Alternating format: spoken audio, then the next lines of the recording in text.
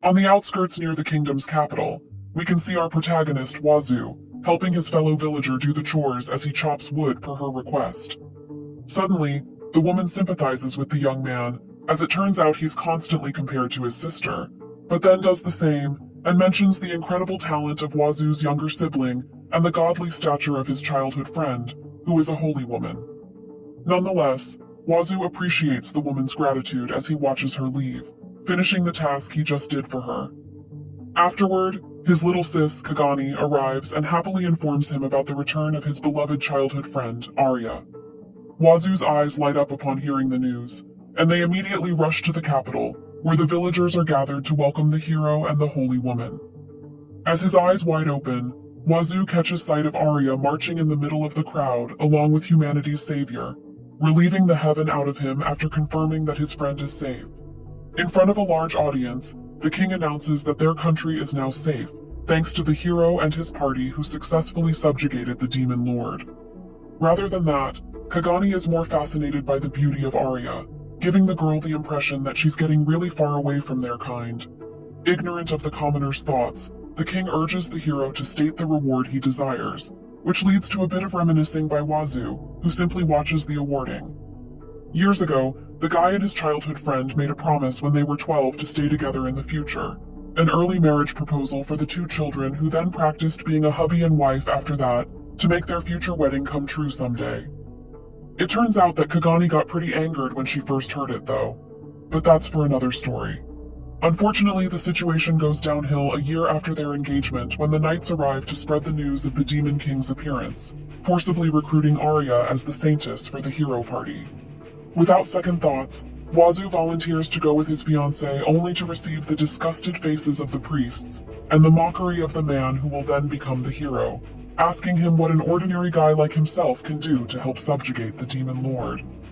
Regrettably, the memory recollection ends with Wazoo showing a frustrated face as he goes to the temple to pray for the demon lord. After remembering those bitter memories, thankfully, Kagani is there to light some hope in him as she expresses her genuine wish to go back to their usual days with Arya when they were still younger. Thus, Wazoo gains the confidence that it will surely happen now that the saintess has returned home, but as if to crush their dreams. The hero states his wish by grabbing Arya's shoulder and declaring that he wants to turn the holy woman into his wife. Watching humanity's savior kissing his beloved childhood friend erases all the hope and joy inside Wazoo, and he slips through the large crowd, unable to bear any more of the heartache. On this day, which is also the young man's 15th birthday, Wazoo runs toward his home, ignoring the citizens' confusion, as he eventually arrives at his house and showers their cute drawing with Arya with tears. Ready to depart, Wazoo wishes for the happiness of the girl he loves with all his heart, leaving a note telling everyone not to look for him, along with an aching congratulatory message to Arya and her new man. With a determined look on his face, Wazoo pours all his bitterness, frustration, and sadness to venture into the woods, heading toward a monster-filled mountain. Unfortunately, the next event isn't what this guy expects, as he finds himself passing through the large bushes to run away from somebody. As he turns around, however, Wazoo catches sight of his pursuers close to turning him into their food, as a humanoid cat and fish with bulk muscles are teaming up to make the guy their lunch. This weird combination of monsters continues chasing their prey, with the fish throwing a medium-sized twig toward the pitiful human. Fortunately, Wazoo dodges it by a hair's breadth, and successfully maintains a safe distance between him and the pursuers. But this guy might be out of luck, as he then trips on an enormous tree's root and stumbles on the ground. You better beg for some luck from that Kazuma guy. Sadly, there's no time for that because the cat and fish monsters are raring to grab some taste at the human, and Wazoo can't convince them that he tastes terrible, given that their taste buds are on a whole lot different level, and this boy might actually look like some kind of full-course seafood for them. In addition, there's little to no chance that Wazoo can talk his way out of this, seeing that the human-sized furball, which is the only human-sized furball in the world, is a monster-filled monster. Wazoo then sprints for his life toward the bridge that will lead him closer to the notorious dangerous mountain, choosing the unpredictable yet surely life-threatening fate there, rather than becoming cat food or fish feed here. However, his decision to cross the bridge is something delightful for the monsters, and a great surprise for Wazoo, who sees the two destroying the bridge to make him fall. His complaints are ignored by everyone, but Wazoo fortunately makes it to the other side of the path without falling, although the predators are still running after him. To his surprise, the monster is still there, and he's still running after him. A loud bang echoes in the woods, brought by an extraordinary slash from the cat who hits the tree near Wazoo and makes it fall. Even though his partner misses their prey, the fish still jumps in celebration, and that's because Wazoo is back in the corner and has absolutely no way of escaping from the grasp of the weird combi who wants to devour him. When all he can do is clench his fist in frustration, the fish and the cat strangely look above and mysteriously stop approaching their lunch, trembling as they point at Wazoo's back like they're afraid of something. Therefore, the human turns around to see what it is that they're getting terrified of, only to see a pair of enormous wings owned by a fearsome dragon standing before them along with its companion, who has a skull for a face and demonic horns, Neil. The figures of the two are too intimidating even for the cat and fish, who shriek in horror after staring at their faces. Unfortunately for those beastmen, Neil notices their presence, which might be because they look delicious and all, so they hurriedly run for their lives and abort their mission of making a human their lunch. That same man is still in the area, however. And the two conclude just by seeing his appearance that Wazoo is not a rare elf, but a mere human lost in the forest. On the other hand, Wazoo is speechless and can't even say a word to react to the presence of these terrifying entities, leading Neil to assure Wazoo that there's no need to be afraid, because they're not the slightest bit interested in him. Sorry, impossible task.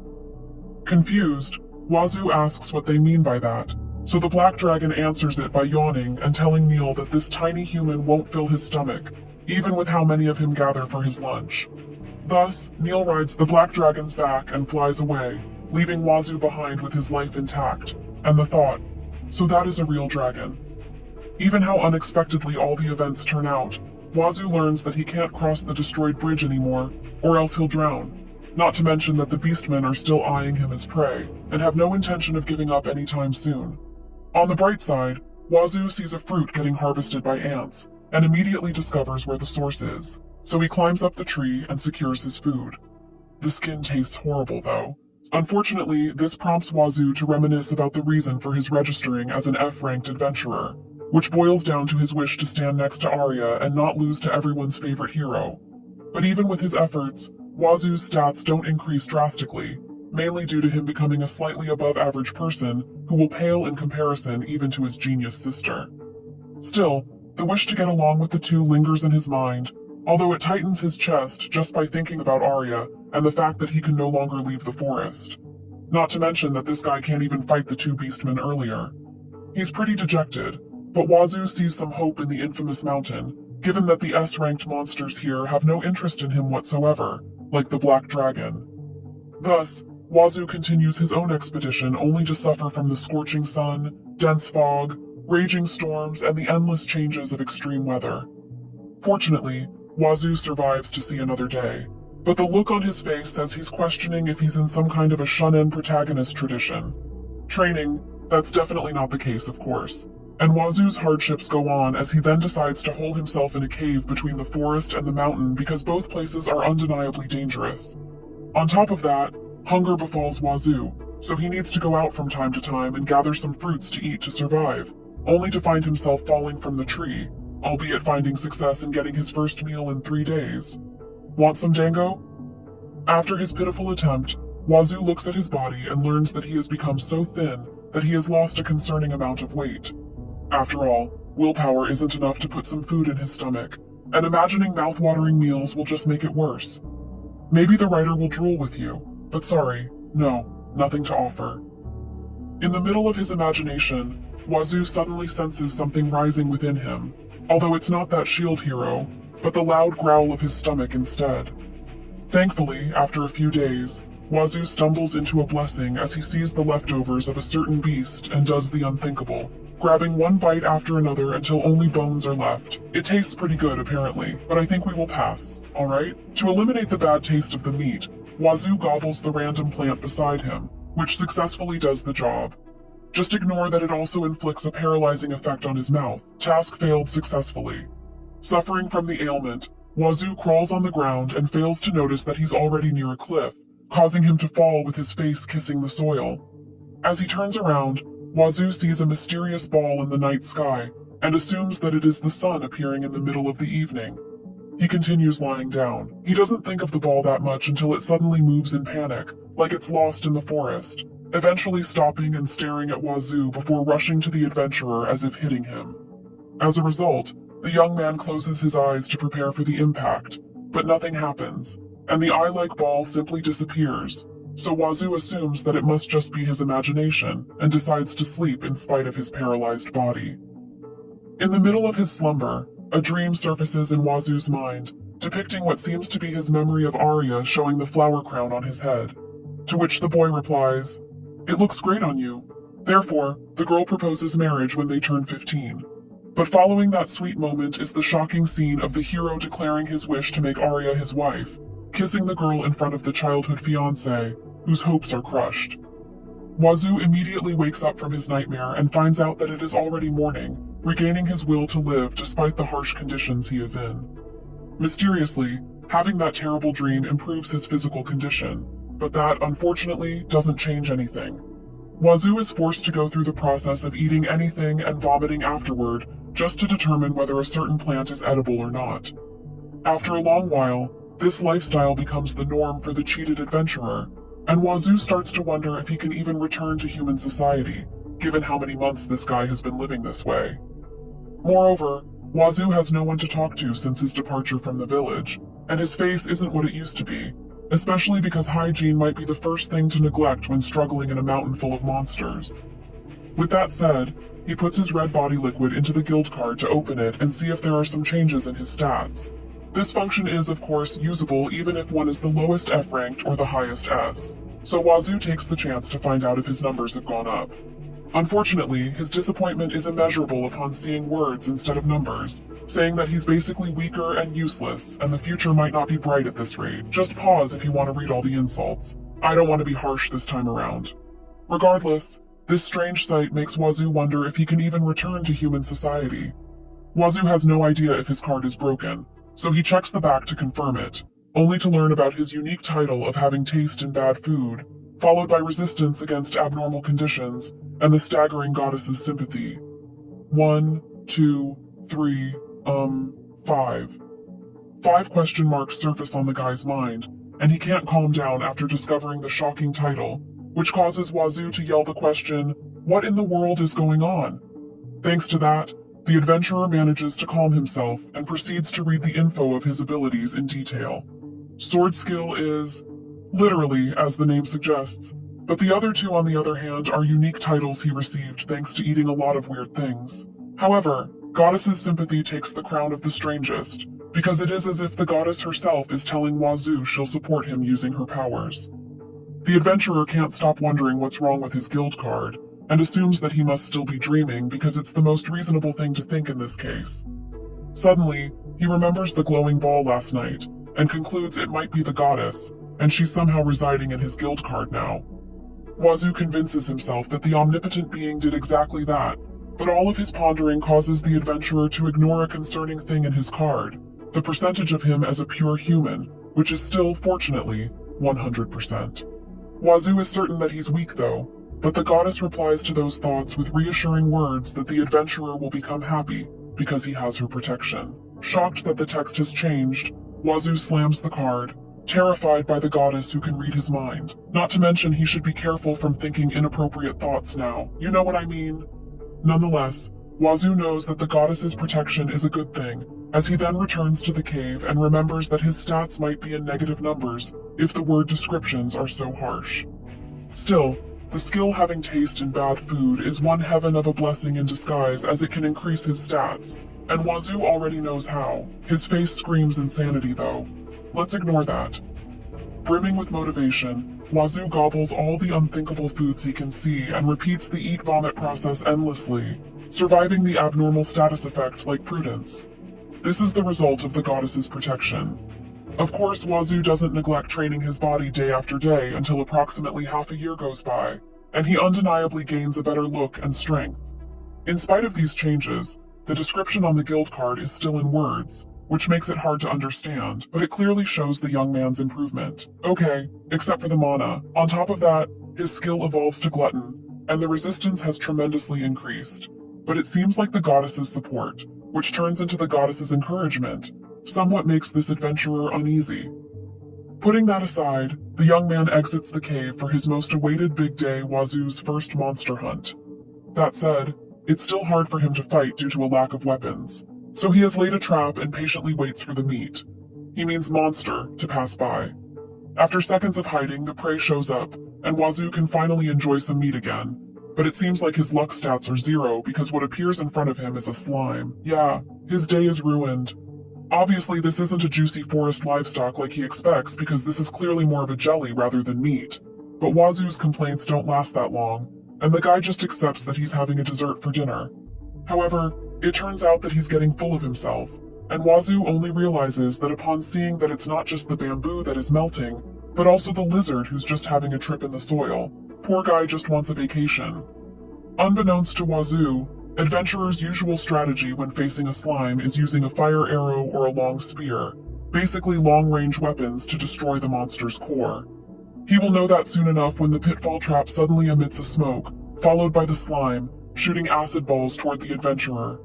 Taken by surprise, Wazoo desperately finds something to use as a weapon, and eventually chooses a piece of pebble, wasting no time to counterattack as he throws the rock at the monster below the pitfall. The slime splatters immediately with one hit, so Wazoo is left puzzled as he questions if this situation is really true. Unfortunately, the adventurer still doubts that he has gotten so strong, so he collects the scattered slime instead to secure his dinner, and spends the next few days learning how to deal with the monsters in the forest. Inside the cave, Wazoo ultimately creates a bunch of wall paintings about the creatures in the woods, and even discovers various types of those monsters. In addition, Wazoo also maps the entire forest after successfully circling around it in these past few days. Now what's left is to explore the notorious mountain filled with S-class beasts, because unlike his pitiful self in the past, the current Wazoo is confident he can be stronger by going there. But more importantly, he can finally eat a slightly proper meal and live like a normal human being, although it's still concerning for him as to what his sister's reaction will be when seeing him in this state. Wazoo is pretty sure she will scold him for having tattered clothes, but will still offer to fix it like a caring sibling, making this Siscon sad because he greatly misses his little sister. Thus, Wazoo crafts his new outfit using the materials he gains from defeating monsters. Huh, style? Is that edible? It's not even tasty. Thanks to that, Wazoo makes the resolve to head to the mountain first thing tomorrow morning, and that fateful day arrives in the blink of an eye as we see Wazoo. Wazoo is the only one who has ever seen Wazoo's evolution ever since taking down that slime 1 year ago. Also, it turns out that it's been 1.5 years since this guy departed from his town, and he's clearly more invincible now, given that a monster's fang can no longer scratch him. With that said, Wazoo opens the adventurer card, and finds out that almost all of them are exaggeratingly absurd, except mana points and magic, which are obviously 0. What's concerning, however, is the fact that Wazoo is only 88% human now, and it's unclear where the other 12 go. Surely it might be because he's fighting monsters easier due to the effects of Glutton, who now has the word super in it to emphasize evolution. However, Wazoo's newfound strength, which, according to the goddess, is close to surpassing hers, will actually make it harder for Wazoo to return to his hometown for a whole different reason. Please don't think of eating anything weird because of this, or it is your bowel movement that'll get unbeatable. Going back, Wazoo climbs atop the mountain and defeats the monsters he stumbles into, due to his wish to determine how strong he really is, revealing that the beasts aren't challenging to him anymore. Eventually, the adventurer reaches the area above the clouds and stares at the beautiful sunrise, greeting him in his adventures. The sudden strong gust interrupts him, however, but what Wazoo sees in that split-second moment is something shocking even for the improved adventurer. After all, what lies ahead is a prideful dragon with the name of Ragnir, crushing a demon in his mouth with its extreme power. Ragnir commences his grand landing near the dumbfounded human, who can only stare in shock while watching the evidently strong monster fall. Although it's a bit of a late reaction, Wazoo shouts, "A dragon has appeared!" So Ragnir spits the demon in his mouth to ask the young man what a human is doing here. He then wonders who brought the guy to this place that should be unreachable for their race, but Wazoo casually answers it with an, "I walked here alone." Well, true, but it seems like Ragnir is not buying his short explanation. But while the dragon is busy getting angry, The demon earlier uses this as a chance to escape from his grasp, leaping away while shouting insults at Ragnir, calling him a dumb lizard. Even Wazoo is surprised at the turn of events, seeing the devil preparing for a counterattack and all, only to get silenced by Ragnir's enormous claws in the end. Unfortunately, Wazoo has utterly no time to worry about his stained clothes, because the dragon is asking him what he's doing here in his backyard, unaware that a harmless small white creature is watching them. Intimidatingly, Ragnir orders him to play somewhere else, but that irritates Wazoo instead, and he finally complains to the dragon, who has the gall to say that despite dirtying the adventurer's handmade clothes, ignoring the fact that the dragon thinks this human is too much of a dum-dum, Ragnir asks once again what he is doing here, only to learn that this young man is simply wandering for the reason that seems to pique the interest of the mighty being. After all, Wazoo declares his desire to find someone stronger than him, leading Ragnir to challenge the human as he introduces himself as the Dragon King. There's no fear in Wazoo's eyes, and he provokes the enemy by asking if his title is just self-proclaimed. But Ragnir is simply excited and not enraged as he counters with another dragon. In this notorious mountain filled with S-ranked beasts, Wazoo faces the fearsome Dragon King with pure confidence and exhilaration, looking at the opponent without an inch of fear whatsoever as he charges toward Ragnir, starting the fierce battle. Meanwhile, in the kingdom capital's center market, the viewers are once again blessed with the appearance of Wazoo's little sister, talking with a vendor about her journey in the neighboring town, and plans to go to the next village. Turns out, the man knows that Kaigin is searching for her brother, and encourages the girl by assuring her she'll find Wazoo. Kaigin shows a smile that some of you there will surely wish to protect, confident that she will reunite with her brother soon because he's apparently useless without her. Broken spotted. The vendor agrees that Wazoo really is hopeless in that regard, and gives Kaigin a 50% discount that makes the other consumers jealous. However, behind his cheerful demeanor hides a concern as the vendor then asks the girl if she has found some clues, leading Kaigin to reveal her findings, saying Wazoo might be in a faraway city because aside from the towns nearby, it's impossible that he heads to the mountain. There's no way, right? Along the conversation, the vendor assumes that Wazoo has found a girlfriend somewhere, but beware of the broken smile as she might be harboring some bitter thoughts about that. To everyone's surprise, the cup Kaigin is holding breaks all of a sudden, worrying not just the vendor but the other customers too. In the middle of the commotion, however, a peddler, Shiro, introduces himself to Kaigin and offers his help in finding Wazoo after hearing the discussion earlier. Despite feeling grateful to everyone, Kaigin can't help but be concerned about her older brother's whereabouts, unaware that Wazoo is in the middle of a battle against the Dragon King, divine punishment for making the cinnamon roll worried. Putting that aside, Wazoo defends against the claw strike of the Dragon King, who ultimately decides to use all of his powers in charging a fierce breath, which leaves too many openings for Wazoo to strike back, yet he chooses to face it head-on to discover how strong he actually is. The charge doesn't take too long, and Ragnir immediately shoots the fire breath at the human adventurer, roasting the heaven out of him. Amidst the scorching flames, Wazoo manages to get up, shocking the Dragon King because what lies in front of him is the unscathed human who has bid goodbye to his clothes. I leave the notorious blur to you, editor, no fan service. On the other hand, seeing Wazoo getting concerned at his clothes rather than the attack earlier, causes Ragnir to wonder how this human can act so calmly. Of course, that is not the case because Wazoo is far from being composed, although it is really the burned outfit that he has complaints about, so the Dragon King urges him to look around, enabling the human to see the ground surrounding him, turning red and melting. His reaction is not what Ragnir expected though, enraging the prideful Dragon King who decides to end this battle once and for all, and deal the finishing blow. However, Wazoo is getting fed up with his babbles and strikes Ragnir with his fist, grabbing his claws to prevent him from getting struck away, and smashes the Dragon King's stomach, all because he's irritated by Ragnir interrupting his thoughts.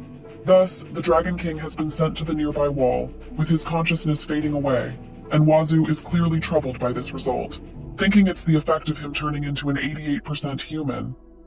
Sometime later, Ragnir wakes up shaking his head in confusion, and sees his opponent beside him saying, "Good morning," even though it's already nighttime.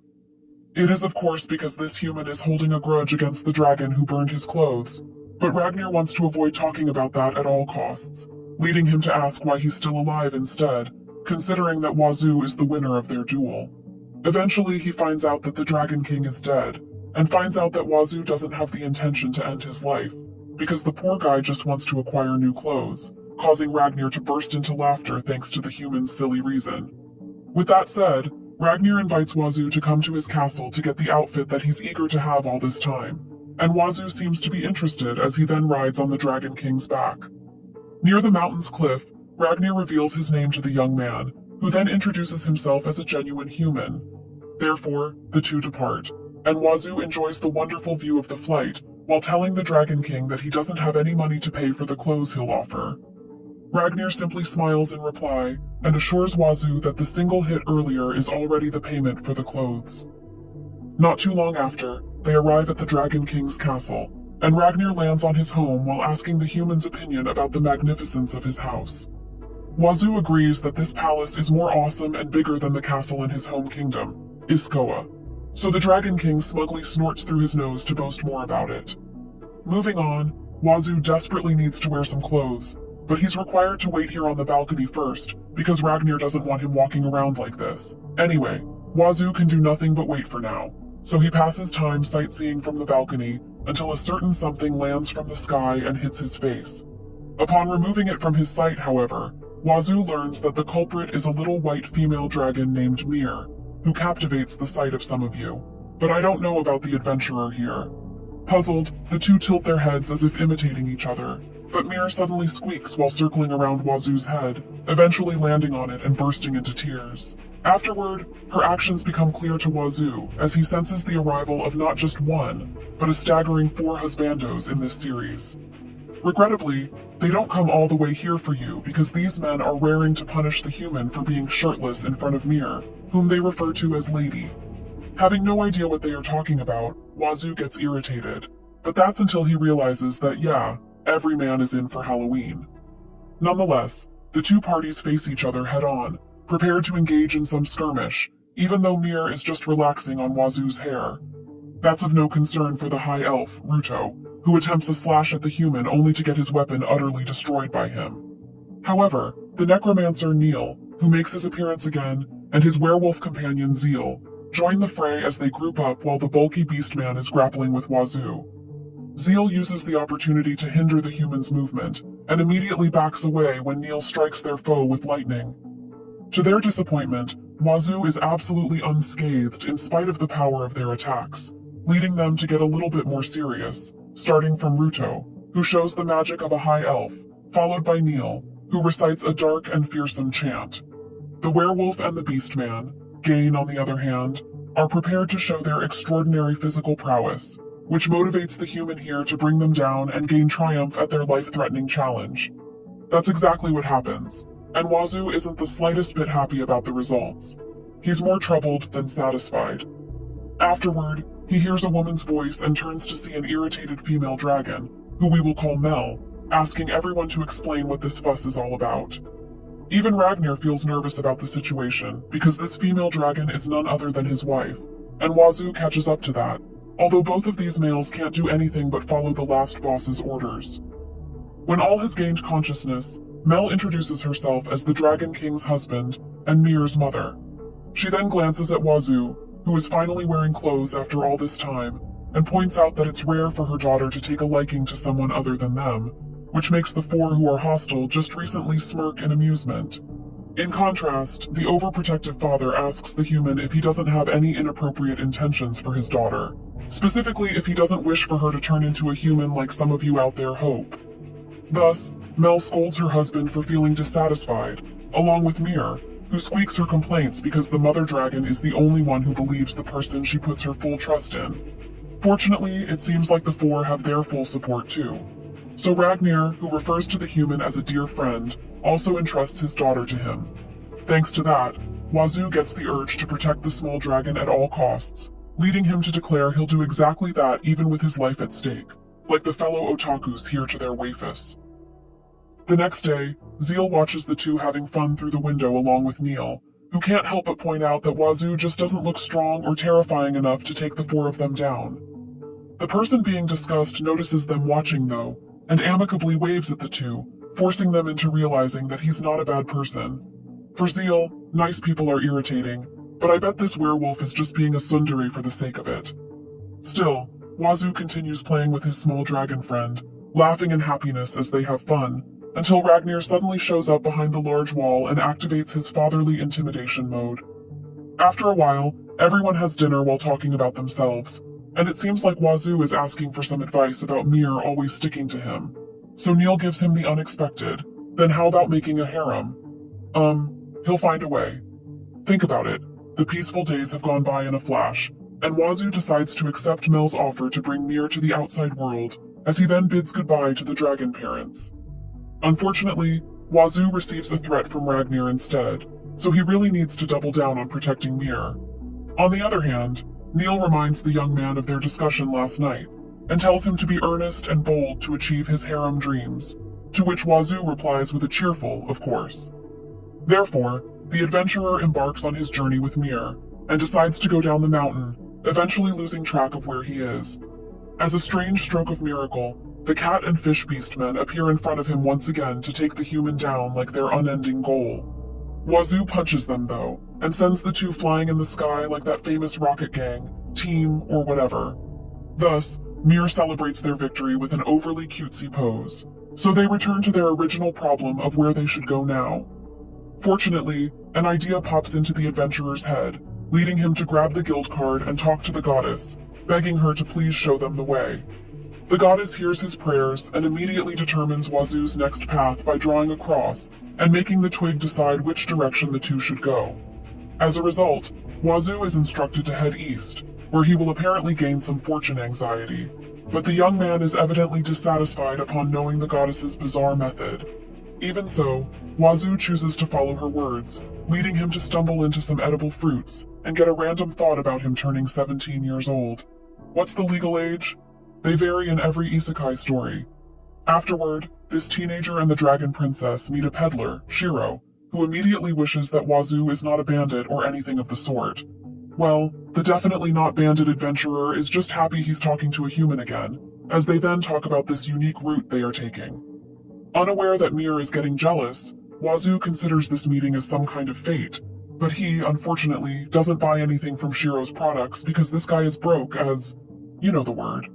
Of course, he's planning to grab some the next time they meet, and the peddler is perfectly fine with that. But it seems like Wazoo is too excited that he calls Shiro a friend of the same age. Mysteriously, Shiro takes time thinking about the word friend, but he eventually accepts it, and is quite happy about this situation too. Thus, Wazoo invites him to a meal together when they meet again, and the two part ways after that, and continue with their own journeys. Unfortunately, Wazoo's happy mood ends when a single arrow goes in the sleeping Mir's way, enraging the human adventurer who destroys the weapon, and angrily shouts the question as to who in the world has some nerve to shoot his precious little dragon. Driven with rage, Wazoo sprints in the direction to find out who the culprit is, aiming to give him some bonks with his fist. Little did he know that a group of bandits was taking captive an elf named Shienna, while threatening her companions not to make a move, or else something worse would happen to their friend. The three can only watch in their frustration while the leader of the bandits is having fun, provoking them, confident that these elves, Salona and Luluna, can't lay their hands on them. To their surprise, a young human is running at full speed in the direction of the elves and the bandits, and irritatingly asks the whole bunch if they are the ones who fired the arrow. Starting from the only male elf in the group, who will be called Yuna, everyone wonders who in the world this adventurer who suddenly shows up is. The bandits, on the other hand, are interested in Mir because the dragon princess can prosper their business to a tremendous degree. Confident, he plans to handle the boy himself, but Wazoo's fist is already right in front of his eyes, close to hitting him, until the young man stops after realizing that he needs to hold on, or another disaster might occur. Unfortunately for both Wazoo and the bandit, it is too late for the damage to be stopped, as the impact alone is more than enough to smash the face of the howdy bandit, striking him away while Wazoo can only say sorry. His apology is insufficient to be forgiven, however, as both parties are simply dumbfounded after witnessing the boy's superhuman strength. Shocked, the bandit leader tells him to wait, and desperately reminds Wazoo that they are of a similar race, and the elf he's taking captive is one of those who use their magic to do terrible things to humans. Fortunately, Wazoo understands what he's trying to say, but he replies with his own reminder, "So who's to be sold at a high price?" You have stepped on a landmine there, bandits. Afterward, Wazoo takes all of the villains down, along with Mir, who is throwing fire at them with her mouth, which also leads to the safety of the elf.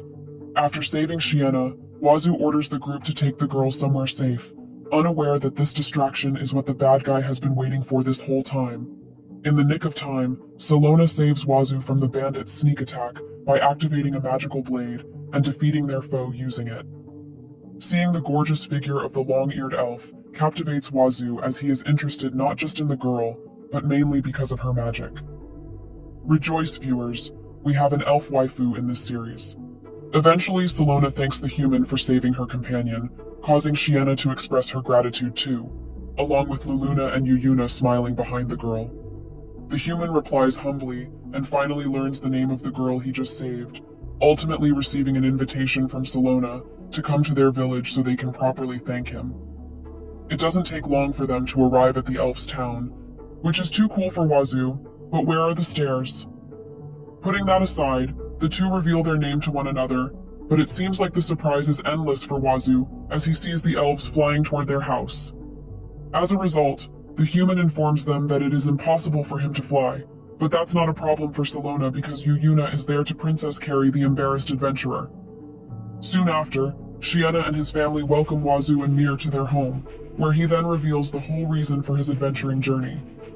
Luluna and Yuyuna laugh at it though, maybe because the harem thing is too ridiculous for their race, but the latter thinks that Wazoo's strength will make it possible. Like him, Salona is also impressed at the human's movements, which even her eyes cannot follow, leading Yuyuna and Shiena to ask why he became so strong in the first place. Without an ounce of hesitation, Wazoo reveals that he is trained in the mountain, but the elves' reactions are to be expected because there's no way they can believe it so easily. On a side note, Shiena wants to be Wazoo's bride, but let's put that aside for now. Too dangerous. Amidst all these, the adventurer notices someone's presence but decides not to think about it for too long, and just heads to the river to cleanse himself. Delighted, Wazoo comes up with an idea to give Mir a bath tomorrow, all while summarizing today's events of making new friends and talking to a lot of people. Eventually, he submerges in the water, while wishing he could also use Salona's magic, although we all know that's just a pipe dream. However, because of that, Wazoo fails to notice the cloaked elf lurking in the trees, hoping to take a peep at someone. After a while of going with the water's flow, Wazoo gets up with a refreshed look on his face, but it turns out that the peeping Tom here is him, because what he sees afterward is Salona in the middle of taking a bath. Sorry guys, you won't be spared from the foggy spectacle this time. While Wazoo is taking his time processing the information in his head, the red-faced Salona panics and recites a chant, sending the spell straight at the peeping Tom before running away from the human. Fortunately, her attack misses, so Wazoo lives to see another day, and possibly another anime action, but this adventurer is aware that he has messed up greatly this time. Unbeknownst to him, the real peeping Tom, Jizuna, has a sinister smile as he thinks of his evil plans that surpass the crime of watching someone in the bath, and the target of it is none other than Salona. As soon as the next day arrives, Wazoo begs for forgiveness to Salona for seeing her naked last night. Luluna and Yuyuna are also present, while Salona blushes in embarrassment and immediately forgives the human for his sin, even apologizing for shooting magic at him out of the blue, when it is Wazoo who first enters the bath. Watching this scene, Luluna gets amused, as she realizes that it's the first time Salona is acting this way, but that same elf she's referring to gives the human a tall order to forget all of what he saw. Wazoo feels reluctant to obey her though, and his face says it all, so Salona warns him that she'll report the whole incident to the village chief, and let him decide on the punishment. Thus, Wazoo is forced to accept, and the twins tease him about it. The charade ends there as Salona reveals that the village chief is grateful for what Wazoo did. Moreover, she urges Wazoo and Miyar to stay in their place if they don't have any urgent business somewhere, to which the human replies with a much appreciative thank you. Of course, Salona is grateful to the Dragon Princess too, and wants to tell them more about the village, but she needs to leave for now to talk with the chief first. Time passes, and we can see Yuyuna luring a beast in the forest to give Luluna an opportunity to attack, allowing her to shoot an arrow straight at the monster and ultimately injure it. Thus, Luluna gives a chance to deal the finishing blow to the enemy, at Wazoo, who feels quite excited to help these two elf guardians. He tries his best to hold back while sending the beast to its demise with a single smash, but the power is still enough to make the foe tremble in pain. Regardless, Yuna praises the adventurer for bringing down their enemy and effectively cooperating with them, to the point that he calls Wazoo a fellow guardian. Turns out, this is the elf's method to protect their village, and combatants like the twins belong to the group known as Guardians, who take good care of the monsters in the vicinity, and probably turn them into dinner, given that Luluna thinks Salona will be surprised at the numbers of the enemies they have defeated. Yuna doubts it, however, because Salona is their mighty leader, and that girl has already saved them countless times in the past. Still, the credit for today's success goes to Wazoo. But in the middle of their conversation, the trio suddenly hears someone's worried yell while saying Salona's name. Upon closer investigation, the three learn that an enormous scorpion appears on the hunting ground, and the Guardian leader is the only one handling the situation. The other elves are getting worried, so Kazuna assures them that it'll all be okay, but the two still can't brush away their fears, because Salona is revealed to be fighting while protecting the wounded people to allow them to escape. As a result, Kazuna says he'll send a few reinforcements, but Wazoo is getting worried too, and the same goes for the twins who inform the human that the cloaked elf is actually a bad guy, and they can't absolutely trust his words, which leads the three to hurry toward the direction they overheard from the conversation earlier. In the gigantic tree near the village, an enormous scorpion faces the Guardian's eyes, and seems to have the upper hand in the battle, thanks to Salona prioritizing the safety of a wounded human. However, she won't let the monster go to their village either, so Salona desperately defends herself from the scorpion's attack, using the small dagger, deflecting the strike while finding some window to enable the person behind to escape. Finally, Wazoo arrives with the twins, and he yells at Salona to catch her attention, asking the girl if she's okay, unaware that the question itself endangers the female elf, as the scorpion strikes Salona away with its tail, taking advantage of her distraction. Once again, Wazoo calls the Guardian's leader, this time in a whole different situation, and evidently worse than earlier, as Salona slowly falls unconscious due to the grave injury the monster inflicts on her. Enraged, Wazoo screams his frustration and punches the notorious tail of the scorpion, unable to accept all of what it does to his potential harem member. Immediately after, he leaps toward Salona, who is falling from the sky, and catches her to prevent a severe fall or possibly more serious damage to the lady elf. Thankfully, Salona wakes up, even though she panics upon finding out that Wazoo is carrying her in his arms. She also learns that the scorpion has been taken down, so as flustered as this elf is, she asks Wazoo to put her down. Of course, the young man refuses because he wants to carry this wounded girl to the village, but Salona insists on walking by herself, ashamed that she is covered in dirt. Little do they know the monster is still lurking in the shadows, so they continue progressing their feelings toward each other, except that Salona actually gets up to check if the wounded person earlier is okay. Unfortunately, it's too late for all of them to notice that the gigantic scorpion is alive and is ready to devour the human adventurer. Even how hopeless it is, everyone hurriedly warns Wazoo of the approaching threat, but the monster is one step ahead and has already taken a bite of almost half of Wazoo's body. The elves waste no time in attempting to take the gigantic scorpion down, as they immediately disperse to distract it and save Wazoo. This time, Salona is the one yelling the human's name and ordering the monster to let him go, until its mouth suddenly cracks open and Wazoo's face resurfaces, wearing a casual smile like nothing serious has happened. Surprised, the elves let out a confused noise in unison as they have a hard time believing the gruesome event they just witnessed, but it turns out that their enemy is still alive and is raring to punish the puny human. Okay, he's not puny at all. Irritated, Wazoo glares at the persistent monster before hastening its trip to the netherworld, with a single finger flick on the forehead. At this point, the elves can only conclude that the human is way too strong, and they need to come to terms with it. But now that everything has been settled, Wazoo urges his companions to head back so they return to the elven village, where everyone happily welcomes them. Evidently, the elves are relieved that all of them are safe, but while they are all wearing happy faces, Wazoo catches sight of one who is obviously frustrated by the turn of events, Kazuna. He instantly notices that it's the same one whom the worried elves are talking to earlier, but unfortunately, a woman blocks his sight to give Wazoo and Mir food. No regrets, those are surely appetizing.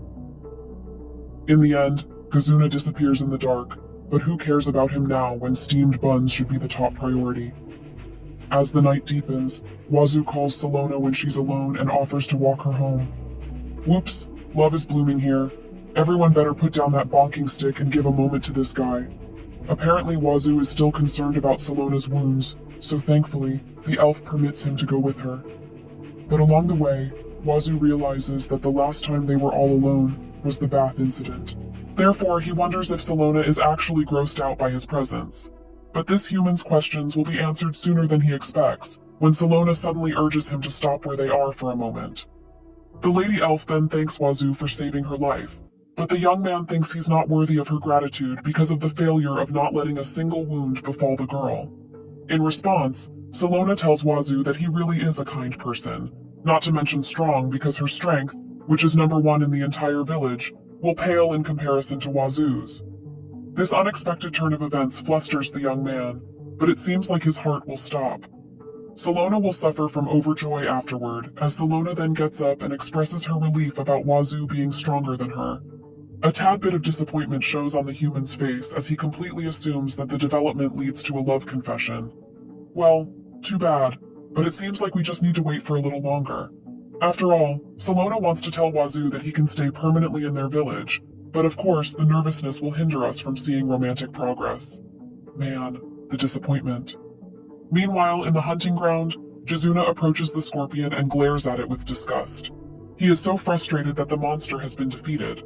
Thus, he absorbs it using only his hands, getting more annoyed by the unexpected appearance of the human adventurer, as the evil elf then grabs 2 tiny ominous balls. Suddenly, Jizuna throws them upward while declaring his plan to handle this case personally, along with the ferocious beasts he summons, and his new transformation into a wannabe one-eyed ghoul from Tokyo. 1 week has passed since then, and Wazoo just wakes up from his slumber with 100% motivation to help protect the village. It seems like Luluna gives him the opportunity to do that as she barges in from the window and panically tells Wazoo to come down. As a result, he sees the elves gathering around in the area with Salona standing in the middle, facing a cloaked elf. It turns out that she's engaged in a high-stakes duel, and the village chief is acting as a witness. Immediately, Wazoo goes down from his room and lands safely, thanks to Mir, allowing him to ask the twins about the situation, where he ultimately finds out that Jizuna challenges Salona to a duel. Moreover, among these two, the winner will become the head guardian, whereas the loser, on the other hand, will be forced to leave the village. Thus, learning about Gizuna's jealousy of Salona makes the cloaked elf's frustration very clear to Wazoo. However, the duel's participants have no objections whatsoever to the punishment, which leads the village chief to put in inviolable territory, as he then casts an elven barrier to signal the start of the match. Without wasting any second, Jizuna charges towards Salona and attempts a hit, only for it to get blocked by the composed Lady Elf, who then kicks the guy away, striking him to a far distance. Wazoo and the twins, along with other elves, are acting as Salona's cheerleaders, because the strength and support are absolutely in her favor. However, Jizuna isn't the slightest bit overwhelmed by all of those, and he instead grabs a piece of rock while starting his dialogue that reeks of hate and envy, blaming Salona for all the misfortunes in his life. The next words, holding the guardian leader responsible for the following events, confuses Salona and the spectators of the duel because of how ominous it is. But they have absolutely no idea what the guy is talking about this time, and it might already be the end when they do. After all, Jizuna proceeds with his vengeance plan as he throws the rock at Salona, treating it as a mere distraction for him to grab the cursed balls, activating them at the right time to show everyone the gospel of darkness lying dormant inside him. All of a sudden, Salona's surroundings turn black, and this spell, which is definitely not an elven magic, sends shivers down the elves' spines. Seconds after, the ground shakes as the monsters commence their stampede, so the village chief asks Jizuna what he has specifically done that is bringing so much anxiety to the villagers. Something is coming closer. This is all Wazoo can say, followed by someone's scream, as Jizuna finally reveals that monsters carrying his grudge are already on their way to their village. As soon as he says that, a group of gigantic and ferocious beasts arrive on the scene, causing almost everyone to panic, just by seeing the undefeatable sizes of the harbingers of their demise. Jizuna owns the first laugh as he orders his minions to rampage all they want, given that their numbers are too much even for the Guardian leader, and she can only complain despite knowing that it is useless. Unfortunately, the villagers' screams serve as a great distraction for Salona, which also makes it a perfect opportunity for Kazuna to strike.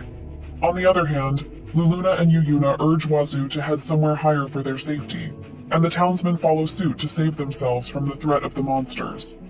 Regrettably, not everyone makes it in time to evacuate, and this is what Kazuna anticipates as he gives Salona two choices: take his life, or let everyone else perish. The evil elf's motive is to take the lives of the monsters, but he's just taking advantage of Salona's weakness because Kazuna knows that his enemy can't defeat a fellow elf with the aim of turning his health points into 0. But right when the situation turns dire, Wazoo calls Salona, smiling as he asks her if she's okay, because this adventurer has already taken care of quite an absurd number of monsters. Salona is dumbfounded after seeing the unprecedented situation, but the same can be said for Kazuna, who feels enraged upon learning that a mere human has brought down a majority of his minions. Wazoo is displeased being talked to by the cloaked elf though, so he brutally reminds him, "Hey, I don't have any intention of talking to you," or somewhere along those lines. Kazuna's face screams disgust as he can't bear to listen to Wazoo cheering Salona and reassuring her that he will handle all the monsters outside the barrier. Thanks to that, Salona can focus on the duel, but she instead tells her opponent to stop all these atrocities. However, Kazuna can't stop clenching his fist in frustration, eventually grabbing one more of those red spheres and declaring his plan, B, bring Salona's demise. The rainfall gets heavier, and the clouds darken along with Kazuna, who puts the ball into his mouth, transforms into his demonic form, and punches the elven guardian leader. Due to the impact, Salona bumps into the edge of the barrier, making everyone, including the twins and Wazoo, worried, given that the current Kazuna possesses an unfathomable strength that far surpasses all of their abilities, or not. Wazoo casually destroys the indestructible elven territory with one punch, and decides to join the battle against the evil elf, enraging the demonic Kazuna, who orders the human not to interfere, as he then fires a beam that Wazoo easily blocks. Of course, the adventurer refuses to hear his request, and continues to render all of Kazuna's attacks useless, while reminding him of his motive to remove Salona from this world. Therefore, Kazuna tells the human that it has nothing to do with him, but it seems like those words anger Wazoo even more, as he disagrees with that statement, and kicks the evil elf's face while declaring that he likes Salona. The red sphere comes out of Kazuna's mouth and ceases into existence, but Wazoo's concern is this: what face should I make when I turn back? As expected, Salona blushes because of his confession, and tells the embarrassed adventurer that she's happy he sees her that way. Whoa, the ship sails. Or maybe not this time because Salona follows it with an apology, reminding the heartbroken Wazoo that she needs to stay and protect the village as its guardian. Unfortunately, she's also against Wazoo permanently living here for her sake, because the adventurer isn't someone who should be confined in their little place. To stop Salona from having such a painful face, Wazoo forces his smile on the woman he loves, and tells her of his immediate departure with the pretense of letting Mir see the outside world. Not even saying goodbye to everyone, Wazoo leaves the village, crying as he runs away from the town to go as far as he possibly can. One man down, everyone. I repeat, one man down. Wazoo finally arrives in a faraway town, but it seems like there's a little bit of trouble as the guards aren't permitting this young man's entrance, even though he's desperately begging by telling the guards about his broken heart, not to mention the urge to eat something different to monster's meat. Unfortunately, they kick Wazoo away from the large gate of the wide territory of the fortress's town, Linnick, and this adventurer has little to no hopes of getting into this city soon. Outside the gates, the heartbroken guy contemplates Salona's rejection of his love confession, and concludes it's because they haven't spent enough time together, making his efforts too hasty. Thankfully, Mir is there to heal the sad boy's heart, so Wazoo regains the strength to go at it once again with a revised strategy, of course. But he still needs to reclaim his guild card first without returning to the village, because that's so embarrassing for him. Suddenly, he hears a girl scream and sees a person running away from a large beast while protecting the baguettes that are apparently for her guests.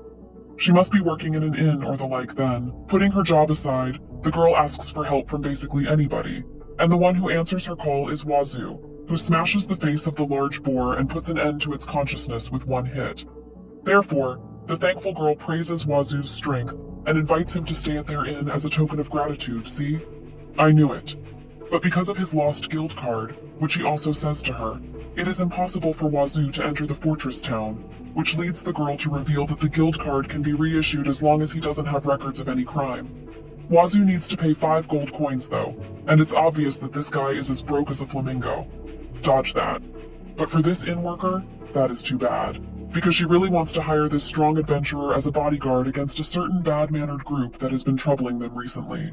Turns out they might be worse than what Wazoo thinks, so he accepts to do the job, and the girl decides to persuade her dad for something. How will that exactly help? Oh, got it. He is strong. Finally, this young lady introduces herself as Lula, the Breeze of Light Inn's poster girl and the one who will become its master in the future. Just a tad bit more cool poses, and she will surely become a Crimson Demon. Thus, after Wazoo's plain introduction, the deal has been made, and they head toward the gates of Linux Town.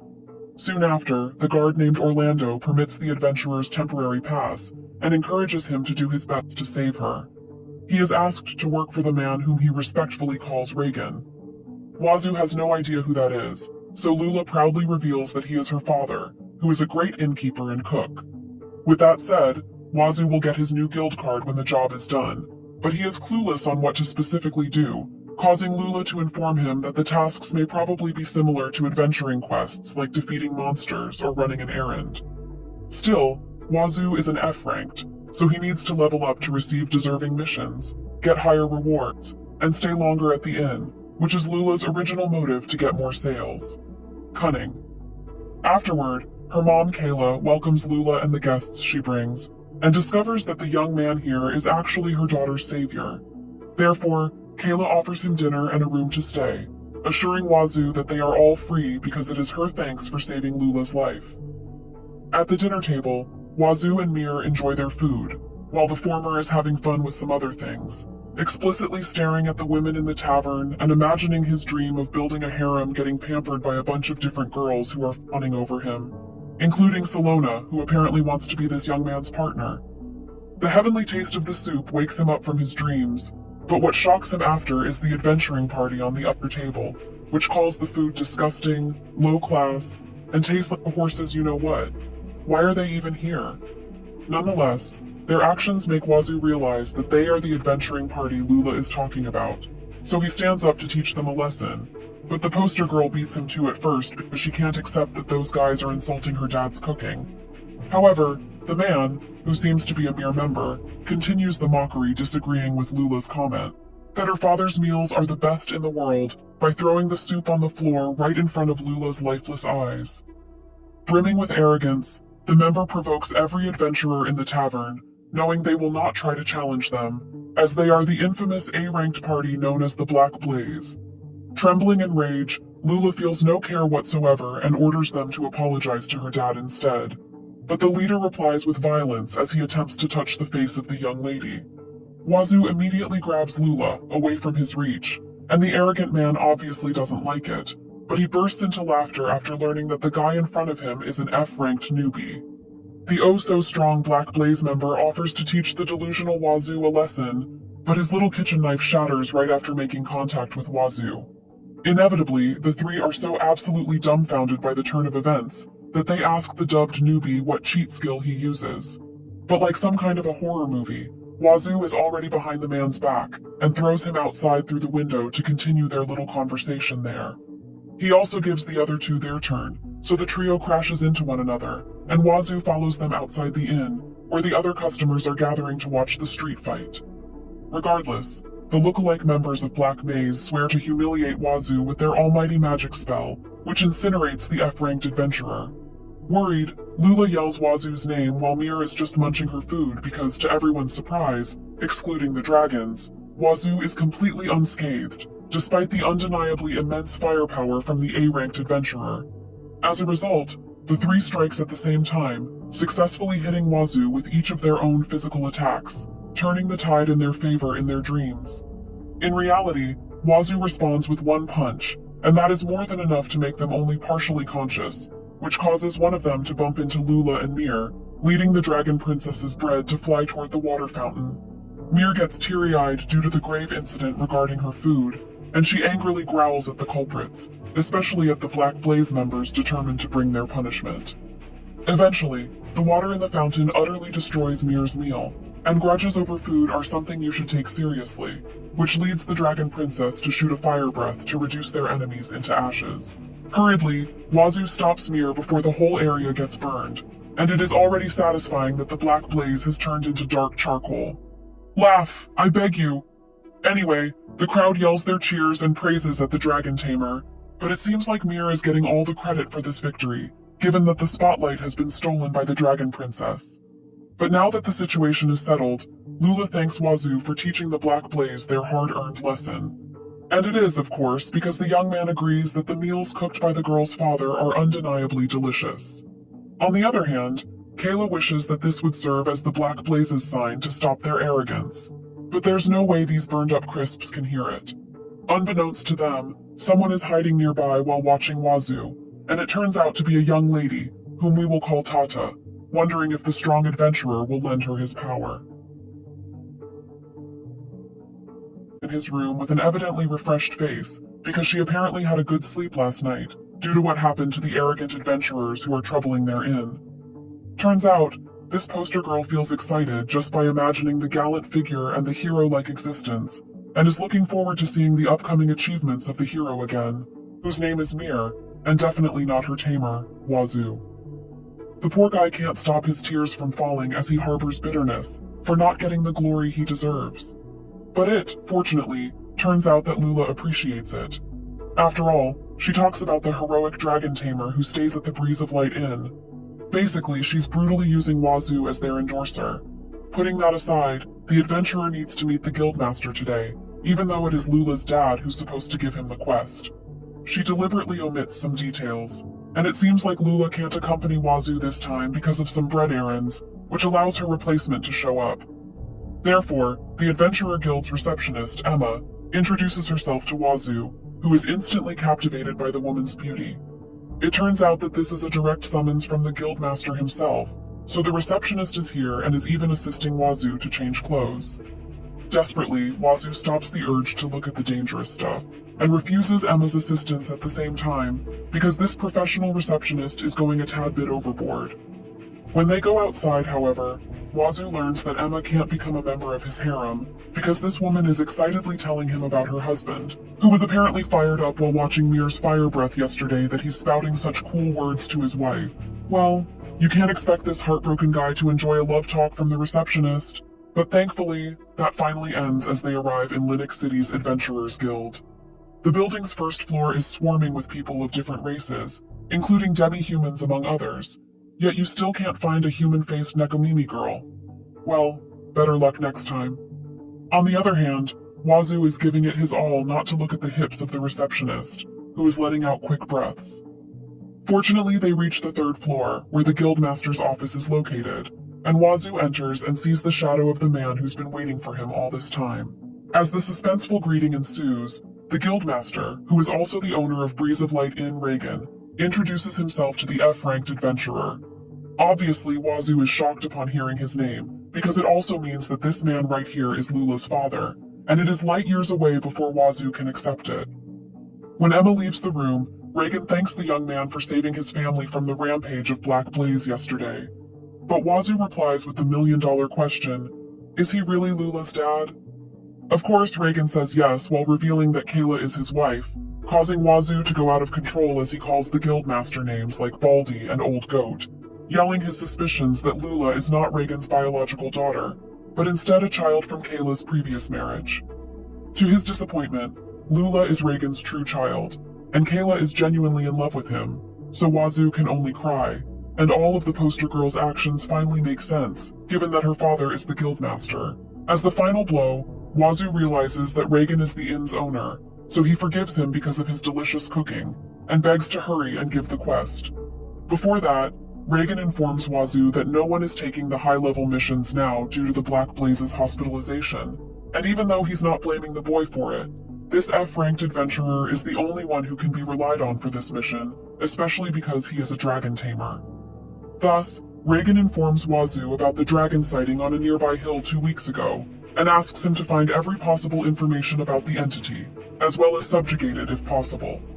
Wazoo accepts the job almost immediately despite the dangers, and it seems like it's the right choice because the reward for it is a staggering 30 gold coins, leaving Wazoo with vast money remaining as a change after the guild card payment. Well, the guy is confident he can one-punch a dragon, so Reagan offers advice for the quest preparation, but Wazoo asks for just a map and nothing else, saying anything other than that is a burden. After learning he can get one from Emma, Wazoo calls Reagan Mr. Balding and hurriedly runs for his life, leaving the guildmaster worried, until he remembers his daughter trusting the F-ranked adventurer's strength.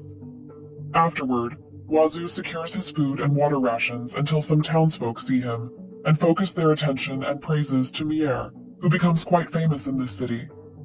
Eventually, Wazoo returns to the inn, where he tells Kayla about discovering Lula's father's identity too late, only to receive laughter with some water and sandwiches. He then leaves, while carrying the thoughts of Kayla being already taken when a girl suddenly bumps into him. Following that are the voices of goons on the hunt for the woman whom they call Tata, leading Wazoo to offer help to this stranger, who he assumes is getting chased by evil pursuers. Thus, they hide in an alleyway while keeping track of the men's movements, who eventually give up because they're sure that Tata will return to a particular mansion. Wazoo senses the bad vibe the pursuers emit, but everything is safe now, so he introduces himself to the woman who recognizes him as the adventurer who defeated the Black Blaze yesterday. Yeah, Mier is getting popular, but unlike other citizens, the woman in the cloak focuses on Wazoo himself, specifically on his name, which sounds lovely to Tata, as she then reveals her face and name to the adventurer, captivating the heavens out of Wazoo, who stares at the woman with admiration. Tata offers to repay the guy for saving her, but unfortunately, Wazoo has to go on his quest, so that will be delayed until he gets back. However, the young man who wants a harem simply wishes for Tata to tell him more about herself instead. Moreover, Wazoo reminds Tata to be careful of the evil pursuers, showing kindness to the woman he just met, all because the F-ranked adventurer can't leave this girl who wears a sad expression on her face alone. After the protagonist-worthy phrase, Wazoo heads to the nearby hill for the quest, and waves goodbye to Tata, hoping they can meet one more time. Afterward, Wazoo arrives at the gates where the good old Orlando is guarding, but it seems like Wazoo needs a few seconds to remember who on earth he is. Either way, Orlando learns that Wazoo is on a dragon-slaying quest with such light equipment, so he advises him to form a strong party first and bring a reliable weapon, but the adventurer runs away, so Orlando can only hope everything will be fine. Not too long after, Wazoo reaches the area but finds out that the specific place on the map is still a bit far from where they currently are. Therefore, he needs to sprint his way toward the particular hill, but it seems like Mier wants to show him something first as she makes their lunch disappear and reanimates it once again, like a magic trick. Amazed by the Dragon Princess's ability that he discovers too late, Wazoo hugs Mayar while sobbing and telling her she might be his future bride in the end. The Dragon Princess feels delighted by those words, so she flies in the open fields beside the running human while greeting the fantastic sight of the sun setting. In this vast world, Wazoo wonders where he can meet that one friend who will stay with him forever. Well, he has someone like Ragnar and Mir. Don't they count, Wazoo? Soon after, the two reach their destination, but see no dragon anywhere except Mir, of course. Suddenly, Wazoo catches sight of a cave and calls the dragon to check if he or she is there, only to receive a familiar stare lurking in the shadows recognizing Wazoo and asking him if he is here per her husband's request. After all, the beast meeting these two is Ragnar's angry wife, who mysteriously refuses to return to her spouse even though no one here asks her to. Regardless, Wazoo is quite shocked to see Mel, who is in a bad mood here. What sin is it this time, Dragon King? Even Wazoo is getting confused as to why the Dragon Queen is acting like this, so he tries to calm her down by mentioning Mir, but that doesn't seem to be effective, leading Wazoo to clear the suspicions that it's Ragnar who sends him here. He assumes that the two are having a fight, but Mel doesn't treat the situation well. Mel doesn't treat the situation as a mere couple quarrel, and she reveals her plan to leave Ragnar for good and live here in her birthplace. Thanks to that, Wazoo learns that the hill is the Dragon Queen's hometown, and he finally tells her about his purpose in coming here, which is to investigate a dragon sighting. Therefore, Wazoo plans to report to Reagan that the creature is not a violent winged beast, but the ever-kind Mel. Hearing those words calms the Dragon Queen, So Wazoo bravely asks why she's here when the castle in the mountain should be her home. Mel feels happy that Wazoo is willing to listen to her worries, but she cries while recalling the events, and ultimately reveals that Ragnir has cheated on her with a younger red dragon. Enraged, Wazoo wonders why the Dragon King did such a thing when he already has a beautiful wife and daughter, and this guy even bet his non-existent money that Mel is a real beauty when she turns into a human. Putting everyone's wish aside, Wazoo asks Mel if it's possible for her to reconcile with Ragnir for Mir's sake, and it seems like it's not impossible when the Dragon King apologizes. Then, Wazoo finds out that Mel has no definite proof that her husband has cheated because she doesn't ask him about it, and just witnesses a scene of the Dragon King getting closer to another female dragon. With a thumbs up, Wazoo swears to bring Ragnir here so they can talk about the issue properly, and offers to be a witness of their discussion.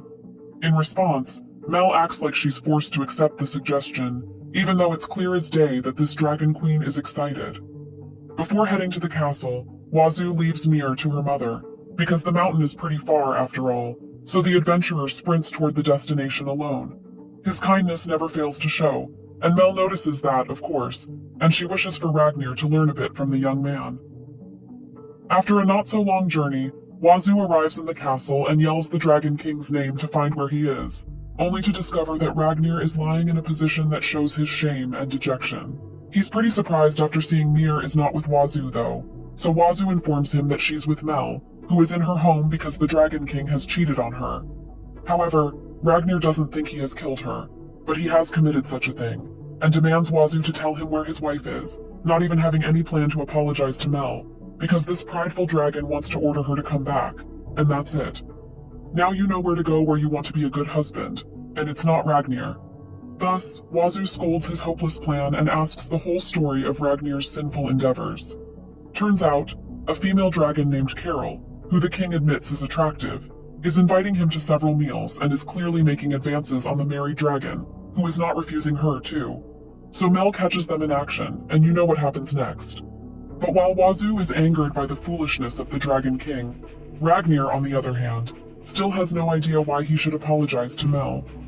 Wazoo puts his title aside and imagines a fake scenario where the Dragon Queen is getting intimate with a young male dragon, but Ragnir lets out a fire breath before he can even finish. Still, Wazoo continues the hypothetical situation where Ragnir leaves after witnessing the incident, and Mel just orders him to come back without an apology. He then tells Ragnir to be honest about it, and tells him about what he'll feel when that happens, so the Dragon King realizes that he will not like it and become more stubborn, which is exactly what this father/husband is planning on doing. Finally, Ragnir understands the situation, so Wazoo assures him that his sin will be forgiven as long as he apologizes wholeheartedly to Mel, promises not to accept Carol's advances anymore, and takes good care of his wife. For now, Wazoo needs to rest, especially because he ran all day. So the two engage in a manly discussion about the human's harem progress, and why Wazoo doesn't have a lover, even though he understands a woman's mind. Unfortunately, the topic is too bitter for Wazoo to handle, which leads Ragnir to assume that this young man will become popular when turned into a dragon. That's not the case for sure. As soon as morning arrives, Wazoo carries the Dragon King with his 2 hands and plans to do the world's fastest delivery in history, despite the obvious confusion and lack of consent from the Dragon King. And Wazoo ignores his words to throw Ragnir from the mountain straight to the hill, where Mel is waiting. This way the Dragon King will reach the destination, but the adventurer remembers he needs to witness their talk as his promise to Mel, so he hurriedly runs toward the faraway cave on the hill. Upon entering, he immediately asks the two if they have reconciled, only to see Ragnir lowering his head to not just 1, but 2 white dragons. Right when Wazoo thinks that the stranger beside Mel is Carol, he hears her calling the Dragon Queen, daughter, and remembers Mel mentioning she contacts her mother. Eventually, Wazoo joins the conversation as if saying he's here now, so Meyer rushes to him. After a few minutes, Mel comes to him with an instant embrace, stealing the attention of Ragnir's mother-in-law, who stares at Wazoo as if measuring his strength. In the end, she fails to measure the limits of the adventurer's power, but that itself is enough to convince her that trusting Meyer to him is the correct choice, not to mention Mel is planning to have the two married when her daughter reaches the right age. Of course, the father will not consent to the idea, but it seems like her mother-in-law possesses the better authority here. After all, this old dragon presents herself as the former dragon queen, Megal, which explains why Ragnir is doubling down on being respectful here. In reply, Wazoo helps the Dragon King to explain the cheating incident, but it seems like the guy has stepped on a landmine and reignited the two's rage. It turns out, however, that Mel already knows about the misunderstanding, and she feels dissatisfied because instead of apologizing on his own, Ragnir's words are full of, "Wazoo threw me here. Wazoo told me to say that, yada yada." Finally, Wazoo can't take it anymore as he begs for them to make up already, so he asks permission to talk with Ragnir alone. On their one-on-one talk, Wazoo learns that Ragnir's pride is in tatters after saying sorry, but the second phase comes next, as Wazoo advises the Dragon King to go along with all of his wife's whims. Of course, the young man has no experience doing that because he doesn't really have a lover, and this advice is apparently his dad's favorite saying. Nonetheless, Wazoo asks if high-class restaurants for dragons exist, given that the next plan is to have Ragnir treat his wife to delicious food. Unfortunately, those establishments don't exist for dragons, but it's mysteriously not a problem to Ragnir. Thus, he goes back to Mel and Megal, kneeling down as he seriously apologizes to the two for all the troubles and promises to refuse any contact with Corel by introducing her to other male dragons. Moreover, he swears to deepen his relationship with Mel and take better care of it, ultimately inviting the two to the human town of Linux as a token of apology. Fortunately, his wish to give them time to rest their bodies by enjoying the scenery and food in that particular city convinces Mel that her husband has become thoughtful. Starting with the current Dragon Queen, the former also accepts the invitation, but she will not spare Ragnir from a reminder not to forget about the remorse he feels for this incident. Needless to say, the MVP title goes to Wazoo, although the guy is still concerned about one more thing. How will they enter the city with their enormous sizes? As a result, Megal makes it clear that they're not your run-of-the-mill dragons, and shifting their forms is basically a walk in the park. With that said, the three dragons recite a chant in unison, causing some kind of censorship lights to envelop their bodies, as they eventually turn into their gallant, gorgeous human forms, which look like they appear straight out of a novel. Basically, bask in their beauty for a few seconds. Wazoo is already doing that, but it seems like shock and not admiration is the one overwhelming him. Putting that aside, Megal urges Wazoo to lead the way toward the fortress town of Linux. But he checks one more thing first. Why isn't Mir transforming? I bet some of you here hope to see her show, her human form, but not this time around. Meanwhile, Salona is still on the hunt to find Wazoo and return his guild card, even though 10 days have already passed since she left the village. Unfortunately, Salona still has no clues about where Wazoo currently is, so she realizes the possibility of him riding on a ship to go somewhere far. Of course, that is immediately discarded because Salona has his guild card, which leaves her with one more possible place to go, the Linux town. Lady Elf can't help but think of the upcoming happy days of going along with the humans' journey, and the intimate time they will surely share when night arrives. But Salona immediately erases those thoughts from her mind due to excessive embarrassment. However, the elf realizes that Wazoo might have already formed his harem, which worries Salona, making her wonder if she really has the right to join Wazoo, when the one who rejected him in the first place is her. Right when the regret crushes Salona, she hears somebody's conversation, talking about the bread, and why the girl, who turns out to be Lula, orders them every morning despite the far distance from their inn. Their dad approved. Reagan seems to like them apparently, so Lula leaves the shop with a smile, passing by Salona and hearing the rumble of her stomach. Lady Elf is undeniably embarrassed, but thankfully Lula handles it by offering a piece of bread to Salona, who's having doubts because she knows these foods need to be delivered. With pure, uncorrupted eyes, Lula confesses her sin of secretly nibbling one or two of these breads every day. She also refuses the elf's payment, and, as usual, invites her to stay in their inn instead, bragging that it has the best lodging and food in Linux Town. Afterward, they introduce themselves to one another, allowing Lula to confirm that Salona is a real elf, which makes her excited because it's rare to see one of their races. With that said, Salona reveals her reason for leaving their village and her plan to go to Linux to find the man she's looking for. Per Lula's request, Salona tells the girl about the person's characteristics, saying he's aloof, kind, and strong, among other things, but then blushes upon revealing he's also a cute guy. She already spouts those words before knowing that Lula wants to know the physical appearance to help her. Lula then tries to help her find him, leading Lady Elf to panic while revealing all the outward clues she can think of, especially the thing about the small dragon resting on the guy's head. Thanks to that, Lula assumes that the cute little monster is Mir, and that the person being discussed is none other than Wazoo.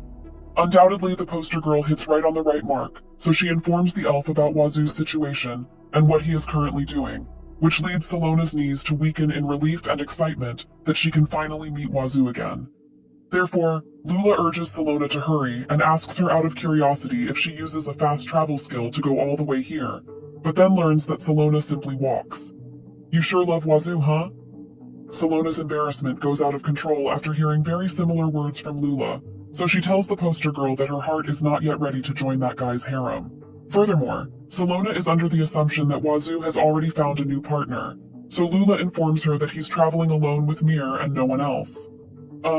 Salona's reaction? 10 out of 10 tsundere worthy.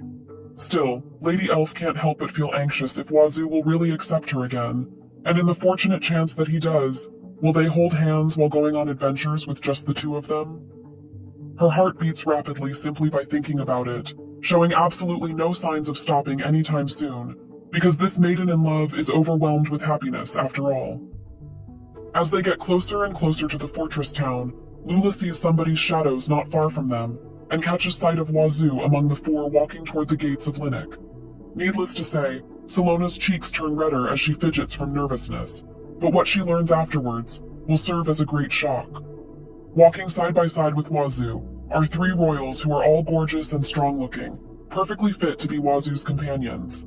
That is exactly what Salona assumes, as her vision partially darkens, even though she views this as a matter of fact, because Wazoo's strength and personality deserve to have new friends.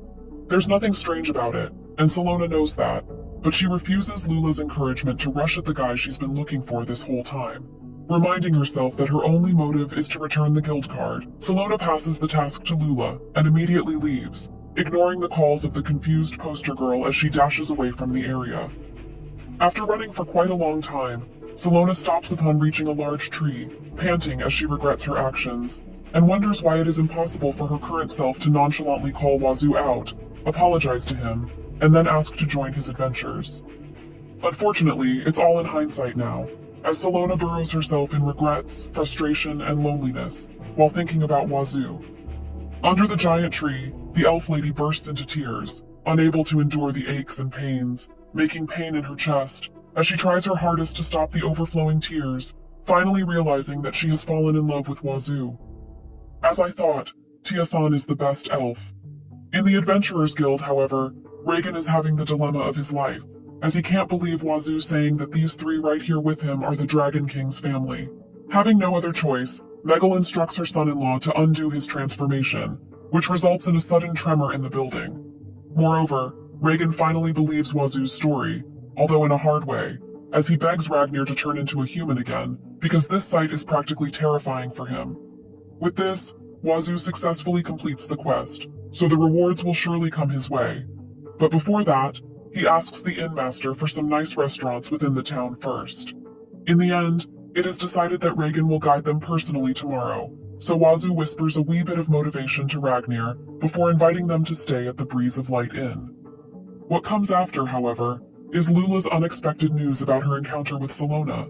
Wazoo immediately receives the guild card from the inn's poster girl, erasing all the cheerfulness he had earlier as Wazoo learns that Salona came here but is not near the city anymore. The following day, the female dragons are having fun touring around the city with Kayla and Emma as their guide, sightseeing and window shopping for shoes that they unfortunately can't wear in their original size. With Kayla's recommendation, they then head to a shooting range where Megal showcases her mastery as she hits every toy target. Next up, Mel attempts to shoot with her eyes closed, only to fail and be saddened in the end, causing the kind shopkeeper to give her a consolation prize to diminish the dejection she harbors. As the tour continues, they pass by a grand building when Emma suddenly whispers to Kayla that revealing its identity, especially to Mel, is a bad idea. Therefore, Kayla urges them to proceed by introducing the building as a mere house, when, in reality, it is the most prestigious cat house in the whole town. On the men's side, Ragnar is in the restaurant ordering all the fancy food. He thinks Mel and Megal will like to the point that Reagan thinks the Dragon King is going a bit overboard here. Still, Wazoo leaves the outfit assignment to the guildmaster because he needs to go somewhere. But seeing Ragnir cry due to his absence forces the adventurer to stay a little bit longer to assure the Dragon King that everything will be fine. On another note, Reagan tells Wazoo that he'll help re-register his guild card tomorrow, enabling the adventurer to leave, albeit remembering his bitter thoughts as to why Salona doesn't meet him despite coming here. Little did Wazoo know he had forgotten something, and that was the goddess who was already labeling him as cruel. In response, he asks why Salona left earlier, but that is the last thing the attention-seeking goddess wants to hear right now.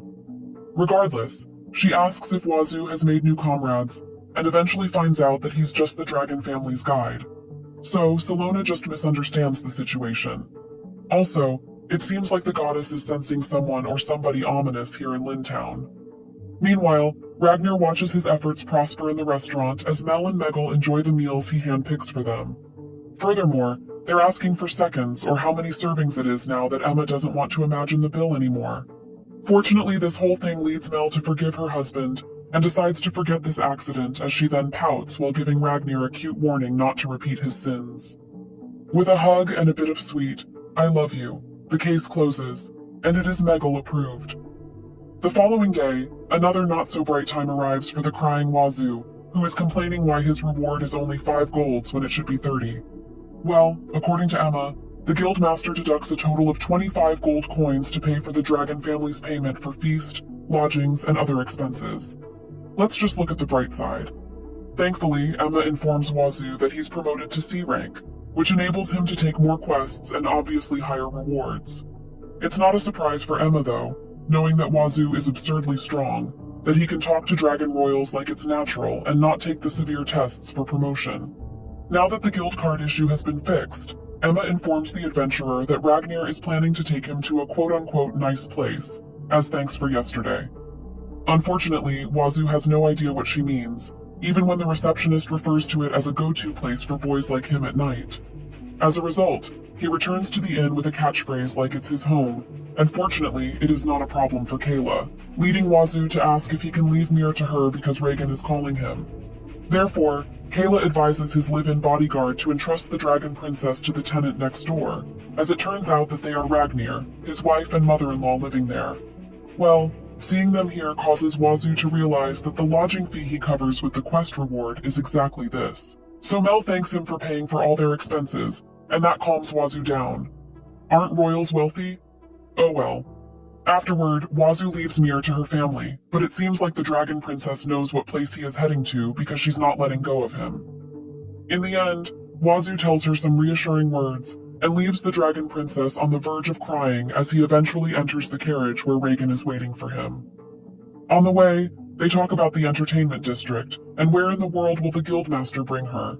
Well, the guildmaster doesn't want to bring Wazoo until they finally arrive in that exact place, as Reagan reveals his plan of rewarding the young man with introductions to some women. Wazoo panics and he begs the guildmaster to invite Ragnar instead if he wants to cheat on Kayla. But of course, Reagan's intention here is to purely visit the facility's owner. However, his wish for Wazoo is to be an adult and admit to enjoying their services before, only to find out that his cherry hasn't popped in his entire life yet. Well, sorry for being a cherry boy, Wazoo gloomily says, ignoring his memories of mental and emotional agony. Reagan knocks on the door and sees Garrett, his and Kayla's former adventuring comrade and the owner of this nice place at night, like what Emma calls it. Reagan then presents the young adventurer with absurd achievements, so Garrett shakes his hand with pleasure and urges the two to come in. Thus, Reagan reveals that it is Wazoo's first time in a place like this, which means the young man will turn into an adult anytime soon, because the choices are already lined up for him to decide who among them will become the cherry popper. However, his inner dilemma leads Wazoo to remember Salona, awakening his bitter mood, until the most beautiful flower arrives, walking down the stairs and volunteering to be the cherry boy's partner for tonight. Immediately, her face rings a bell to Wazoo as he instantly recognizes Tata, who, on the other hand, is quite pleased that the boy remembers him. They tell Garrett about their meeting in the middle of the girl's escape from her pursuers, but it seems like Tata wants them to level up from being mere acquaintances to an intimate relationship. With that said, she pulls off the legendary move of "Am I not good enough?"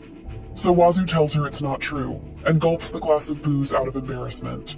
Little does he know that they're having a conversation out there about Tata wanting to build some connection with the strong adventurer. Well, he'll have no way of hearing that now as he passes out after drinking a few more glasses. The next thing Wazoo sees when he wakes up is not an unfamiliar ceiling, but a soft-looking jiggle of a woman's bosom as he finds himself sitting on Tata's lap in her bed. With a teaseful smirk, Tata greets the cherry boy for waking up, but that leads Wazoo to panic, assuming he already did the deed with the woman. That's not yet the case, of course, as Tata gives Wazoo a glass of water and tells him that Reagan has already left. Thus, after confirming that Wazoo is perfectly okay, Tata starts her night endeavors as the boy's cherry popper, but it seems like the guy himself is too embarrassed to do it. Of course, Tata continues tempting Wazoo as she leans closer to the adventurer with the aim of getting to know him better, both emotionally and physically. Wazoo refuses her advances though, so Tata assumes that he isn't interested in women and swings in a different direction. But that's not the case either because Wazoo simply wants them to chat, especially because their aim is to get to know one another. Along those words, Wazoo covers Tata's chest with a blanket and reminds the woman to value her body more instead of offering it to him so easily. Tata giggles in reply to such manly words coming from a customer, thinking it's too ironic coming from a man who goes to their place late at night. But she shows a bright smile worthy to protect thanks to Wazoo's kindness. Consequently, Tata reveals tricking the cherry boy, saying she's been bugging Reagan to meet Wazoo ever since she sees his fight against the Black Blaze. After all, she wishes to borrow the adventurer's strength for the reason that involves the pursuers who chased her the other day. Wazoo instantly accepts, but refuses the reward from Tata, assuming she's referring to money, when the truth is something as dense as he wouldn't understand. Grabbing her shoulders, Wazoo assures Tata that he won't leave someone with such a lonely expression, just like her, alone. The red-faced woman pouts as she teasingly comments about her having a lonely face, trying so hard to contain her embarrassment due to Wazoo seeing right through her feelings. As the giggles go on, Tata tells Wazoo about her story, revealing she's working in this place to pay for her father's debt, and the pursuers are actually the collectors who'll do anything to forcibly take her away, which leads Tata to call for Wazoo's help out of desperation. In response, the adventurer volunteers to talk and possibly threaten the creditor so Tata can return to her parents again. But it seems like the consequences for Wazoo will be more severe as Tata stops him, because she doesn't want Wazoo to be banned from staying in this city. With that said, all Tata wishes is for the adventurer to protect her from the debt collectors, while she pays the debt of her father, taking back the freedom she lost with her own two hands. Hearing the girl's determined wish, Wazoo promises not to interfere, but still reminds Tata to call him right away when danger ensues, because he will come flying to save her right away. Furthermore, Wazoo gives his full support to the girl's determination, making Tata so delighted that she thanks the young man from the bottom of her heart. Hands down, Lady Elf might lose this time. Thereafter, Wazoo reveals his aim to form a harem, albeit reluctantly, leading Tata to volunteer to be the first member, although she, unfortunately, takes it back, assuming Wazoo thinks she's dirty. Wait, that's not true at all, says the adventurer, who refuses her advances and continues spending the night with an enjoyable talk about the restaurants, scenic spots, and the fortress town of Linnick, just passing the time until the night ends. Morning arrives, and Tata is the first to wake up, immediately surveying her body to see if there are signs that Wazoo has done something to her last night. Upon checking, however, she finds out that the cherry boy didn't do anything during their time together, causing her to blush and fluster. She then glances at the principled adventurer's sleeping face and remembers his reminder to value her body more because he deems it as important, which leads Tata's happiness to reach sky high, delighted as it is her first time to meet someone so caring to her. Eventually, Wazoo wakes up from his slumber only to see that Tata isn't there anymore, and she insists on leaving her business card to tell Wazoo to come back again, so she can once again listen to his stories. All seems well until a moody Nekomimi girl, who will be called Nenya, blocks his way to warn Wazoo not to get into his big head, because Tata surely doesn't take a quote-unquote plain-faced nobody like Wazoo seriously. Not the Nekomimi girl you expect? I might agree. Nonetheless, her insults pierce into Wazoo's heart, not to mention Nenya orders him not to come to this place again, but then learns about the business card that Tata rarely gives to others. Still, she's not in favor of a random guy possibly staining her and Tata's plans, so Nenya kicks Wazoo away from their establishment. Turns out, the Beast Girl can't trust the adventurer no matter how strong he is, and declares she's the only one who can protect Tata. Finally, Wazoo returns to Meyer, who is unsurprisingly sulking, leading the adventurer to assume she's jealous, so he receives some dragon scratches on his face. As an apology, Wazoo promises to treat her in a place Tata has talked about, but he instead receives more claw outbursts, because saying another girl's name is, of course, taboo. Speaking of the woman, Tata, along with Nenya, coincidentally meets them on the streets, given they will go shopping while Wazoo is in the middle of a date with Meyer. Therefore, Tata uses this opportunity to introduce Nenya as her bodyguard, but the cat-eared girl refuses any handshake from Wazoo and suddenly goes to Meyer to play with the Dragon Princess for a while. Before she leaves, Nenya urges the cherry boy to be a man and get closer to Tata, unexpectedly becoming a wing woman for the two to have some alone time. Thus, Wazoo accompanies Tata to different shows and shopping places for clothes, cosmetics, and accessories, not just for her, but as gifts for the girls in the mansion too. Eventually they enter a small jewelry store, but this is preferable for Tata as she thinks this store is more careful with their products compared to others. Along the shopping, however, Wazoo senses somebody's gaze coming from the dark alley, so he stares at it for who knows how many seconds, and sees someone's shadow that seems like escaping. Wazoo immediately heads out and tells Tata not to go outside for the time being. Then, Wazoo asks if they are the debt collectors. However, one of them replies with his fist, confident he can take the guy down and capture Tata because Nenya is not here. Wazoo lightly kicks him though, and that's the end for the villain and his teammates, because they're the next targets for the young adventurer who strikes them away without difficulties whatsoever. But now that the nuisances are lying unconscious on the ground, Nenya makes her appearance, glaring at Wazoo as she confirms he's stronger than her initial expectations.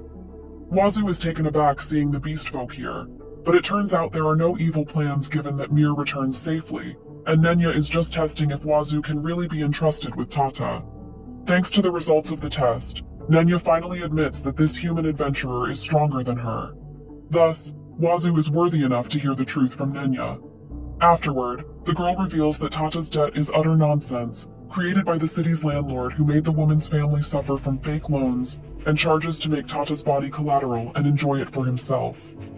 Hearing the shocking revelation, Wazoo gasps in surprise and rage, especially after learning that all of these are the hideous plans of the wicked city lord. Without further ado, he returns to the jewelry shop where Tata is waiting, then walks closer to her with a serious look on his face while the girl is complaining to him for suddenly running away when he should always be by her side as a bodyguard. Fair point. As her face reddens, Tata clings to Wazoo's arms to stop him from running away again, but the adventurer is still not opening his mouth at this point, until he suddenly grabs Tata's shoulders and yells at her to say there's nothing to worry anymore, hysterically assuring the woman that he's by her side now, and once again shouts the reassuring phrase. Surprised, Tata pats Wazoo's head and guarantees him that his passionate words manage to reach her heart. Due to Wazoo's embarrassment, the goddess takes over the explanation even though we can't see her and reveals Tata's secret. As you already know, the city lord makes a fake debt to force Tata into becoming his woman, which causes the girl's parents to sacrifice the necessities to pay for it, and Tata to perform her current job. Along the way, she meets Garrett, Nenya, and Reagan, turning them into companions to help collect evidence that the debt is just made up. Now, they are close to unveiling the truth, but the mercenaries enter the fray to forcibly take Tata, so that's when Wazoo performs his role as a new bodyguard, and of course the goddess will provide her full support. Admit it, Wazoo, she's noisy but somewhat reliable. Anyway, the shopping continues with the receptionist assuming the two are looking for matching jewelry for couples. Moreover, she leads them toward the section where it is located, making Tata and Wazoo blush in embarrassment thanks to the nosy shop staff. Seriously, you have our gratitude. Out of the blue, Tata asks if she will look like a normal girl when hugging Wazoo's hand, so the young man replies with a pretty obvious answer. Wearing a sweet smile, Wazoo tells Tata that she's far more beautiful than an ordinary girl, and even though it is not by any means what the lady is referring to, she simply closes her eyes, flustered by the adventurer's words. However, Tata remembers the bitter memories she has in her line of work, along with the thought that loving again will be utterly impossible. But as the captivating couple's rings show up in front of their eyes, a flower of romance once again blooms inside Tata. The products are mesmerizing, so Wazoo decides to get one for Mir, while Tata, on the other hand, asks the receptionist what the ancient letters engraved on the rings mean. "I hold you dear." These words show up on the man's ornament, while the message conveying "I only look at you" is the heart-skipping ancient note carved on the woman's ring. Amazed, Tata's eyes brighten as she hopes that a tainted lady like her will also be allowed to make such a small romantic wish. Merely thinking about it makes her heart beat so fast, so Tata doesn't hold back anymore and asks Wazoo to put the ring on her finger. Side by side, they enjoy the view of the sunlight hitting the window, bringing illumination to the romance tokens on their hands, and making Tata feel that she's an ordinary girl falling in love. Thus, Tata gives this as a gift to Wazoo, with the pretense that it's her gratitude, even allowing the adventurer to wear it only when they meet to not hinder him in his battles when taking quests. With that condition, the two promise to one another, and Tata is now one happy maiden in love, as Wazoo then escort her back to the mansion where Nenya and Mayer are waiting. Waving goodbye, Wazoo thanks Tata for giving him a ring, which leads Nenya to conclude that her beloved older sister figure is falling hopelessly in love with Wazoo. Unfortunately, Mayer can't accept the sin of her partner, and violently lashes out at him because of the ring, ultimately tackling Wazoo until Mel asks her to stop so as not to destroy the inn. On the one hand, Ragnar angrily reprimands his friend for exchanging rings with another girl, because their relationship might get intimate as time goes on, unaware that his over-assumptions irritate Mayer even more. Thankfully, Magel believes Wazoo that nothing really happens, but that is terrifyingly followed by a threat, so the human eases the situation by apologizing to Mayer. He then shows the mesmerizing necklace as a token of gratitude for always helping him out, and the Dragon Princess happily accepts it by bursting into tears of happiness and hugging Wazoo. Ragnar is also crying, but it's because his gifts haven't moved Mayer into tears even once, so he can't just forgive Wazoo, isn't he? The following morning, Wazoo wakes up on the floor because Mayer sleeps in the guy's room and monopolizes the bed, forcing him to get up until Emma suddenly barges into the room, panicking. Unfortunately, she's late to realize that the adventurer is lying on the floor, which enables him to see the receptionist's pink uncharted territory. Emma instantly offers him two choices for his sin, and Wazoo chooses to be given an unreasonable quest rather than public humiliation. Well, good choice.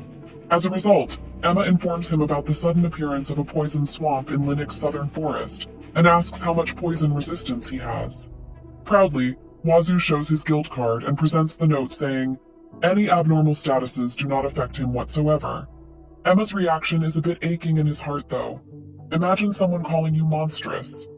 That said, it is partially true, so Wazoo prepares for the investigation quest by leaving Mayer to her family to prevent the Dragon Princess from the dangers of the poison. Mel, on the other hand, reminds Wazoo to be careful because she has bad feelings about this, like Ragnar, who eventually tells his friend to bring him along. However, seeing Wazoo refusing forces the Dragon King to spot some reassuring words, specifically, "Isn't it also okay to depend on me sometimes?" Regrettably, he looks like a useless father in his human form according to Wazoo, so Ragnar undoes his transformation and urges the adventurer to ride on his back, as it will be undeniably easier and not physically taxing for him this way. Without further ado, the two take off and soar in the skies to reach the swamp as soon as possible. After all, the overly cloudy air surrounding the atmosphere feels so ominous even for Mel and Megel that they conclude something really evil is approaching this city, worrying Mayer, who now feels more concerned about her partner's safety. Moving on to the dark alley, the black blaze you miss so much makes their appearance once again, still feeling bitter about their humiliating defeat, as they discuss how an aloof guy like Wazoo can be a tamer that is rumored to tame even the Dragon King. In conclusion, the red orb is the reason they can think of, and a passing peddler, Shiro, validates their suspicion as he tells them that strong adventurers also possess one or two of the red spheres that are improved not to take the sanity of the user. With all of that said, he shows them the notorious orb, persuading the three with tempting words that this can give them the strength to defeat the Dragon King, along with a staggering discount of course. In fact, that is the main reason these A-ranked adventurers purchase the product. So Shiro leaves with a sinister grin after asking where the City Lord's mansion is, hinting that something worse will befall Tata with his arrival in Linux. But in case you're wondering, this is the new version of Shiro, who is not your typical mysterious husbando, but still Shiro, bear with it. Meanwhile, Wazoo and Ragnar finally arrive in the southern forest, but find out that the miasma is getting stronger as they approach it, and it is trying to corrupt the whole forest. Therefore, they land at the entrance, and Ragnar plans to end the problem with a single fire breath, but Wazoo stops him before he can start, refusing to turn the woods into a barren wasteland. Seeing him act this way makes Ragnar wonder what the source of his confidence is, so he turns into a human to observe the adventurer and find out. Nonetheless, the investigation comes first, so the two wander around the forest devoid of any animals due to the poison, which is starting to smell like lemon to the glutton. In any case, Ragnar finally asks about the boy's inhuman power, so Wazoo tells him a bit of his experiences, especially his desperate wish not to perish and have his life come to an end pathetically. Furthermore, Wazoo mentions eating weird things to quell his starvation in the past, which also becomes the reason why his stats have increased. But for the Dragon King, Wazoo's divine protection, Mir's affection, and the trust coming from the people he has met means that this young man has the power to draw people into him from the beginning. However, Wazoo doesn't believe that, given he has no friends, and this boy doesn't consider Ragnar as one simply because he's not a human, says the guy who treats an elf as a potential lover. Putting that aside, Wazoo reveals not wanting to eat anything weird anymore because he's afraid his humanity will decrease to 0%. But it seems like that's the end of their conversation, as the miasma suddenly gets stronger and more dangerous for Ragnar at least. After all, the cause of the poison swamp finally appears to welcome them as a bat-looking creature shows itself with a monstrous screech. Turns out its bodily fluids are the ones corroding the land, which results in the creation of the swamp, making it difficult for Ragnar to attack, given that simply touching it may cost them their lives. Corrosion? What's that? Is that edible? Wazoo thinks so as he then smashes his fist at the monster despite Ragnar's cautious reminders, ultimately grabbing the enemy's core and easily breaking it with a single grip, which leads to a successful subjugation and the jaw-dropping reaction of the Dragon King. Ragnar is baffled upon witnessing this absurd scene of a potentially formidable enemy falling into the hands of the human, like some kind of small fry. All of a sudden, Wazoo catches sight of a red marble where the remains of the monster are located, and remembers that it is quite similar to what Gazuna had eaten, but immediately deems it as a mere imagination. Eventually, the red sphere ceases into nothing, so the two move on as they still need to do something to this poison swamp. Of course, burning it is still a no-go, so Wazoo touches the poison and does the unthinkable of taking a fingerful of the substance and tasting it. Yep, it tastes like citrus fruit. Learning that the poison is surprisingly delicious, Wazoo drinks directly from the swamp while ignoring the Dragon King's comments filled with common sense. Basically, he doesn't mind any of Ragnar's words, and glugs the so-called citrus until its last drop and Wazoo's tummy bloats. He's pretty satisfied though, mainly because the forest is now safe, and the fortress town of Linux won't be in danger anymore, not to mention Ragnar's worries have diminished. To their surprise, the ground suddenly shines and illuminates a bright light that envelops the adventurer's body. In the depths of his mind, Wazoo enters a relaxed state and hears an unfamiliar voice thanking him for his kindness, which soothes the young man as she wonders who is talking to him. When the strange phenomenon ends, however, Ragnar sees Wazoo passing out and immediately rushes to his aid to wake him up, but to no avail as the bulge in the guy's stomach has also magically disappeared. And Ragnar can only conclude that Wazoo has drew in a rather outrageous existence this time. Not wasting any moment, Ragnar flies home with Wazoo sleeping on his back, contemplating how strong the adventurer is that he's ignorant of how ordinary people act. Nonetheless, the Dragon King knows that Wazoo is a kind person who wants to save other people, and that may be the reason why Mir is fond of him.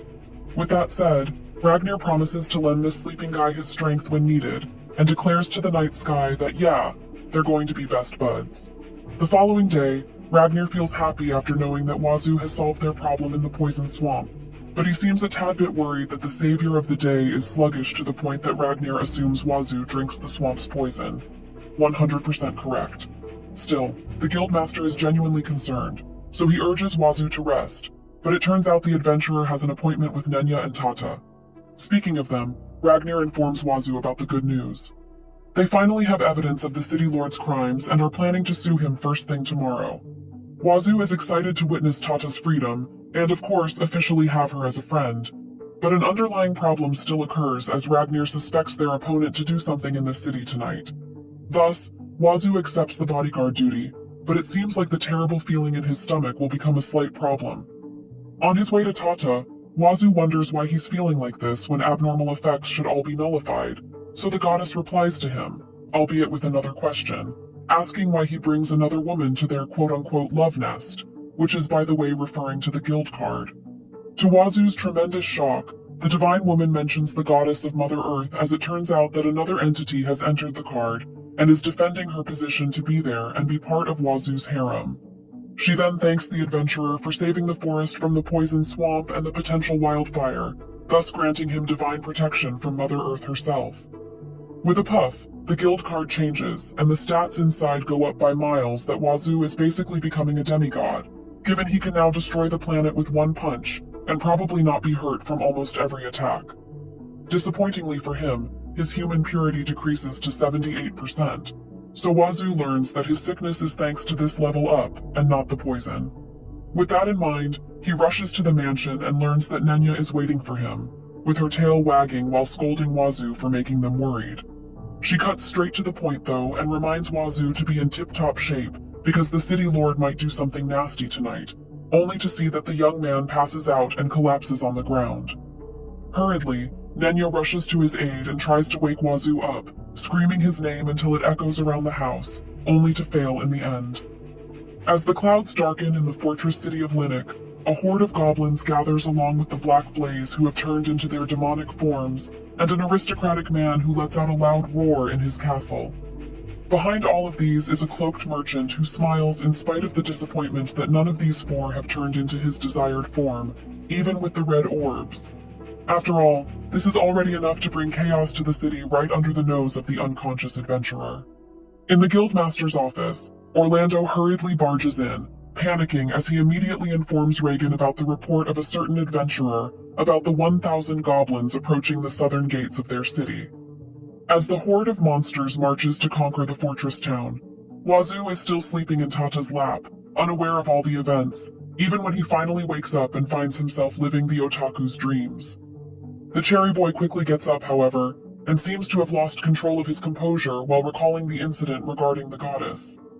Hysterically, Wazoo asks Tata if he still looks like a human, and lets her touch and pinch his cheeks to confirm it as he closes his eyes while begging her to reveal if there's anything weird in his body. Instead of answering, Tata uses this opportunity to get closer to Wazoo by attempting to land a kiss without him knowing. But this one-in-a-million moment is unfortunately interrupted by Nenya, who suddenly barges in to bring water for Wazoo. Contrary to her words, the beast girl wags her tail from happiness, and, along with Tata, thanks the adventurer for getting rid of the poison swamp and saving the city. As a result, they wonder what is the source of his superhuman strength, and teasingly persuade Wazoo to reveal it. That doesn't last long, fortunately, because Tata respects the adventurer's secret, and finally answers Wazoo's question earlier, erasing the anxiety the young man feels as she assures him that he truly is a human.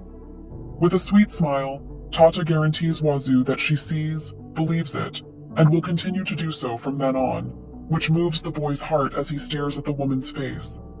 In the middle of it, however, a commotion forms outside, and one of the girls in the mansion enters the room to inform them about the approaching horde of goblins. Turns out, Garrett joins Reagan and other veteran adventurers to stop the monster stampede, but the number of their enemies is just too many for the situation to improve. In response to their call, Wazoo shows a reassuring smile as he prepares himself to get moving and turn the tide in their favor. Regardless of his strength, Tata can't help but worry as she cries while reminding Wazoo to put his safety first, rather than the capital, and not to overdo it to the point he'll get himself in danger. Wazoo accepts her concerns and leaves Tata in Nenya's care before showing them his reliable back, saying he'll return. Unfortunately, Tata fails to stop the guy she likes from going into the battlefield, and simply wishes him to be careful.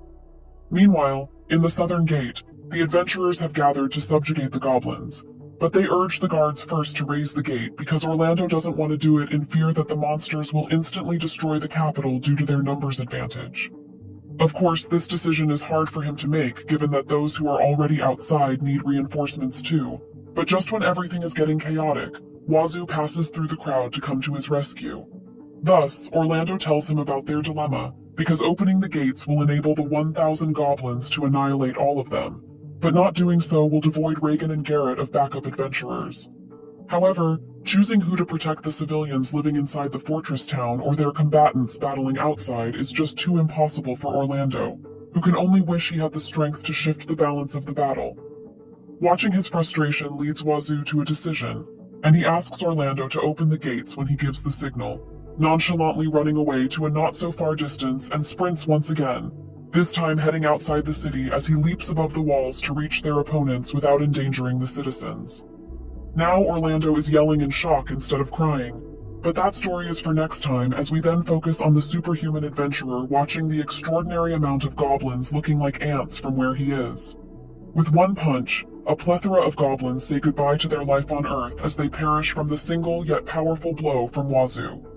The impact of the attack creates a large crater surrounded by unconscious goblins, and this amount is more than enough for them to proceed to the next plan.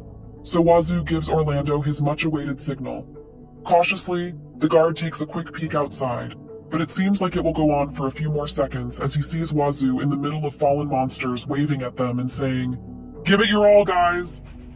The adventurers' morale soars high as they rush toward the battlefield and fight the remaining goblins, stopping them from trampling their city. Moreover, Orlando is smiling now thanks to the adventurer who gives them this opportunity, leading Wazoo to entrust the situation here to him while he looks for Reagan and Garrett. Fired up, Orlando replies with a genuine thank you, and it seems like Wazoo is getting closer to having a human friend. Well, if you don't count Tata, Reagan, Lula, and the rest. However, the situation is not looking good on Reagan's side, because even after defeating quite a tremendous number of monsters, their numbers aren't really decreasing, and there is just no end to their parade. Garrett also knows about this, so he devises a plan to find and subjugate the stronger Goblin King to force these guys into dispersing. Of course, the difficulty will worsen, but the reinforcement finally arrives as Wazoo shows up to surprise the Guildmaster.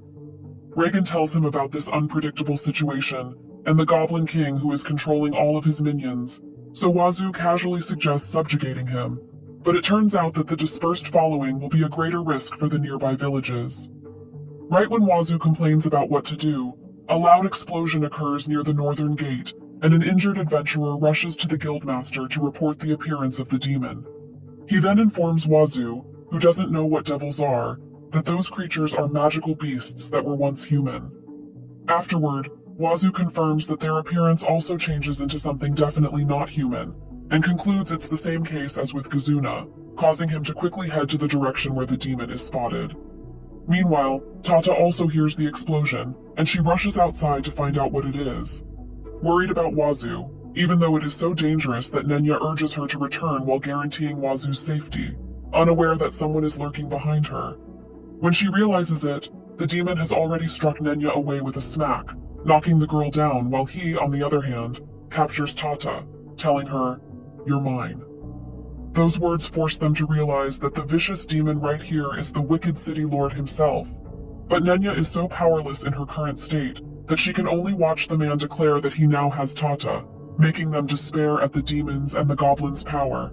As his sinister laugh goes on, Wazoo rushes to the northern gate.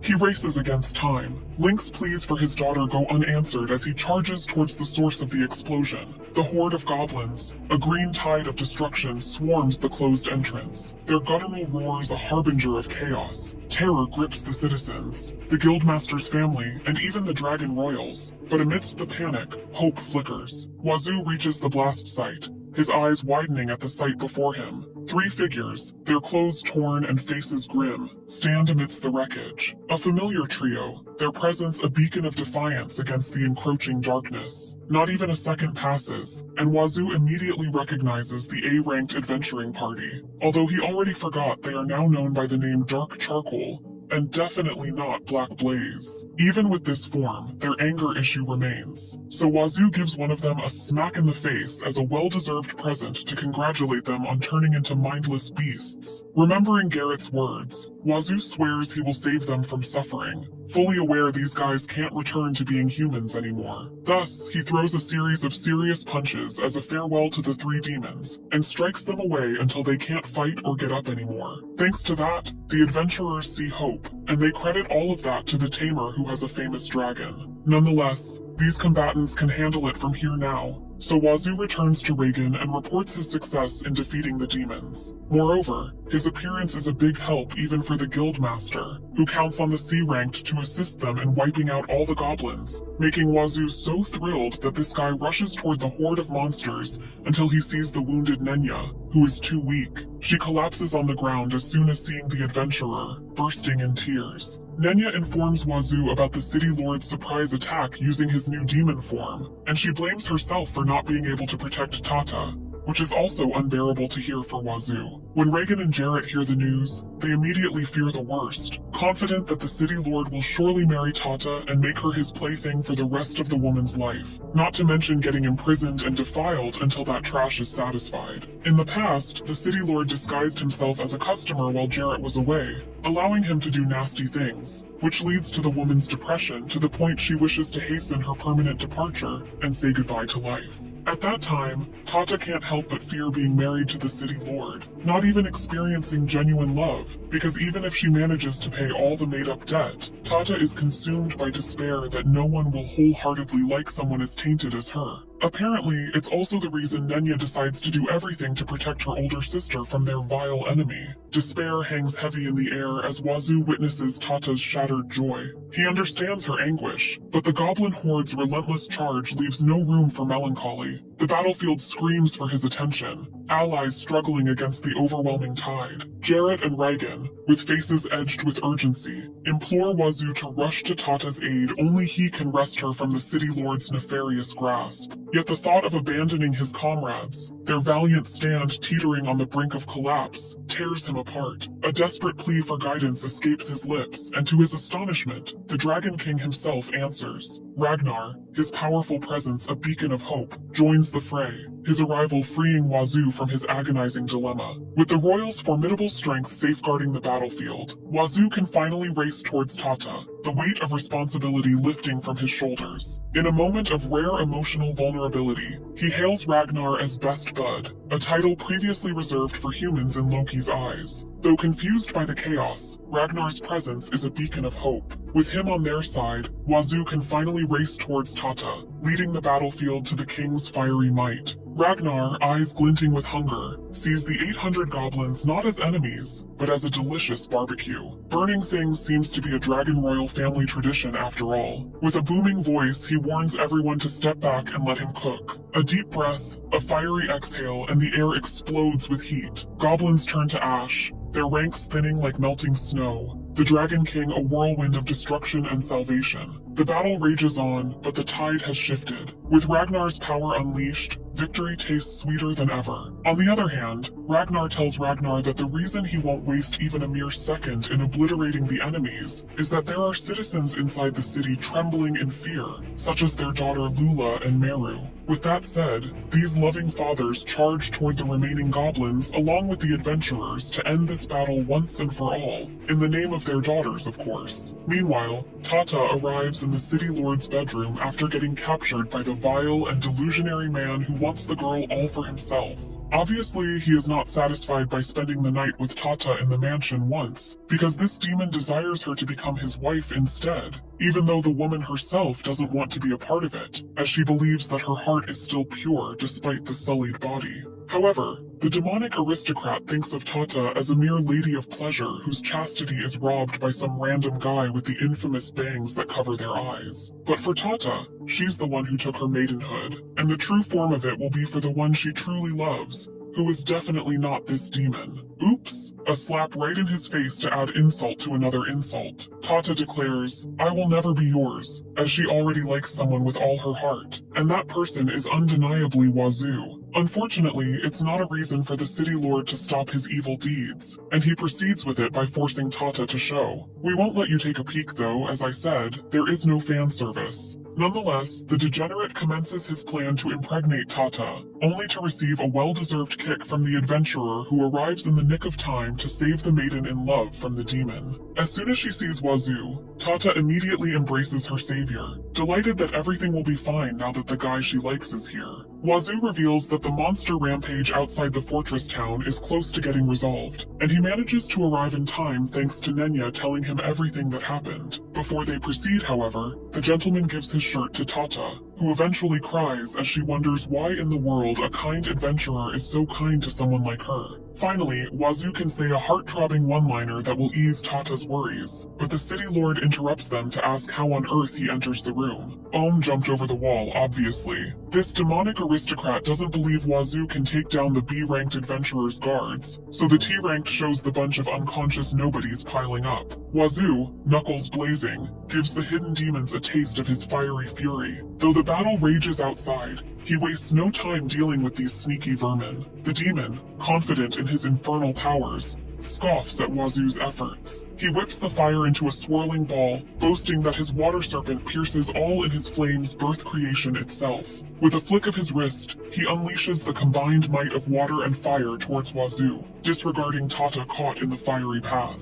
Healing her later is a mere afterthought for this arrogant fiend. Meanwhile, the chaos inside and outside the city of Link mirrors the turmoil in the mansion. The perpetrator, watching from a safe haven, rubs his eyes in disbelief. This dull-looking guy he once mocked has become a formidable force, even befriending the mighty Dragon King. The tables have turned, and the once belittled human stands tall against the flames, a testament to the unpredictable nature of this unfolding drama. Regardless, Shiro believes Wazoo will have a difficult time handling the extraordinary power of the demonic aristocrat, which seems to be the unfortunate truth. As we go back to the battle scene where two enormous balls of different elements are ready to devour the adventurer's very existence, worried Tata tells Wazoo to run away, but all the guy can hear right now are the aurora noises coming from the two goddesses residing in his guild card. Needless to say, these heavenly entities, who appear in the form of mere silhouettes, are going to protect Wazoo from the degenerate they call the Agent of Evil, getting the once betrayed adventurer the strength to defend himself from the life-ending magical spell that ultimately swirls in front of Wazoo instead of hitting him. Eventually, Tata opens her eyes, in spite of being terrified, and sees the man she loves enduring the attack for them to be safe. The damsel in distress immediately tells him to escape and abandon her, but Wazoo isn't the slightest bit worried as he assures the woman he's perfectly fine. Once again, Tata bursts into tears, wondering why Wazoo is willing to endanger his life to help someone like her.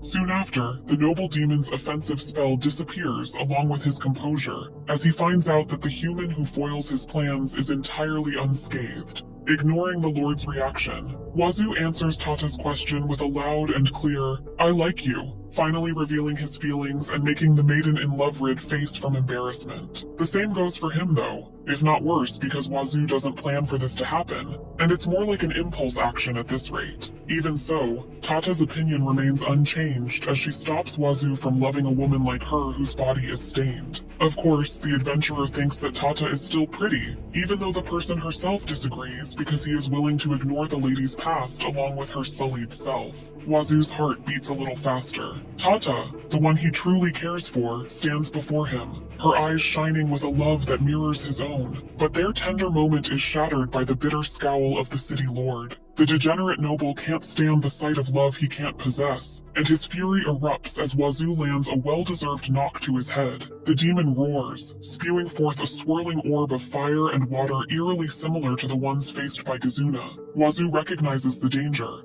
but his focus remains on Tata. With her safe in his arms, he dashes out of the mansion, the flames licking at his heels. Relief washes over him as he sees Ragnar and Regan, Nenya and Jarrett, all standing before him. Despite their wounds, they're alive. Nenya, tears streaming down her face, rushes to Tata, her guilt momentarily forgotten. "Thank you, Wazoo," she whispers, her voice trembling with gratitude. "You saved her." Wazoo smiles, a warmth spreading through him. The battle may rage on, but for now, a victory has been won. He cradles Tata close. He may be just a C-ranked adventurer, but in this moment, he feels like the strongest hero in Link. Therefore, everyone returns to their family with large smiles on their faces, and celebrates their well-deserved reunion in front of the breeze of light, and now that the chaos has been quelled, thanks to Wazoo and the others' heroic efforts. So everything except the protagonist is just a side note, ha, goddess son. The next day, Wazoo greets greets the refreshing yet awfully weathered morning with excitement, because today is the day when he will invite his beloved Tata to join his harem.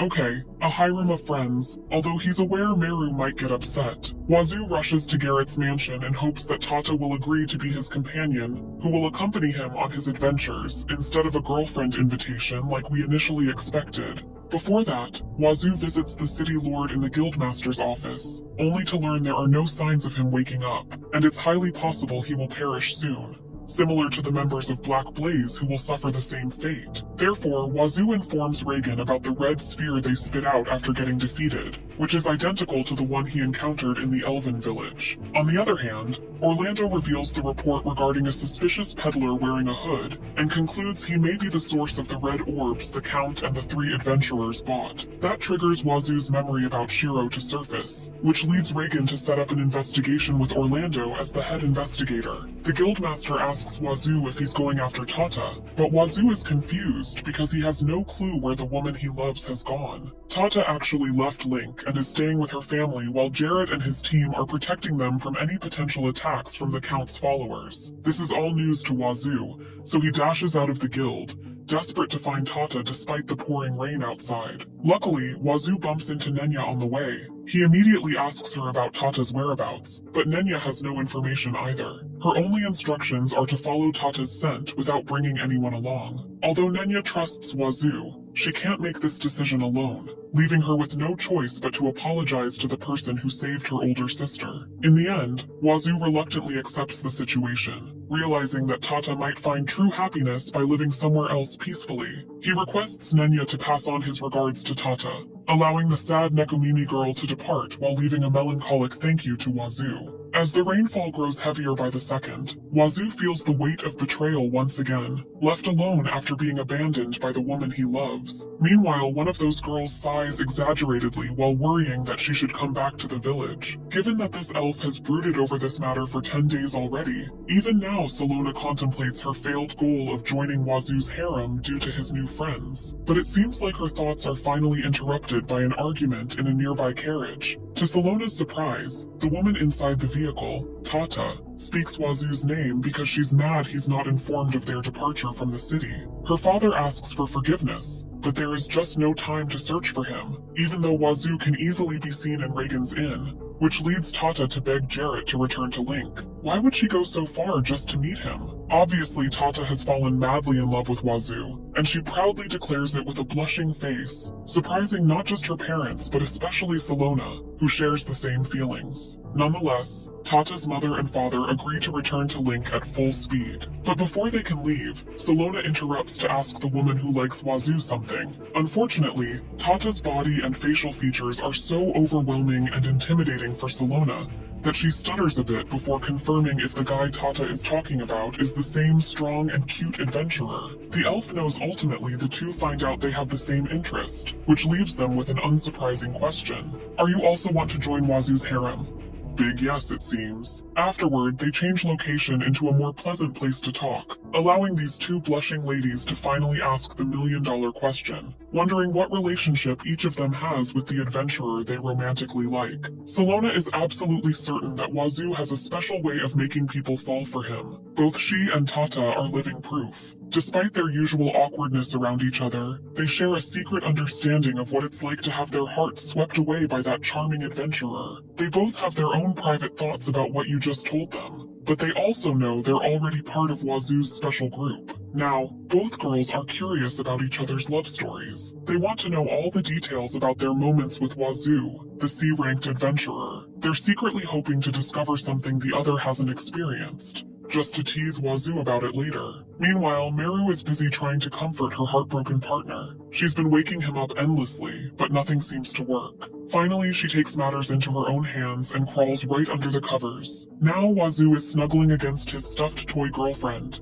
tears streaming down his face. It's been 5 long days since he last left his bed, and he barely touches his food anymore. Worried sick, Lula turns to Ragnar for help. Instead of cheering Wazoo up, the Dragon King drops a bombshell on the inn's poster girl. Wazoo ran away from home because of a deep emotional wound. Apparently, making enough friends can heal his pain, paving the way for a joyous reunion with his family. However, they are not the companions Wazoo is looking for, and what the adventurer needs right now is to realize for himself what it means to make friends. In the middle of their conversation, Orlando, who is strangely angry, arrives in the inn and straightly barges into Wazoo's room to wake the broken-hearted guy up, eventually dragging him outside to, you have guessed it, have a match with the adventurer who turns the tide in the battle against the goblins in their favor. Regardless, Orlando looks gung-ho to take his opponent down, only to hear the brutal truth from Wazoo, who advises the guard to stop because he can't win. Cruel 100. Nevertheless, Orlando charges toward the adventurer and attempts a few sword swings that get easily evaded, causing him to fall on the grass and still smile despite his crushing defeat. After all, Orlando's objective is to cheer up Wazoo's mood by forcing him to move his body, because it apparently works on him, although not for the adventurer who thinks it is only effective when the opponent is stronger.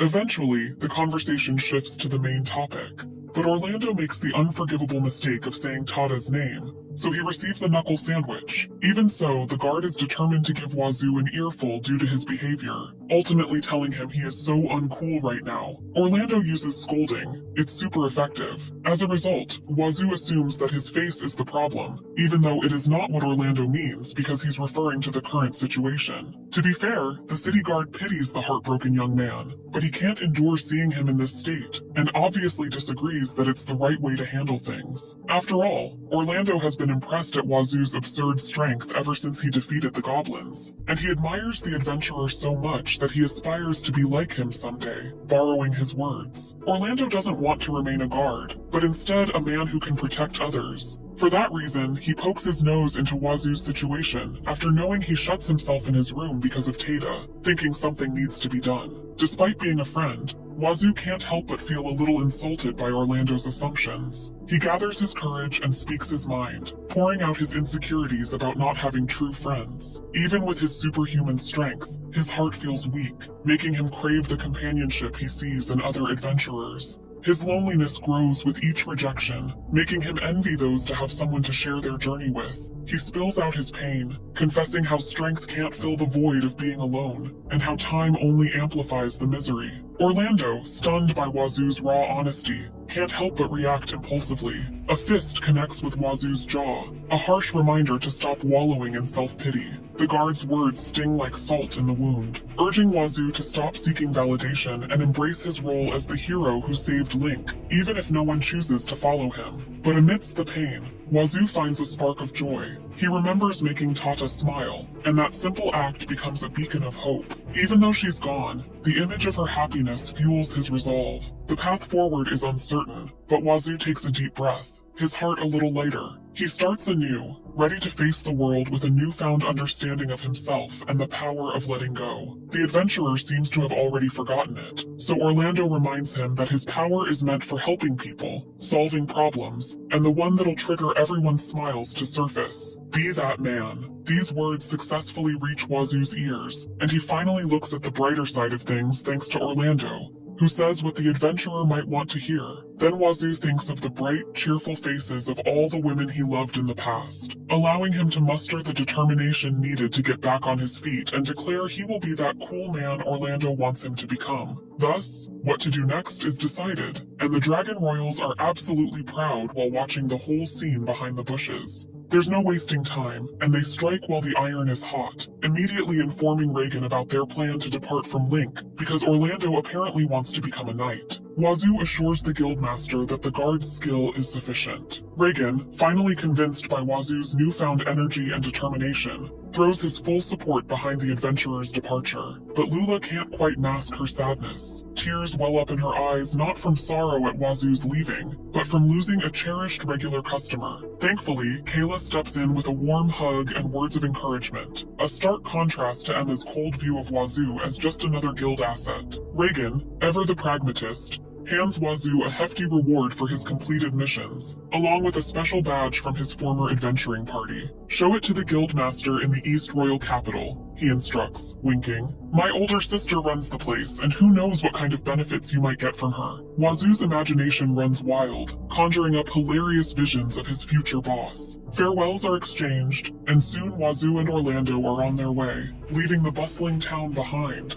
Ragnar, his wife and mother-in-law take their own leave, heading back to the castle while Meru joins Wazoo and Orlando for the long journey to the royal capital. Meanwhile, oblivious to the adventurer's path, Wazoo's harem members, unaware of their own existence, are racing towards Link. They urge Jarrett, their driver, to push his cart faster, desperate to catch Wazoo before he disappears from the horizon. Jarrett just laughs, shaking his head in disbelief. "Never thought I'd see the day when two beauties like you ladies chased after a guy like Wazoo," he teases. Nenya, finally reunited with Tata, grumbles about not bringing Wazoo along due to the orders. But Tata, ever optimistic, takes her words differently. A mischievous glint in her eyes, she whispers, "Maybe you're not the only one applying for his harem, Nenya." A new spark of excitement ignites, and the two friends, united in their newfound purpose, set off on their own adventure, determined to catch up to Wazoo and claim their place in his heart. Of course, the Nekomimi girl disagrees with their baseless suspicions, but no one can deny, even the goddess, that Wazoo is, a sinful person. Unfortunately for these girls, the man they're madly in love with is already on his way to the royal capital with Orlando, who is fighting some monsters as some sort of training. Needless to say, the aspiring knight's stamina is at its limits, so if he asks for a few minutes of resting time from his trainer, only to receive something to the likes of, "Oh, you're already tired." That was just a mere 30 monsters though. Apparently Wazoo is just kidding, and he thinks Orlando has grown stronger since they were in Link. Still, the former city guard can't help but envy Wazoo, who possesses absurd stats thanks to the divine protection of the goddess. Given that his status doesn't increase that much even after subjugating 30 monsters, however, spending several days with Wazoo leads Orlando to realize he's not misusing his powers, which allows people to trust and rely on him. Wazoo is still pessimistic about not having friends, however, but Orlando still aspires to be like the adventurer, who people would immediately call for help when something happens. Thus, Wazoo assures the former guard that he will be a knight who will get promoted quickly as soon as they reach the capital of Mobondo, because he will give him 50 days of one-on-one Sparta training. Along their journey, there are some doubts about his teaching skills, but we will ignore that and move on to nighttime when Meru prepares the bed from her magical space-time storage. Thanks to the convenient magic, Orlando wonders if Meru can turn into a human too, like her family, because it seems like he has the same thought as most of the viewers here. Yes, I know what you're thinking. Unfortunately, there's no Dragon Girl transformation anytime soon, because Meru doesn't possess enough power to do so as of now. Regardless, Orlando realizes that all the women who rejected Wazoo are worth utterly nothing, because the small dragon who likes the adventurer very much might be the one who will be his wife. As a result, Wazoo assigns Orlando to defeat 100 monsters tomorrow. Dawn breaks over the sleeping camp, but Wazoo, the ever-vigilant adventurer, is already wide awake. Strange sounds pierce the stillness, jolting him from his slumber. Sharpening his senses, he catches the unmistakable echo of a heated argument nearby. Without hesitation, he rouses Orlando, his trusty companion, and whispers the news of the commotion. The voices grow louder, uglier, and Wazoo, fearing the worst, slips away before the details fully unravel. His mind races with visions of Goblin Slayer-esque degeneracy, a band of brutes tormenting a group of female knights. He envisions their fearless captain, Kathy, standing defiant, offering herself to shield her women from further humiliation. But the brutes, driven by cruel whims, refuse her sacrifice. Precious moments tick by, giving Wazoo and Orlando the time they need to pinpoint the location. Without a clear picture of the situation, they plunge headfirst down a cliff, their surprise arrival shattering the growing tension. In the nick of time, they stand between the beleaguered knights and their monstrous tormentors, ready to face whatever awaits, their hearts ablaze with the unyielding spirit of true heroes. Both parties wonder who in the world these two are, but their thoughts are of no importance to Wazoo, who assigns the 3 red-armored warriors to Orlando while he handles the rest of the ruffians. Among them are 2 large men with bulky muscles and a Viking hat, intimidating the adventurer after getting ignored by him. Although Wazoo really has no idea who these guys are, in unison they introduce themselves as the infamous bandit gang known as the Dagondo Brothers, and it obviously rings a bell to Wazoo's ears because he apparently hasn't known a thing about them up till now. As a result, Wazoo knocks the Dagondo Brothers down with a single knuckle smash, while Orlando, on the other hand, charges toward the red-armored warriors and gives them a taste of his training, slashing all the way until they turn into unconscious individuals. At the same time, Wazoo Wazoo continues his series of attacks as he spins midair and kicks the bandits one by one until they can't fight anymore, and the squeaks requesting help are the ones resounding in the forest. Needless to say, those yells come from the ruffians whose bodies are now piling up after getting utterly defeated. Wazoo, ever the gentleman, passes water bottles to the weary knights before his eyes land on their captain, Kathy, still trussed up in a large tree. He scrambles up, nimble as a squirrel, and struggles to loosen the rope. Kathy's ample curves make the task harder, but Wazoo would rather risk a hernia than utter a single impolite word. Finally, with a grunt and a puff, the rope gives way, sending Kathy tumbling into his arms. Dusting herself off, Kathy introduces herself and her brave knights, her voice laced with gratitude. She's a close confidant of the second princess, no less. Apologizing for the undignified display, she thanks Wazoo and Orlando, shyly inquiring about their names. But before they can reply, a blinding flash erupts from a ring on her finger, followed by a crackle of voices. It's a Reldy message, a whisper from afar. Relief washes over everyone as they realize they're safe and sound in Mima Village. Wazoo and Orlando, the unlikely duo from Link, share a chuckle, their own adventure just beginning. Meanwhile, on the other end of the ring, the girl encounters a shadowy figure, a hint of danger lurking in the air. What awaits her in the unknown? Unfortunately, Wazoo and Orlando can only watch in shock as they listen to Kathy's hysterical yells, shouting the name Namisha. The story then shifts the point of view to the princess, whom we will call Namanisa, as she talks to Kathy, and informs her of the plan to gather in the Mima village. It is at this moment that she notices the presence of a squad of armored warriors barging into their base, muttering the words, "We found you." Namanisa is so surprised she just stares at the unannounced intruders, but her butler Floyd throws a smokescreen to commence their escape from the enemies who clearly outnumbered them. Ultimately, Namanisa stays in the house on the outskirts, and puts up a defensive barrier while waiting for Kathy to come to their rescue before the magic power runs out. Only a little push, and the princess will get her hands on a clue regarding their investigation. So getting caught here and turning all of their team's efforts to waste is definitely out of the question.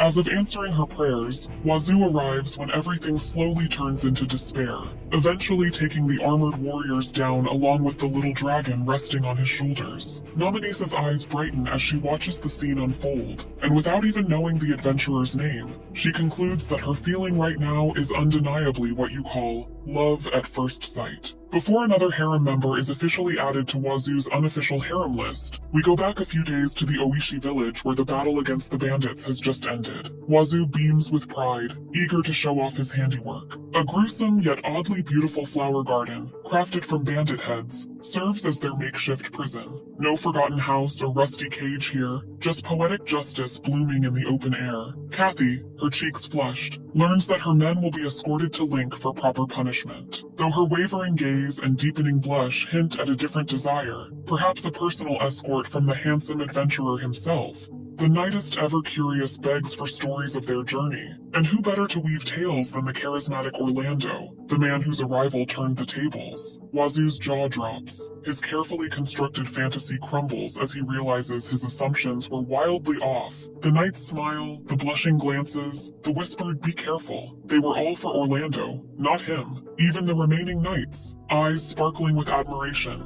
long to accompany him on his journey. Wazoo, drowning in a sea of female attention directed elsewhere, hatches a desperate plan. He'll cut his hair, become more handsome, win their hearts. But Meru, his ever-practical companion, scoffs at the idea. His comfy bed, she declares, is staying put. Suddenly, Wazoo catches sight of Kathy staring at him for mysterious reasons, and eventually winks at the harem-aspiring adventurer, as if hinting there's a chance for them to be together. After a bit of consideration, Wazoo concludes that the squad captain isn't really her type, although he also realizes that his strength is enough to princess carry Kathy when they get married. And Meru doesn't agree to any of those. Nonetheless, they need to hurry toward Mima village as quickly as they can, so Kathy prepares the horses for their whole day's travel. The Wazoo is Wazoo. He wants to run. With that said, Wazoo sprints at a speed much faster than the horses Kathy and Orlando are riding, as they immediately head out toward Namanisa without wasting a moment's time. At nighttime, the three camp outside,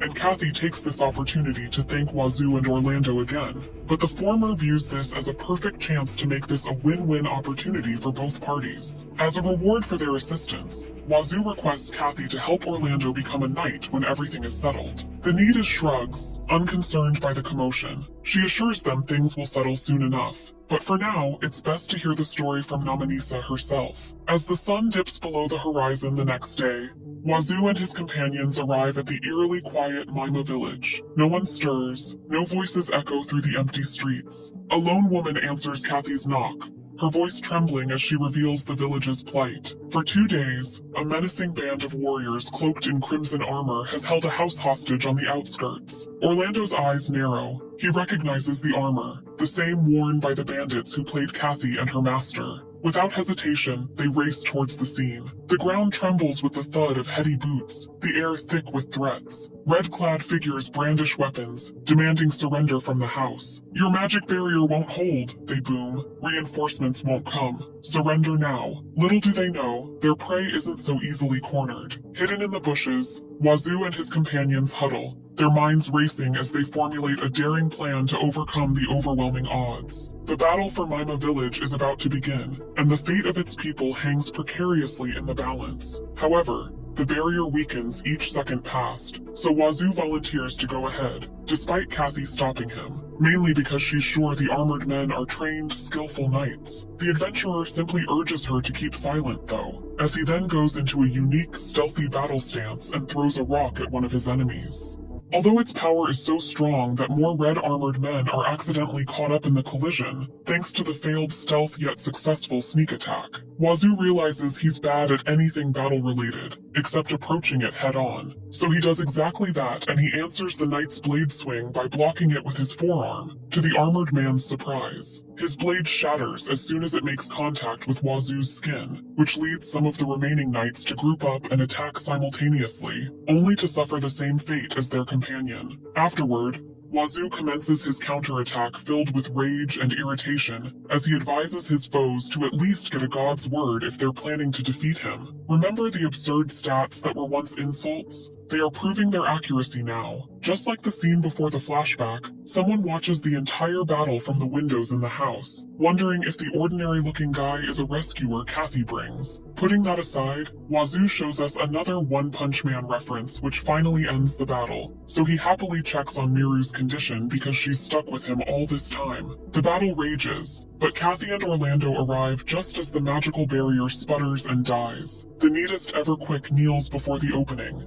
calling out Naminis's name. The door creaks open and a young girl emerges, her cheeks flushed and eyes wide. To Wazoo's surprise, Naminis ignores Kathy completely, her gaze fixed on him. She strides towards him, her face morphing through a series of adorable expressions, eyes sparkling with barely contained excitement. Closing the distance, she tilts her head up, her nose nearly touching his. "Your name?" she asks, her voice barely a whisper, her tiny frame struggling to stand on tiptoes. Wazoo, flustered by her unexpected attention, introduces himself. Naminis's face breaks into a radiant smile, his name rolling off her tongue like a sweet melody, her voice overflowing with joy, a stark contrast to the tense battle raging around them. The princess's innocent fascination throws Wazoo off guard, leaving him both troubled and strangely charmed by her whirlwind of emotions. That said, Naminis also reveals her name as Naminis Amabando, a surname that is similar to the royal capital, because as we all know, except Wazoo, this girl is none other than the country's second. From a saintess to an elf, a tata, and now a royal harm, let's go. Meanwhile, we catch a glimpse of 2 more royals in Mabando, Navirio, and Neralina. Each have their own unfriendly expressions on their faces, hinting that these 2 are not on good terms, and something ominous might be at play here. Given that, we acquire a closer look at the necklace and bracelet each of them wears. Nonetheless, the night in Mima village is one filled with hearts and blushes, as Naminis sits next to Wazoo,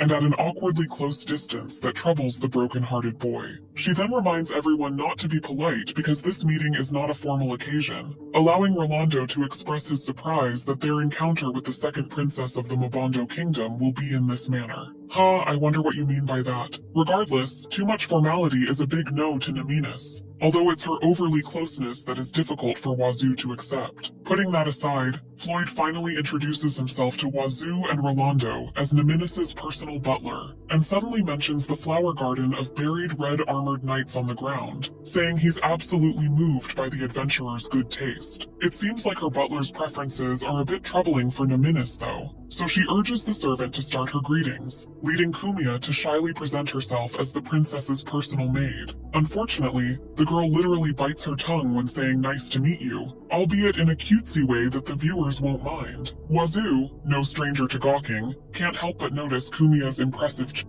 He shamelessly compares it to Kathy and Naminis, concluding it's a bit lopsided for her smaller frame. Not to be outdone, Naminis puffs out her own chest, throwing her weight around in a playful challenge. Wazoo, utterly confused, can only respond with a quizzical look. So if he doesn't need his shield now, huh? Naminis remarks, her playful grin only widening. Orlando steps up, introducing himself as a simple soldier aiming for knighthood, a stark contrast to Wazoo's seasoned adventurer status. Kathy chimes in, praising Wazoo for taking down the red armor alone, calling him a reliable man and winking suggestively, adding to his growing pile of question marks. But Wazoo's attention is diverted by the goddess's strange behavior in his guild card. He excuses himself from Naminis' eager ears and scurries out. Alone by the door, he checks the card for any abnormalities, relief washing over him as the goddess's aura confirms his human purity is intact. Suddenly, a loud cry pierces the air, laced with an insult so foul it makes your ears curl. It seems the goddess is tasting defeat,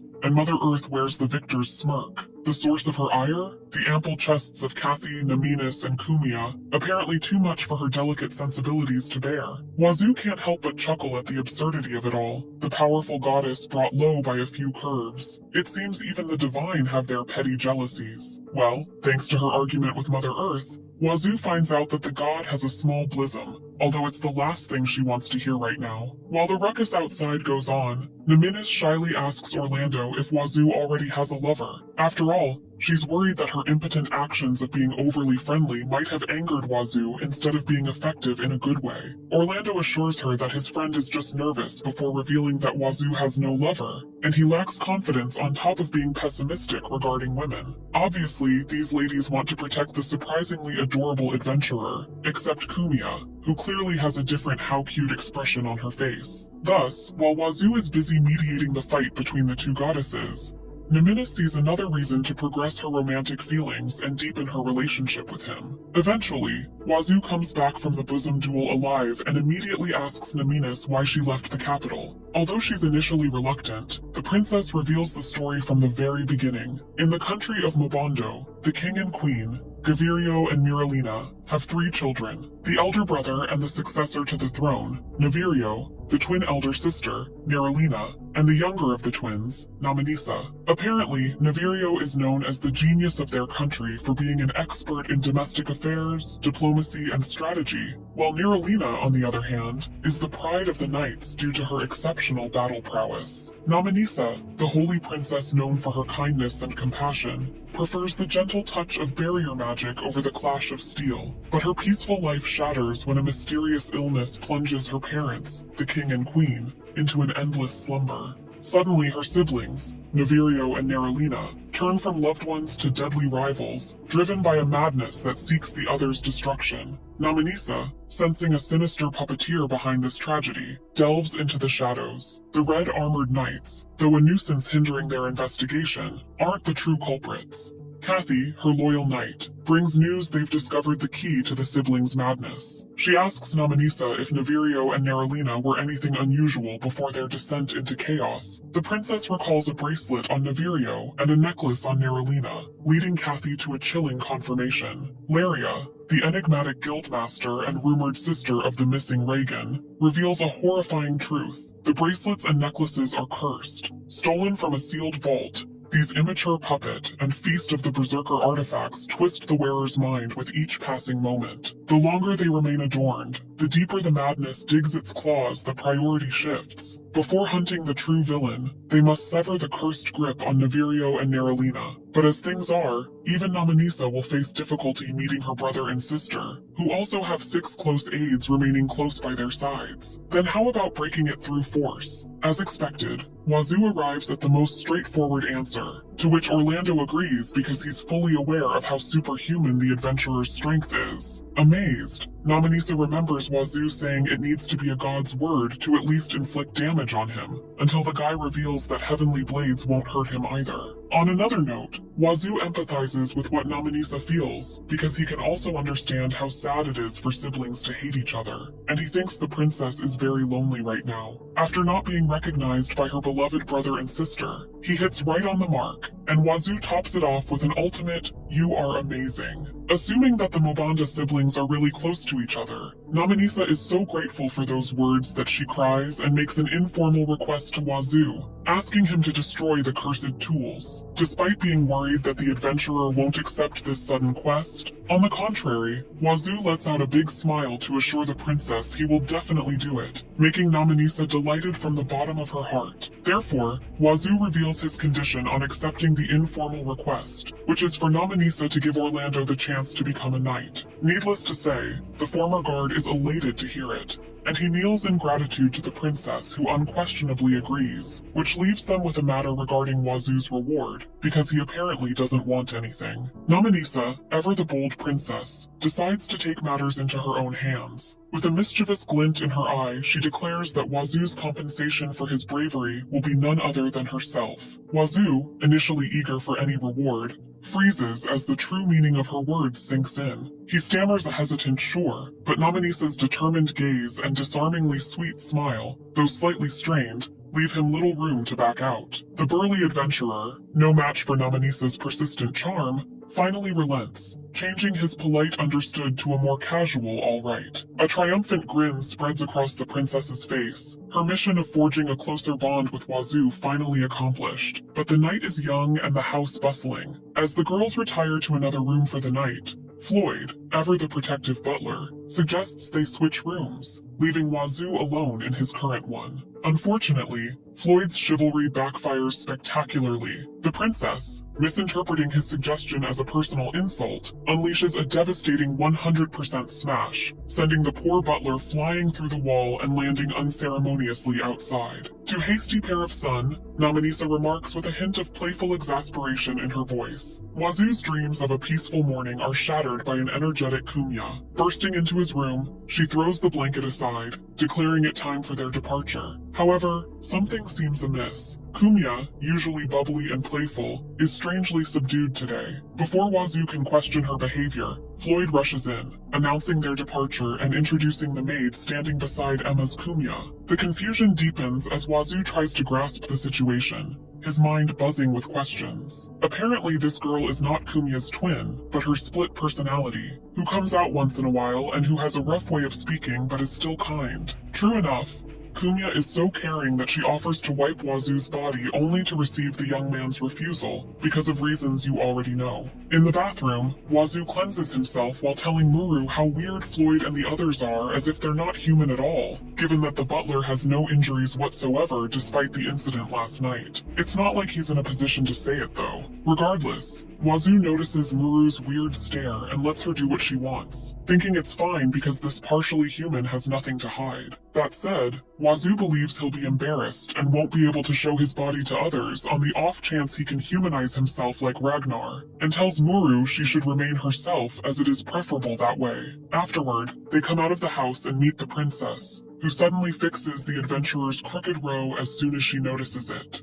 Obviously, Muru doesn't like Nominisa's presumptuous actions, because she wants to be the one who will fix it for Wazoo, causing the little dragon to act clingy to establish territory and show the princess who the true last boss is. And it seems like Nominisa immediately understands her message. Nonetheless, the journey that lasts for an unknown number of days continues, and we can now see the royal capital Mabando, where the group is having a little meeting near the large gate. In summary, Wazoo and Nominisa will remove the curses from Nevirio and Neralina, while Kathy and the others head to the guild to bring Lyria to the castle. Without further ado, The trio of the princess, the adventurer, and the dragon excitedly wander the busy streets on their way to the palace. Nominisa, brimming with excitement, announces their journey will take half a day to circumnavigate Mobondo, but I'll spare you the geographical minutiae. Instead, they delve into Wazoo's mountainous upbringing, a stark contrast to the bustling prosperity of Mobondo. They sing praises of Nominisa's father, the visionary king who ushered in this golden age. Reaching the city gates, Nominisa prepares to address the guards. Suddenly, a carriage hurtles towards them. Wazoo, with lightning reflexes, grabs Nominisa's hand, pulling her back from the brink of disaster.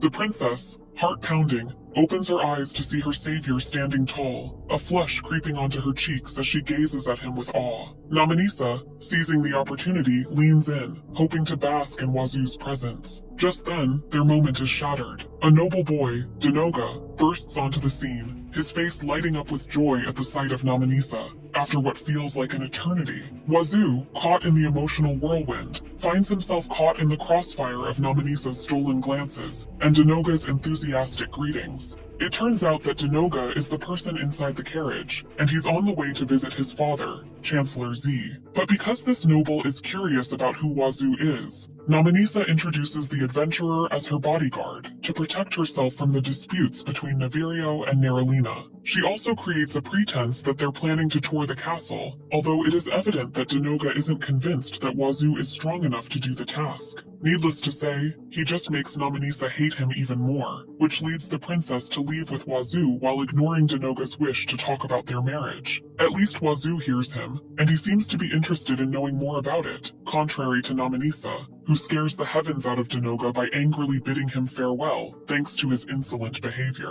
Well, goodbye, noble boy. While walking through the castle's hallway, Wazoo asks Nominisa about the marriage Denoga is raring to discuss. The princess pouts in response, however, before she reveals that Denoga is the son of the Duke of Freybond, and that their country originally had two royal families, Mobondo and Gavirio Mobondo. In the past, the country's first king, Gavirio Mobondo, perished without assigning a successor, so his cousin, the Duke of Frond, cooperated with Mobondo as a supporter. That said, Nominisa is definitely against her engagement with Denoga, and her feelings evidently go beyond disgust, because this girl will apparently puke when he touches her hair. Nominisa, radiant in her royal finery, arrives before the concerned eyes of the palace servants. Relief washes over them, their faces etched with worry after days of silence. The princess, with a hint of triumph in her voice, announces the resolution of the conflict. The source of her siblings' madness finally quelled, but a shadow falls over her joy. Meeting Navirio, even as a relative, is forbidden by his own decree. Still, Nominisa clings to hope, pleading with the servants to simply open the door. She yearns for a glimpse of her brother, even from afar. The heavy oak door creaks open, revealing a scene that chills Wazoo to the bone. Before him stands a living puppet, Navirio's form twisted by the cursed, immature puppet. His eyes, once bright with intelligence and warmth, are now vacant, glazed over with an endless loop of sorting documents. The prince, the brother Nominisa cherishes, gone, replaced by a hollow shell. Nominisa's heart cracks at the sight. Tears well up in her eyes as she remembers her brother, the kind, serious, yet playful soul who understood her like no other. He who treasured everything she held dear,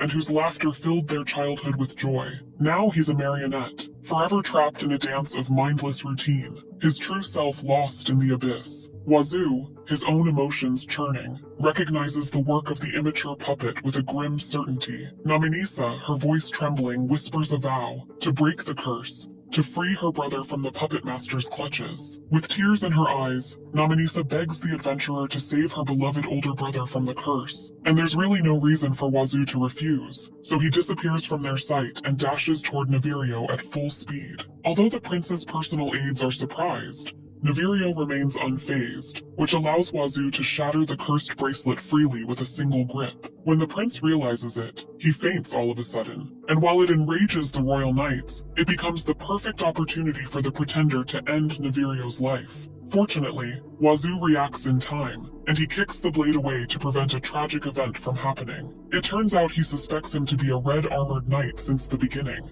But what's more surprising is Navirio's aides thanking Wazoo for saving the prince from the traitor who's taking him captive, meaning they knew it all along. Nonetheless, the enemy has been defeated, so Nominisa freely enters the office and hurriedly sprints toward her brother. Desperate, she wakes him up from his unconscious state, enabling Neverio to learn he is being controlled, which leads him to apologize to his sister for the trouble he caused. However, seeing Neverio safe and back to himself again is more than enough for Namanisa to forget all her hardships and feel even more delighted. Relief washes over the room as the curse lifts from Neverio. The prince, eyes shining with newfound clarity, bows deeply to Wazu's gratitude etched on his face. "Thank you," he says, his voice thick with emotion, "for freeing me for being Namanisa's strength." It's an unexpected gesture of humility from the prince, a testament to Wazu's heroism. Namanisa, her heart overflowing with joy, beams at the adventurer. Their shared smile holds a hint of something deeper, a hint that Nito notices with a mischievous glint in his eye.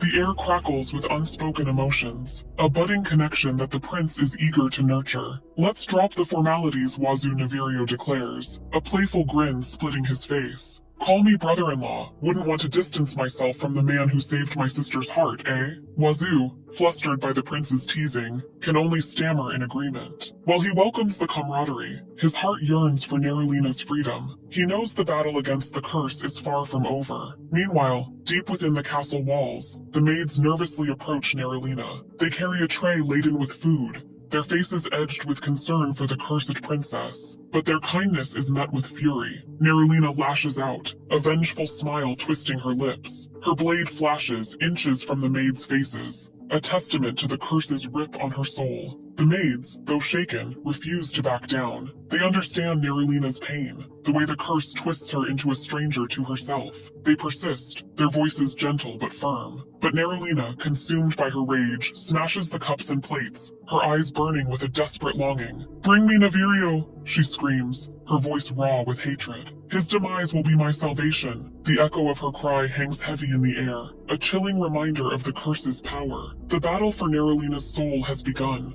and the fate of the kingdom hangs precariously in the balance. Wazu, burdened by the weight of his responsibility, clenches his fists, his resolve hardening. He will not rest until both Neverio and Nerulina are free. Although there's a faint, gentle voice in the background telling them not to worry, however, for the three who are watching this from a safe distance, Nerulina is getting more and more violent, and approaching her might be too tall of a task. Regardless, she is the same tomboyish girl who has the same favorites as Namanisa, so the two royal siblings request Wazu's assistance in lifting the curse without second thoughts. Wazu accepts to do Neverio and Namanisa's favor, and assures them he will handle the matter completely and send that ominous curse out of their way. However, Nerulina is already at her wit's end, contemplating her violent actions and weak heart, while wondering what really is happening like a vulnerable little girl. Right when she ponders what to do, an unfamiliar adventurer enters her clouded field of vision as Wazu nonchalantly approaches the first princess. In response, Nerulina threatens to turn the young man into a headless fellow, albeit her real feelings are for him to run away and prevent the worst from happening. Wazu is preoccupied with finding the necklace though, and when he learns it's inside the armor, Nerulina is already in his blind spot and slashes the adventurer's back with her oh-so-powerful weapon. Moreover, Namanisa forgets that even a god's word won't hold a candle to Wazu's defense, so Neverio calms her down first before urging his sister to take a proper look, because Wazu is absolutely unscathed and unbothered by the first princess's attempt. That said, he takes his turn and charges toward Nerulina, who then smashes the ground with the sword when Wazu dodges the life-ending attack of her. Still, the knight is unfazed, and she lets out another swing, hoping it will finally hit the adventurer, only to learn shortly after that Wazu grabs her forearm to prevent Nerulina from evading or attacking once more. Nerulina's screams of rage echo through the room, met by Wazu's resolute grip that tears the cursed armor from her grasp.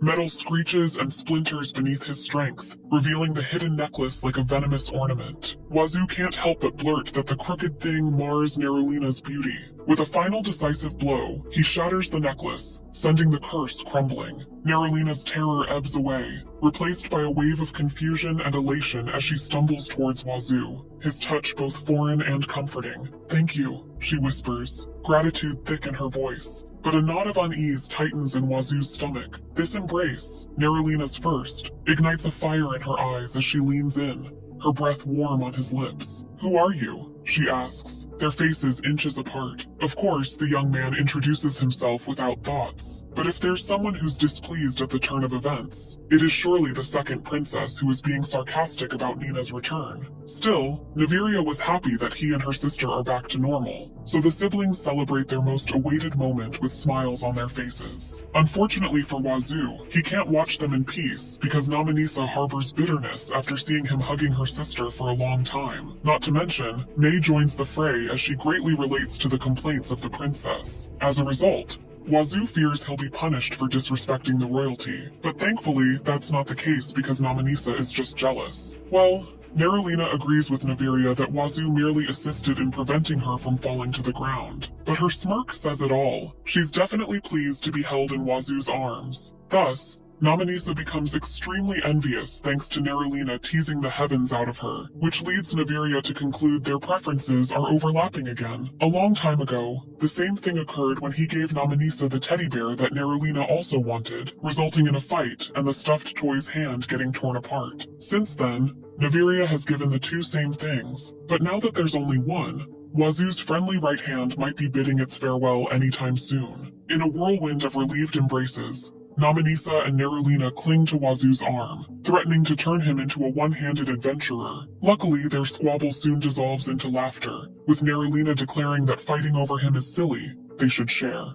Wazoo, his hand surprisingly intact despite the royal tug of war, finds himself facing the ultimate choice. Which princess will he be the man for? Even Neverio, impressed by their peaceful resolution, can't wait to share the news with their parents, assuming the royal slumber ends soon. Now that the curses are shattered, Nerulina craves a more casual connection with Wazoo. No more princess, she declares, demanding he repeat her name with no formality. Wazoo, echoing Nerina for what feels like the 100th time, can't help but chuckle at the demanding princess. She's practically her sister's twin. But tensions ease as Nerulina apologizes to her overjoyed servants, their faces beaming with relief at their princess's recovery. And with Neverio leading the way, the reunited family finally heads towards the room where their parents slumber, hopefully to awaken to a kingdom free from curses and brimming with newfound love. Unfortunately, they arrive at the place only to face the harsh truth, because the king and queen are still sleeping and show no sign that their condition has improved. Even with Nemenise's recovery magic and the curse's disappearance, the grave situation remains the same, and there are no forbidden tools to destroy, which means the cause of their slumber is different. Afterward, Floyd, Simia, Kathy, and Orlando enter the room, the latter excitedly rushing toward Wazoo to reunite with his friend. He also catches the attention of the prince and ultimately receives another permission to be a knight, thanks to Wazoo casually mentioning it like it's nothing. Returning to the main topic, Kathy reports their failure to ascertain the cause of the king and queen's slumber, which allows Floyd and Simia to introduce the guildmaster who might offer helpful advice. The thought of seeing Reagan's sister sends shivers down Wazoo's spine, so it's a tremendous shock when he catches sight of a voluptuous woman in glasses, Raylia, instead of a delinquent thug like what the adventurer initially expects. As a result, he is clearly agitated when Lyria recognizes him, although it turns out she's not buying the fact that the adventurer is C-ranked, so Wazoo shows his guild card to prove it along with the badge that Reagan gave. With this, the guildmaster concludes Reagan trusts this boy, which leads Raylia to officially introduce herself as the guildmaster in the East Royal Capital headquarters. But because of the stories she heard from Orlando, Lyria is sure that Wazoo's rank doesn't represent his true strength. A surprising grin flashes across Lyria's face. "So many trust you, adventurer," she muses, the compliment hanging in the air like an enigma. Wazoo, unsure if to be flattered or wary, watches as Lyria examines the slumbering king and queen. Her verdict is grim.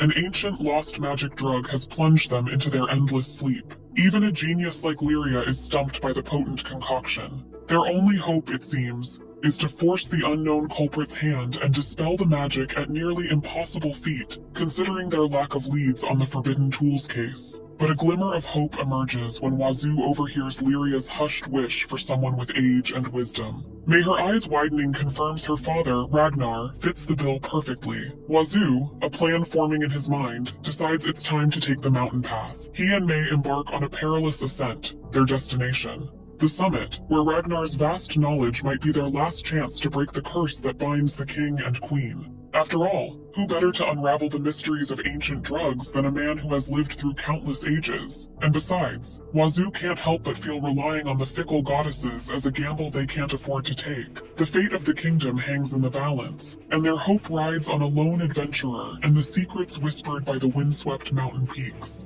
Eventually, the adventurer arrives at the castle and catches sight of 4 familiar creatures, calling Ragnar to go outside so they can, play. Okay, I know it's already mentioned in the comments, but the version changed, and so are the appearances of the necromancer and the others. See, Neil has that big smile on his face. With that said, the 4 are introduced to the story again, mainly because Zeal isn't your typical humanized werewolf anymore, and their personalities drastically change. For starters, Rudo becomes a pair of high elf, who exaggeratedly loves the female members of his race, which leads him to do unquestionable things and ultimately get exiled from their village. As a result, on top of it, this guy is so madly in love with their voluptuous figures that he can proudly declare to everyone with a highly satisfied face. Well, ignoring Rudo's shameless declaration, Wazoo informs Ragnar of the reason he visits, which leads the Dragon King to recommend Neil as his helper, based on information from Wazoo. The necromancer assumes that the cause may be the ancient stimulant, or possibly the effect of a magic spell. Moreover, they need to return to Neil's faraway lab for the prescription and medications, and the necromancer is having difficulty believing they can go there in a flash with the human adventurer's strength. It requires until just tomorrow morning for Wazoo to drop by the lab and reach Mobondo, though he is willing to carry Neil on his back along the way.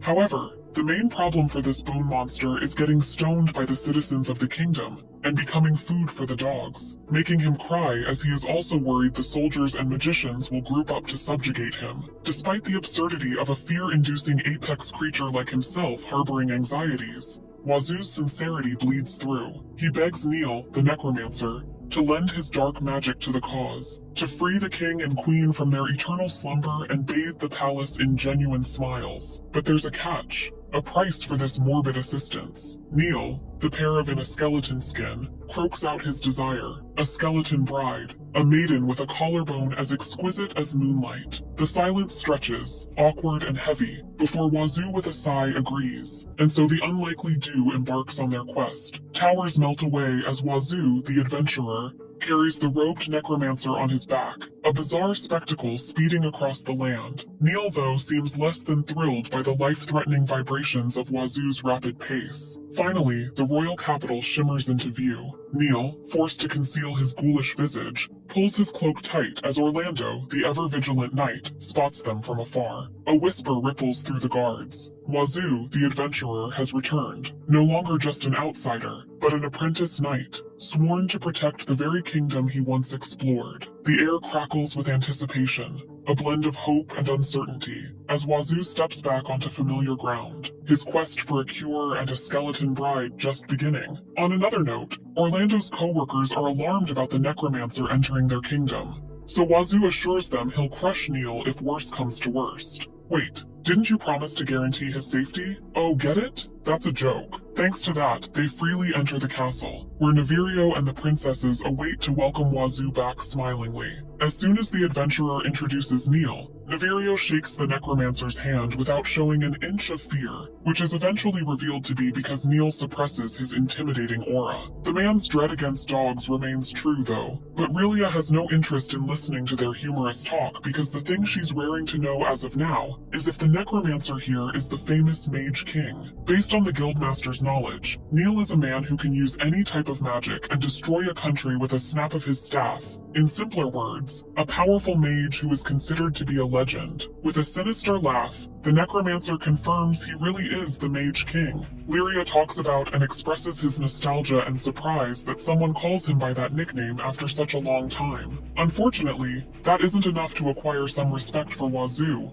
who wants him to hurry and treat the king and queen. After examining Gavirio and Miralina, Neil instantly concludes that they are suffering from the effect of the eternal sleeping drug, and that the way to cure them will be a bit too forceful. If they resort to desperation, a terrible side effect may occur, but if nothing is done, demise still awaits the royal couple. That said, Neil can easily make the canceling medicine if only he acquires the missing essential ingredient to craft the cure, a vampire's fang. Still, the Mage King assures the princesses that the item will be a mere catalyst, rather than a tool to turn their parents into vampires. Although outdated, Neil reveals a place where one can find those creatures on the off chance that they're alive and still living there, which excites Nominisa and Nuralina. The air crackles with tension as Nominisa and Nuralina gaze at the Mage King, demanding more information. But for a different reason than Wazoo, these princesses, it seems, are less interested in ancient lore, and more in getting closer to the charming adventurer. They bat their eyelashes, flashing smiles that could melt glaciers, all the while convincing Wazoo of their strength and reliability.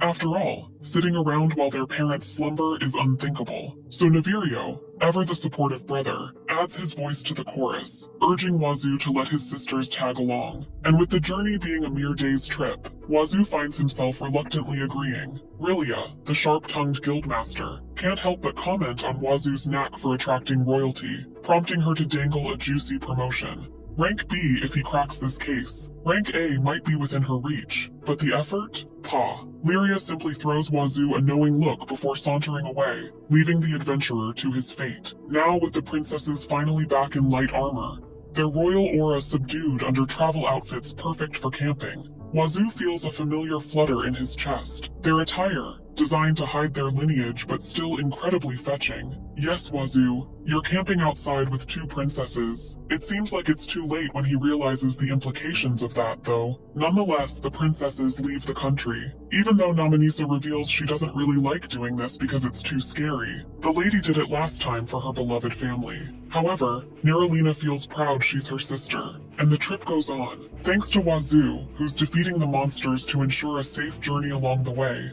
Little do the royal siblings know Wazoo is thinking of ways to hasten their travel, like heading to the vampire all by himself and securing the fangs, worried about what will possibly happen tonight, because he might finally lose control when sleeping together with two princesses on a single tent Floyd prepared. Ultimately, Wazoo decides to sleep on a tree, so it's finally a problem solved, and the next quest comes in when Niralina asks if he can ride a horse. However, this is according to the knight's calculations, as she then urges Wazoo to sit in front of her to let the personal lesson begin. Nominisa clearly refuses to let things go in her sister's way, although it is first come first served to Niralina. She even prepares a plan to allow Nominisa to enjoy the moment as well. That said, the two leave Wazoo to discuss what will happen from then on, and Miru decides to follow them, which is different from what Wazoo expects. Sadly, the overwhelming pressure of traveling with royals and the feeling of being left out causes Wazoo to cry and do the sports class sit he learns from his sister.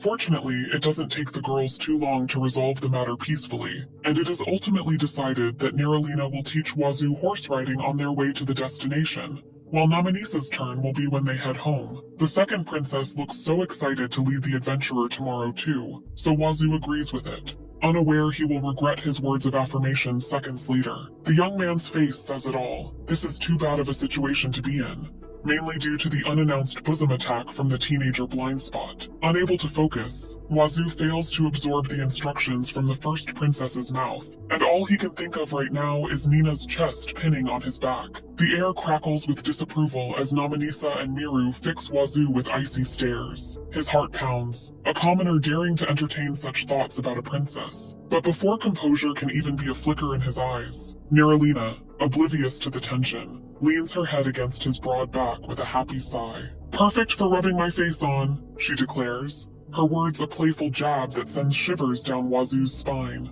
He can't decide if he should be flustered or embarrassed, the line between playful teasing and something deeper blurring before his eyes. Night falls, cloaking the forest in an unsettling darkness. Nominisa, her face etched with determination, casts a shimmering barrier around their camp, a shield against the monster they seek. Wazoo, emboldened by the flickering firelight, approaches her with a plan, a reckless one, designed to retrieve the vampire's fang alone. He speaks, his words tumbling out in a rush, but as they do, a mirror appears in Nominisa's worried eyes. The reflection stares back at him, stark and revealing, and Wazoo feels a jolt of shame. His plan, born of bravado, now seems like a betrayal of trust, a silent accusation that he doesn't believe in their strength. The weight of her concern hangs heavy in the air, forcing him to confront the truth. His actions, fueled by a yearning for glory, risk shattering the fragile bond they built. The path ahead is uncertain, but one thing is clear: he cannot tread it alone. So Wazoo decides not to rush it, and instead gives the girls motivational words to do their best tomorrow. Thankfully, the cheerfulness of the atmosphere returns, so the princesses prepare for their dinner.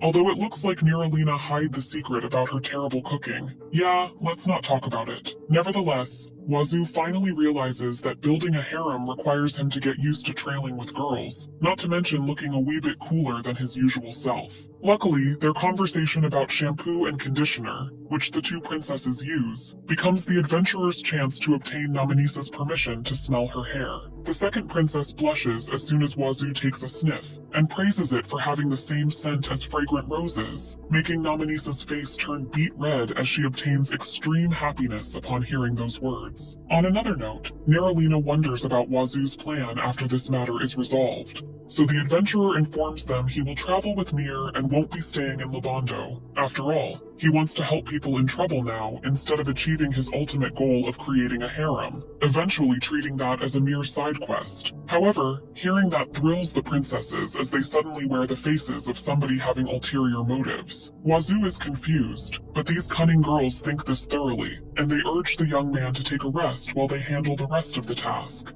As expected, Namanisa and Neralina are up to something as they prepare light outfits for the task remaining tonight. Obviously, they want to handle it as women, and not as hoping Wazoo will bring them along on his journey. The moment he finally falls in love with them, despite being shy and embarrassed, the twins officially confess their feelings for Wazoo to each other, and get the hidden yet evident love out of the way, before asking the blessings of their imaginative parents and brother to commence their full-on passionate sneak attack, promising not to steal a march on one another. Neralina and Namanisa silently barge into the tent and lie beside Wazoo to share him for themselves. Soon after, the adventurer wakes up and sees Namanisa and Neralina surrounding him on all sides, causing the young man to wonder what in the world is happening and why these princesses are so lightly dressed. The fragrant whiff of shampoo pierces Wazoo's dense skull like a lightning bolt. It's a sudden revelation. The princess sisters are blatantly tempting him, their smiles brighter than campfire flames. He remembers the alluring Tata, the captivating Salona, even the fleeting spark with Emma. Wazoo, a sheepish grin spreading across his face, can't deny his luck with the ladies. Even the overprotective Navirio readily entrusts him with his precious sisters. This realization washes over him like a wave, a solemn vow rising within him. He'll be their shield, their guide, their way back to their worried families. And so he lets them drift off to sleep nestled in his arms, a silent promise guarding their slumber. Morning dawns, a symphony of birdsong and sunlight. For Wazoo, it's a refreshing start, but the princesses, it seems, are grappling with a different kind of awakening. Did their charms fall short? Was the fan service not enough? They exchange worried glances, determination hardening in their eyes. This isn't over, not by a long shot. New tactics will be devised, new spells woven, new ways to capture the attention of the oblivious adventurer. But that, as they say, is a story for another time. For now, the sun paints the sky in hues of hope, and Wazoo, with newfound resolve, sets off on his quest, the echoes of laughter and whispered secrets trailing him like whispers on the wind. As they head out again onto the cave where the vampire is living, not too long after they reach the cavern, the four spot a house illuminated by sunlight and surrounded by a field of crops. Furthermore, a man is hoeing the land with a satisfied smile on his face as he enjoys the sunlight, which is not everyone would expect with a night creature like this one. Well, if you're disappointed it's not a vampire girl, just look at the faces of the people involved. Nonetheless, this peculiar character who's calling the vegetables Tomato-chan and Cabbage-chan realizes Wazoo and the others are looking at him, with cautious yet disappointed eyes. Embarrassed, he covers his body and blushes while complaining why there are girls in this cave before running toward his house and yelling shy curses at the visitors, whom he calls dum-dums. As a result, the three can't help but doubt if Runaway really a vampire considering he looks slightly different from the rumors about their appearance. Would vampires get a suntan, just when they wonder if Runaway's just a butler or messenger? The man shows up from his door with a pitch-black cape and fearsome appearance, declaring himself as the harbinger of demise and challenging the unannounced guests to a fierce battle. Silence befalls the cave not due to fear, but because Wazoo and the princesses feel no tension at all, given that their first meeting is not that terrifying dispirited runaway apologizes, and the royal twins follow suit before suggesting they recreate the scene from the very beginning. With that said, Wazoo and the princesses return to the entrance and come with exaggerated vigor, as if they're raring to fight the vampire and plunder what they need from him from the mansion. The vicious vampire commences his grand entrance with a sinister laugh that will make everyone cough, although it only applies to himself. Thanks to the water getting into his windpipe, everything is brought to waste and they have to start over. Despite Wazoo bluntly expressing his disappointment, nevertheless, their continuous attempts go on, and all of them end in failure due to various reasons like the dazzling light blinding the vampire, and him getting scared by bats in the necks, and might be the last attempt. Runa trips on the stairs and clumsily stands up, only to receive the terrifying glares of scorn from the adventurer and the royal princesses. Unsurprisingly, Wazoo gets fed up with the endless begging and shameless mistakes, so he gives Runo a frustrated knuckle sandwich, while Namanisa and Neralina merely watch them. Runo, the vampire, shrinks back, a pathetic whimper escaping his lips. Begging, he pleads for his life, offering everything he has in exchange for their mercy. Wazoo, though, holds firm. "We're not after your blood, Runo," he declares, his voice ringing through the cavern. "Only your fangs." Runo, eyes narrowed in suspicion, scoffs. "Fangs? You jest. My claws, my meat, even my eyes, they're worth far more than your puny materials." When Namanisa and Neralina step forward, their voices laced with sincerity. "We only need your fangs, nothing more. We'll even offer you a reward." Runo, his face twisted in a grimace, throws his head back in a guttural laugh. "Life you call a reward? You offer me the barest crumb from your feast." With a flick of his wrist, he launches a bundle towards Wazoo, maintaining a wary distance. The adventurer, unfazed by the vampire's theatrics, catches the package with a practiced, but it's the question on his lips that sends Runo scrambling for words. "How do you withstand the sun?" he asks, the question hanging heavy in the air. Runo, his fangs glinting in the dim light, shrugs. "Hard work, patience, and a whole lot of sunscreen," he mutters, his voice laced with sarcasm. He opens his mouth to elaborate, but Wazoo, already weary of the vampire's dramatics, cuts him short. "Another time, Runo," he says, a hint of amusement in his voice. "We have a kingdom to save." With a confident stride, steps into the unknown, ready to face whatever challenges await. Unfortunately, Runwaz is so pitiful that Wazoo is forced to stop, especially after learning it's been so long since he met somebody other than a woman whom he calls in Nen. Seeing the story state the vampire is in causes Wazoo and the princesses to return, wherein they learn that the Nen Runo talks about only visits sometimes, and the vampire suddenly cries due to loneliness. But because Runwaz is completely fine with sunlight, Namanisa and Neralina suggest he go out and drop by Nen's place instead. Something seems to be the problem, however, and the reason Runo can't leave this place is not so profound as a curse or barrier, because this pitiful vampire proudly declares he is scared of bats. It takes these three a few seconds to process the shocking information given that vampires can easily be associated with bats, although they eventually learn that those animals are pets for Runo, and his fear stems from being bitten by them in the past, like some humans with their cats or dogs.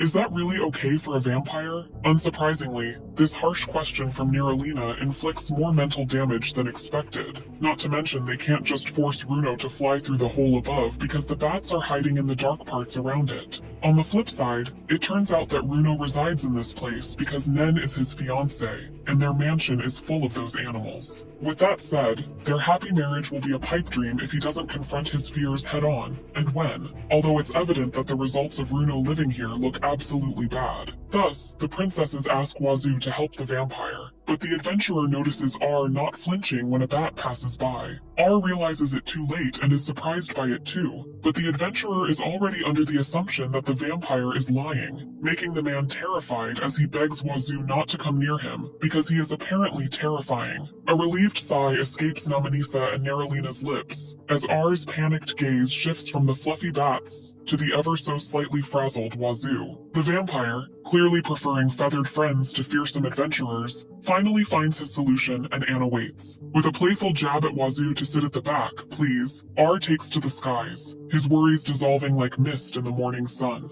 Left behind, the Fangmania trio, a delightful nickname courtesy of R's startled reaction, sets off towards the castle, the wind whipping through their hair as they master the art of horse riding. A curious tune, Evil Thoughts Be Gone, keeps humming in Wazoo's head, a soundtrack to the not-so-peaceful night he spent between the princesses. But knowing Wazoo anything spicier was probably just a particularly vivid dream, and indeed, the next day finds them reunited with a relieved Nevirio. He looks incredibly exhausted though, mainly because the battle against the evil thoughts is more challenging than the one-sided stomp with the black blaze. Nonetheless, the medicine needs to be done immediately, yet Neil is revealed to be having fun being a weirdo cornering a castle's maid due to her beautiful collarbones. Needless to say, the necromancer invites the servant to turn into a skeleton like him, and blushingly offers to polish the girl's collarbones every day. This is way past acceptable, so Wazoo kicks Neil and calls him out for shamelessly tempting the maids, only to get invited to attract the servants together because they are apparently pretty.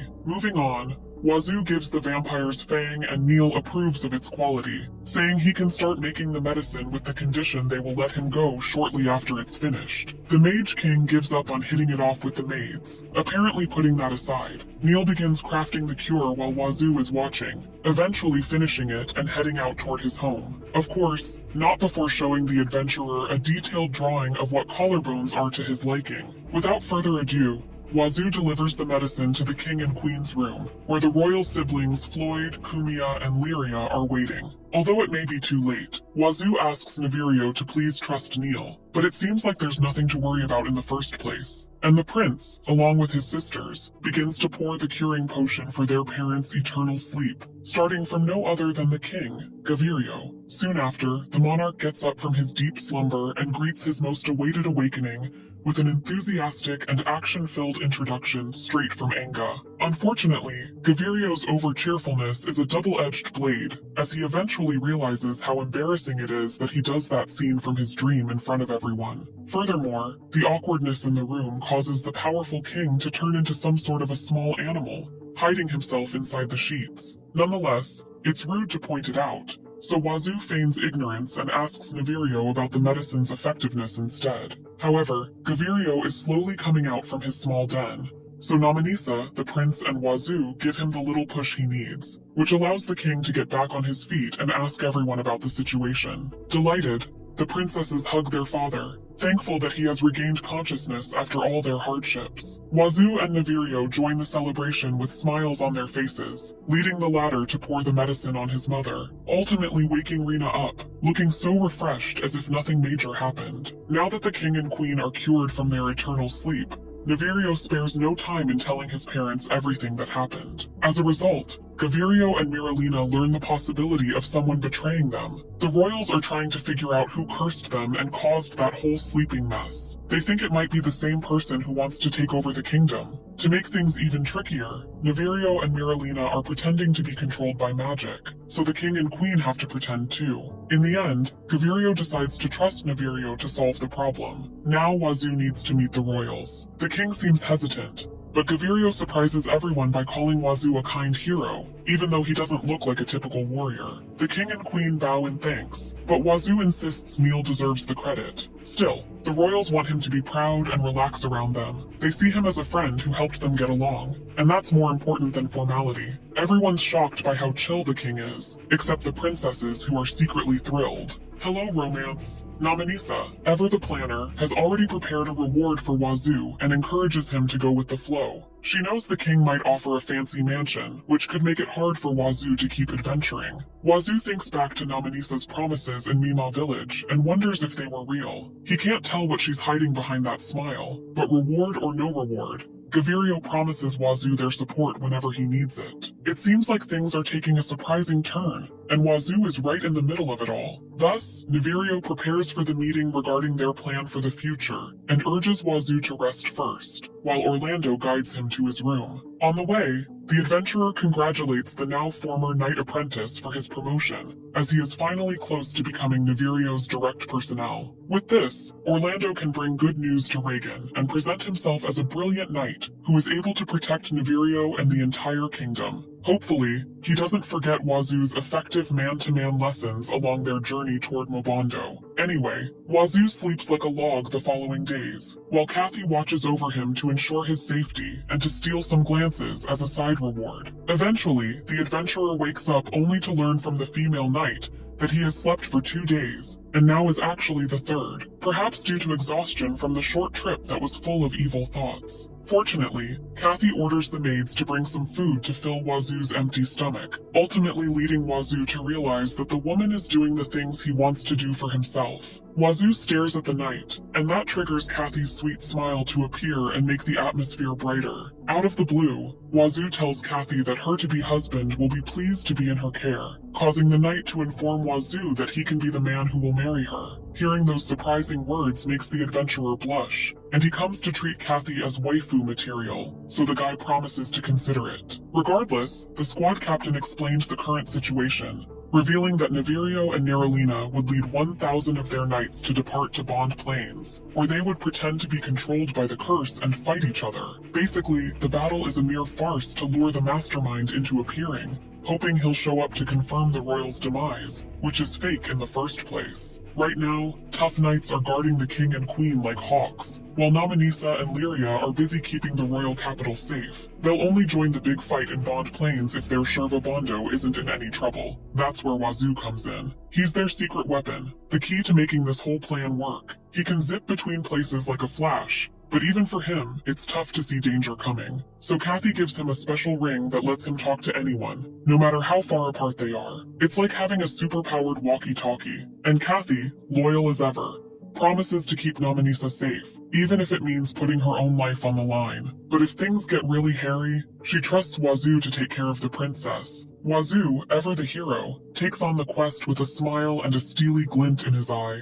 Now it's off to Bond Plains, where Nerolina and her brave knights are already charging onto the battlefield, ready for action. Luckily for the first princess, the cursed items are easily replicated, so it all boils down to their acting skills, given that the plan greatly relies on the perpetrator not knowing that the forbidden tools have already been destroyed. Meanwhile, Navirio is preparing for his departure when Wazoo finally shows up, raring to fight and defeat the culprit and settle the matter once and for all. Before that, he entrusts me to Nominisa to ensure her safety, as a fierce battle may occur soon. Therefore, the second princess Kathy and Lyria can't help but feel worried as they count on the C-rank adventurer's strength. Watching him leave along with Navirio and the others, while listening to Wazoo's reassuring words near the Bond Plains, Shiro inconspicuously watches over the upcoming battle, thrilled to see how it will turn out despite being fully aware that the situation is a mere farce. Nevertheless, he acknowledges the wits of the royal siblings to go full throttle with this idea,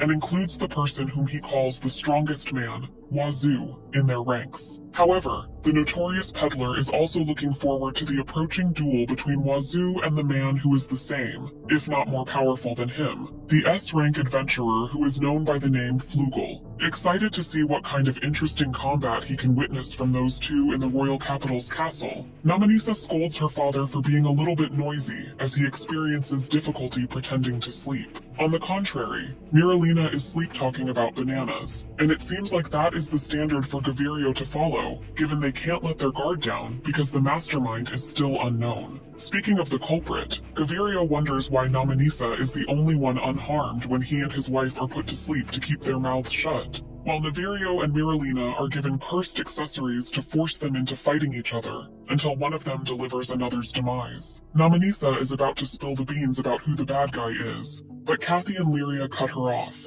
They both blurt out that the mastermind behind all this mess is definitely the one planning to use Nominisa, but they're not sure if this evil genius will actually show up on the battlefield to see how well Navirio and Nerolina are faking their defeat. These two are super protective of Nominisa, willing to whip the masterminds behind with their sword and Lyria's famous S-whip. Talk about girl power. Nominisa and Gavirio feel much better knowing they're in good hands, and Nominisa reassures Meru that Wazoo will be safe with her siblings. But standing by the windows is a bad idea. Kathy warns Namanisa to stay away, but before she can explain why, Meru freaks out. She sees Shiro staring at her from afar, and without a word, she just hugs Namanisa tight. Poor Mai. Little does she know, Shiro is already planning something big. Meanwhile, over on the Bond Plains, things are heating up. Knights from both sides swarm the battlefield like ants, led by Naralina and Navirio. They glare at each other like they're about to explode, and the tension is thicker than Pisu. It's time for the real battle to begin. Unsurprisingly, the princess known as the Valkyria starts the war by declaring she'll be the one to rule the country, which leads to a fierce confrontation as the enraged prince swears to bring her brutal end, ultimately leading the knights to charge toward their enemies as the clash continues. Wazoo observes the surroundings to spot anything strange, allowing him to learn there's no problem occurring yet, mainly because there are no emergency signals from the ring, and the knights are just having fun, knowing that the skirmishes are fakes. That said, Wazoo needs to watch over Navirio and Nina's duel and ensure they are safe, albeit confident that the perpetrator can't easily intervene, thanks to the 1,000 knights surrounding them. Still, it's possible that the culprit is watching from afar, so the goddess gives a well-appreciated suggestion for Wazoo to use his unique skill, present sensing. Thus, the C-ranked adventurer activates the ability and searches for the whereabouts of allowing him to discover the presence of at least 4 people hiding in the woods. All of a sudden, a terrifying existence deliberately shows itself to Wazoo's skill, surprising the C-ranked adventurer who instantly assumes that the fearsome presence is the same, if not stronger than him,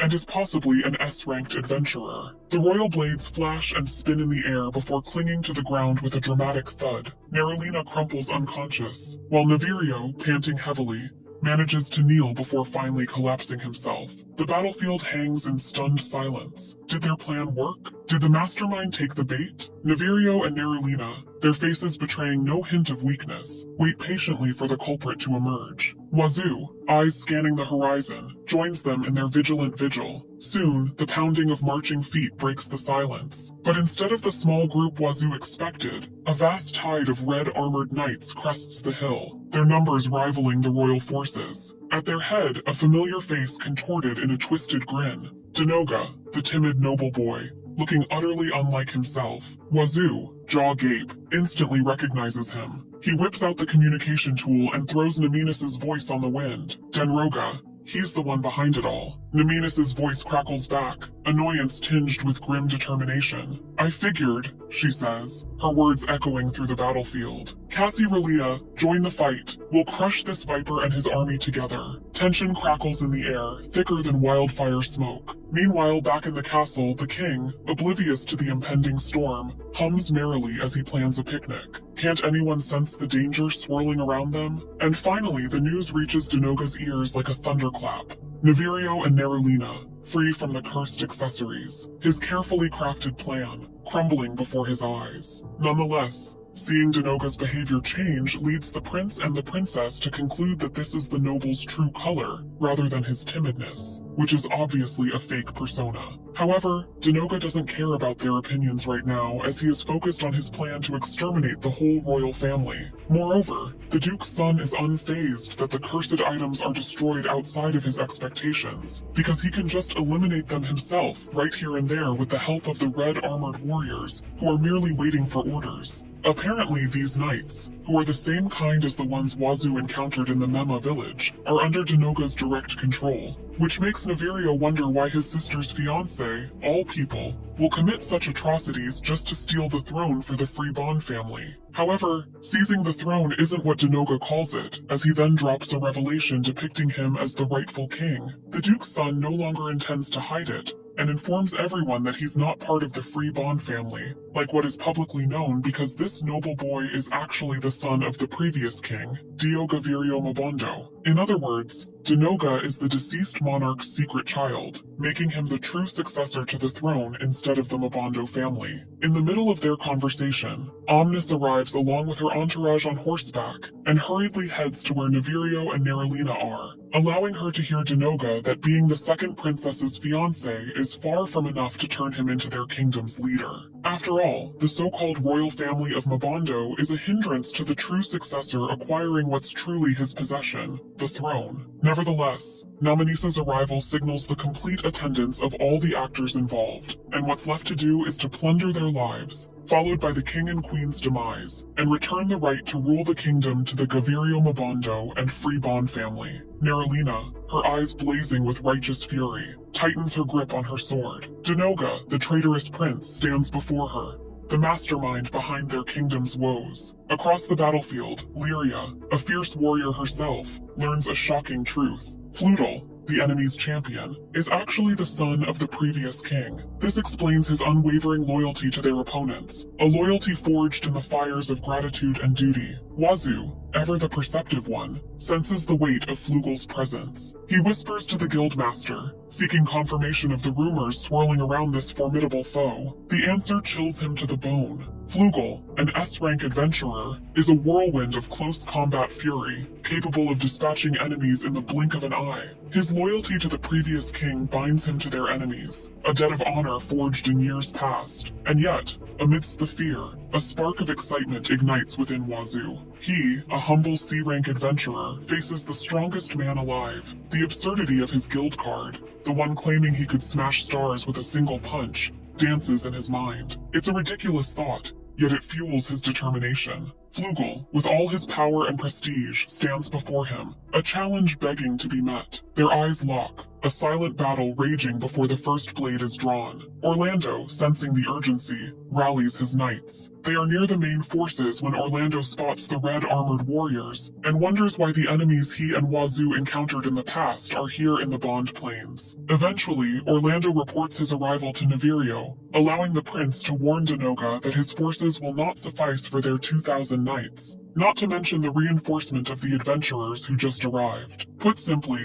Navirio suggests Denoga surrender, even though he has the famous S-rank adventurer on his side. Nevertheless, Flugel shows absolute threat and zero worries that Denoga will back down. Although Orlando, on the other hand, is clearly agitated that there's an S-rank adventurer who can possibly fight on equal terms with Wazoo. However, the person in question doesn't fear his fearsome opponent in the first place, and merely focuses on observing him as if he's confident this won't become a one-punch finish fight. On top of it, Denoga disagrees with Navirio's assumption that calling reinforcements is impossible, although Neralina thinks he's bluffing as there's no way Denoga can hide somebody in this vast plain. Unbeknownst to them, the throne's rightful successor isn't talking about human backup, as he reveals the ominous black ball that can bring chaos to this place. Only Wazoo recognizes what that thing is, so he hurriedly tries to stop Denoga from releasing the mindless beasts only to fail and get interrupted by Flugel's powerful smash right into his face. With Wazoo unable to stand up for even a split second earlier, Denoga activates the Gospel of Darkness and lets out the dark magic power until the orb shatters. Without wasting time, Wazoo tells Neralina to run away and reveals he has already seen the black sphere from a one-eyed ghoul in the elven village being used to control hundreds of monsters. Denoga is surprised that someone knows the secret of the black orb, as it is apparently a rare item according to a particular merchant, confusing Wazoo as he wonders who that is.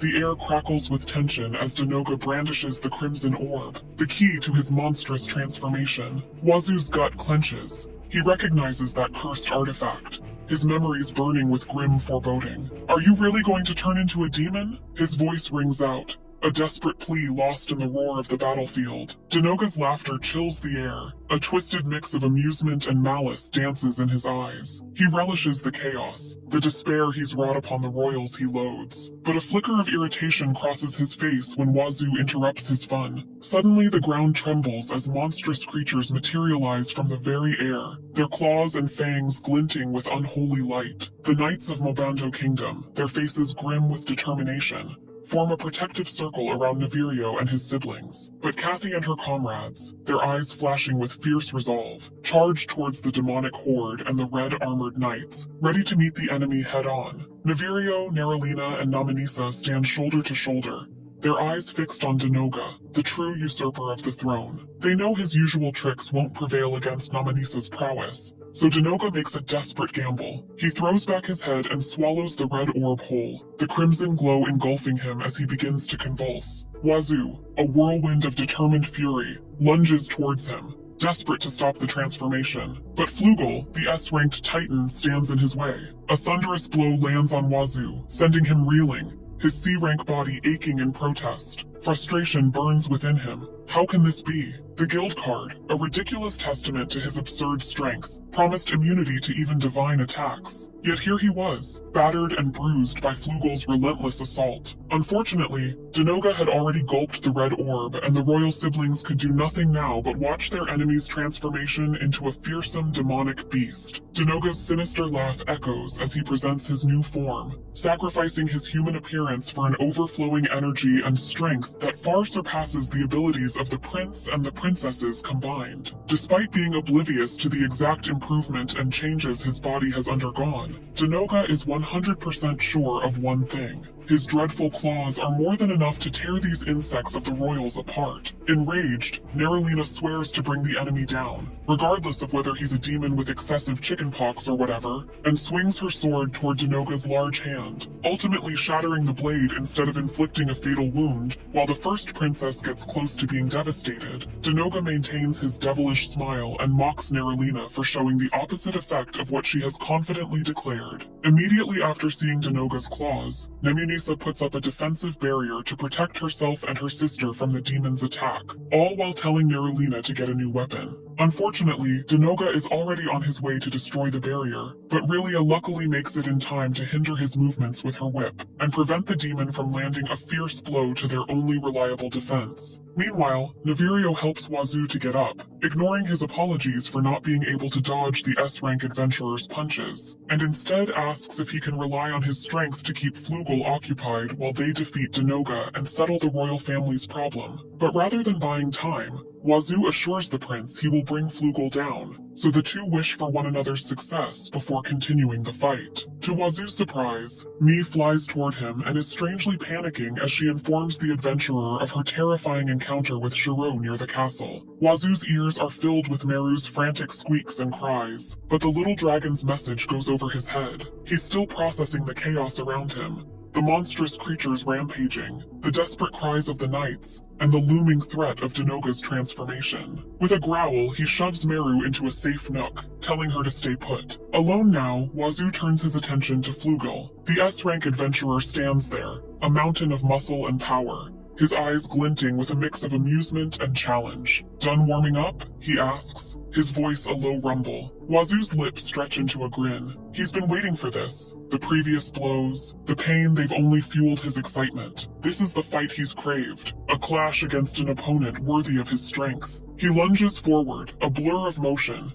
his fist aimed straight for Flugel's chest. Flugel, with reflexes honed by years of battle, easily blocks the blow. He grabs Wazoo's wrist, his grip like iron, and with a swift kick to the foot, throws him off balance. Before Wazoo can recover, Flugel unleashes a heavy stomp, aiming for his face. Wazoo barely dodges in the nick of time, the wind of the blow whipping past his cheek. He retaliates with a kick of his own, but it's no match for Flugel's seasoned defense. The S-rank adventurer, bored by the predictable move, lets out a hollow laugh. He unleashes a spiral of magical energy, a shockwave that sends Wazoo crashing to the ground. Flugel raises an eyebrow, his gaze filled with a hint of disappointment. "Who are you, boy?" he asks. "You have the strength of an ancient oak, yet your movements are like a wild beast. All brawn, no finesse." Wazoo, bruised and battered but undeterred, scrambles to his feet. His eyes burn with defiance, his grin widening. "Fuger, the S-rank Titan," he says,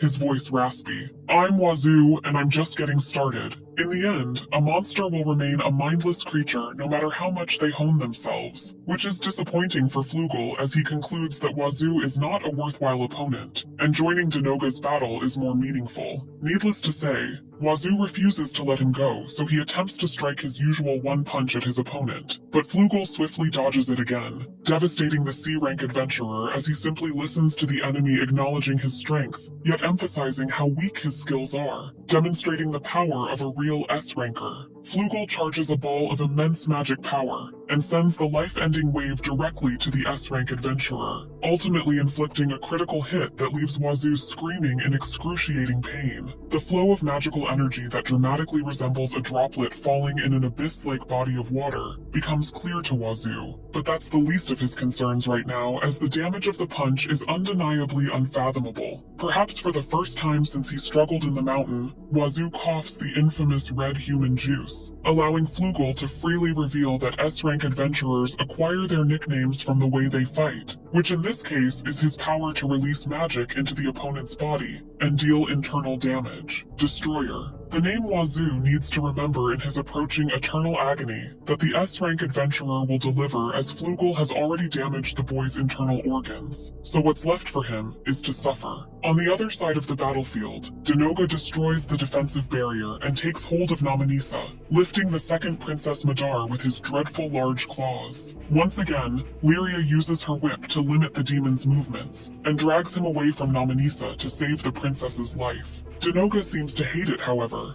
so he focuses his attacks on the Guiltmaster and slams her to the ground until Lyria tastes the punishment she herself wants to deliver to the culprit who's doing that to her right now. Witnessing Lyria's state, Nominisa tells her sister to step back so she can be Denoga's opponent, although it doesn't look like the demon still feels amused by the events, as he irritatingly flies toward the first princess and strikes the troublesome girl out of the way. Fortunately, the first hit isn't enough to bring Nominisa down, but the same can't be said for the following kick that successfully sends the first princess to a not-so-far distance. When Nina's domestic draws near, Nominisa steps up to protect her elder twin sister from the demon that was once her fiancé. Amidst the grave situation, the princess uses this chance to reveal she was satisfied with suspecting Denoga from the very beginning, disagreeing with the engagement and refusing to marry him. Nominisa's heart swells with joy as she remembers Wazoo's smile, a beacon of light amidst the surrounding chaos. She declares her defiance, choosing love over the treacherous Denoga. But before she can celebrate, the demon's claws hurtle towards her, only to be deflected by Nevirio's blade, the prince finally returning in the nick of time to shield his sisters. Now injured, Nevirio takes over the fight, his fury burning like a wildfire as he vows to vanquish their foe. Denoga scoffs, relishing the havoc he's unleashed. He promises to strip away the royal's grandeur, crush Nevirio's hold on the people, and witness their screams of submission. In a final taunt, he asks if Nevirio will order his loyal knights to die for him. A murmur ripples through the ranks, but it's quickly drowned out by a thunderous roar. "We are Nevirio's. We stand with him." Their voices boom, shattering the air.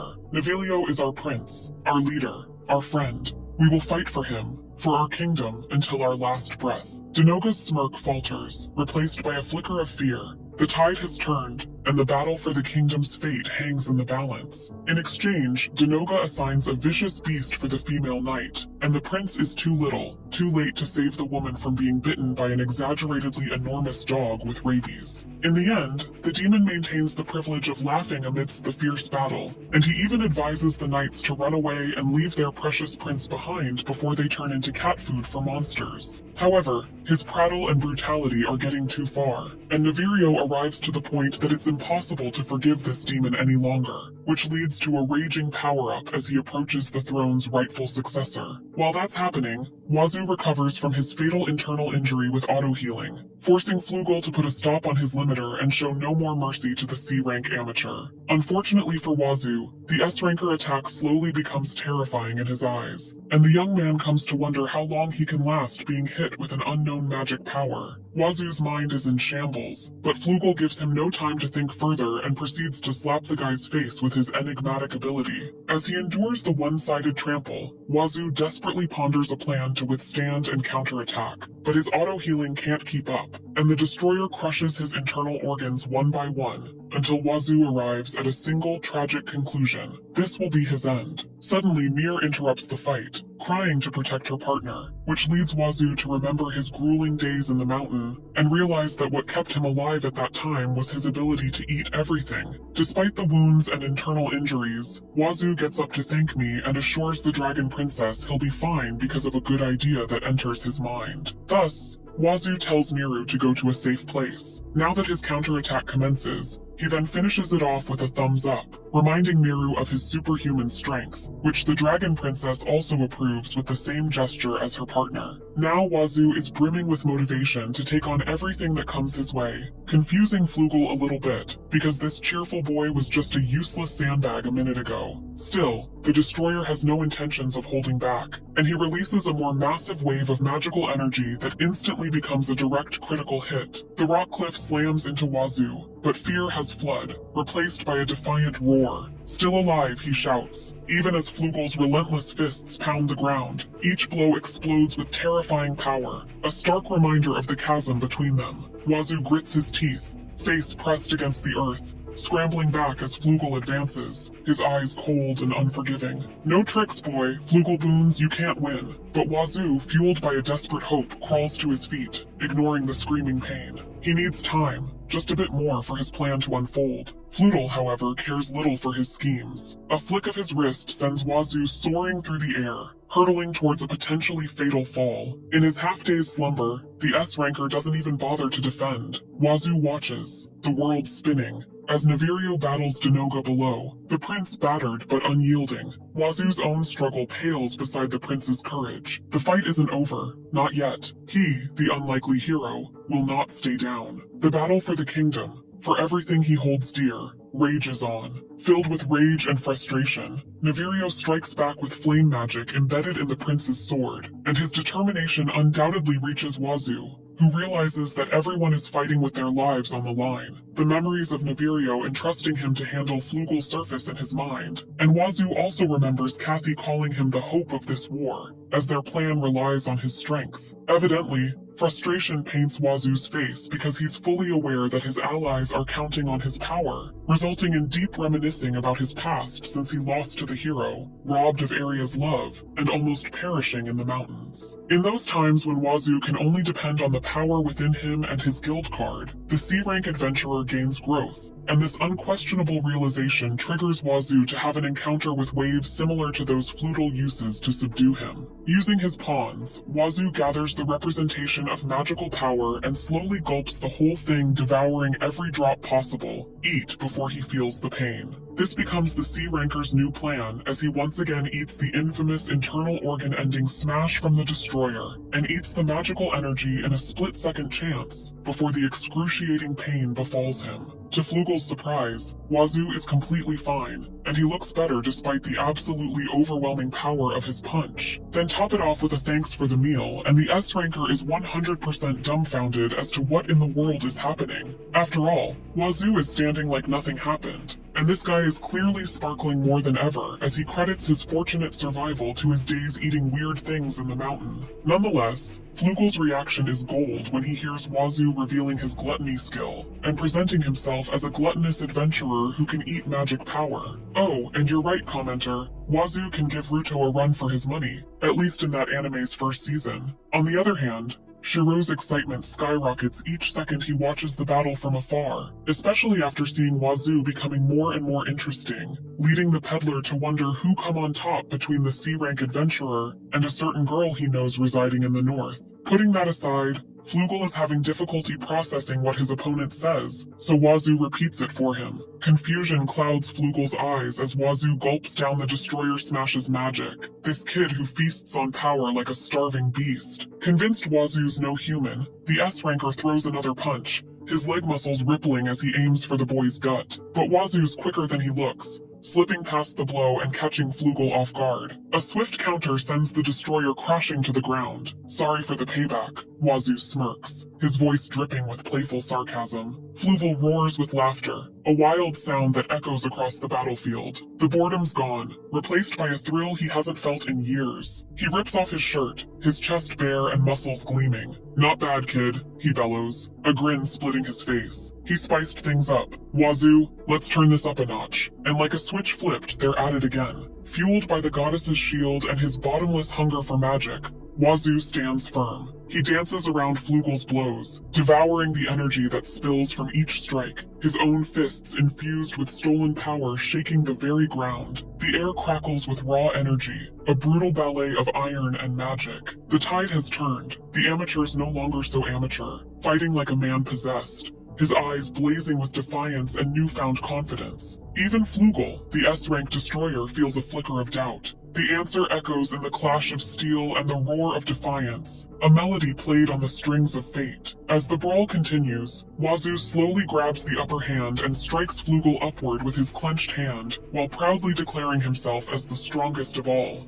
With the destroyer getting utterly destroyed, Wazoo reigns as the victor. Although he looks more serious now compared to when he rains punches on his opponent in his weakened state, Flugel takes back his words calling Wazoo amateur, and changes it with a terrifying nickname, Monster. Of course, the young man isn't pleased to be called that, because this adventurer blessed by goddesses has no intention of stopping being a human, regardless of how strong he becomes. Finally, Flugel admits his defeat and respectfully asks Wazoo to fight again next time until he suddenly stops saying a word. No, he's still alive. Maybe due to exhaustion, Flugel falls asleep, and his loud snores are a bit laughable for Wazoo, who eventually stands up because the war hasn't ended yet, and he's excited to get stronger and fight more challenging enemies like Flugel. Thus, Wazoo explores the Bond Plains and spots a vicious wolf on its way to devour a wounded knight and his companion. In the nick of time, Wazoo defeats the beast with one punch, saving the soldiers in the process before telling them to cure the injured while he deals with the monsters. Afterward, Wazoo heads to the horde led by a miner and spends quite a short time dealing with this group by simply playing around with the bull's horn, grabbing it and spinning along with the monster to eradicate the remaining beasts. With complete trust that Naviria will win the battle against Denoga, Wazoo decides not to join them,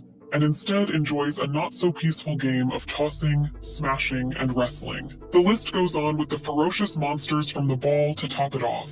Wazoo warns the enemies to return to the mountains with those guys' tails between their legs, or else they will pass through the violent road filled with monster juices of various colors, mainly red. Speaking of red, the enemy forces wearing the same color in their uniform are engaging in a We Are Stronger presentation to show the Kingdom Knights how weak they are. Tensions rise as Orlando and Kathy bristle at the carrot sneers, ready to prove them wrong. A brawl seems imminent, but out of nowhere, Wazoo disrupts the scene, knocking the red armored knight out cold with a playful knee to hand. Orlando, initially annoyed, sees the wisdom in Wazoo's move. Kathy and him can handle these goons, and Wazoo's intervention prevents their escape. Meanwhile, celebration turns to despair for Navirio, who stumbles to his knees, gasping for air. Inoga, the towering demon, mocks him. Wise but powerless general, let's settle this. With a savage roar, Inoga lunges, claws bared, but Namanisa's shimmering barrier flickers to life, deflecting the blow. Nerina! She shouts, her voice a rallying cry. Neralina, the braver second princess, seizes the moment. In a swift, unexpected strike, her blade sings through the air, severing Denoga's hand in a clean sweep. The demon's scream echoes across the battlefield,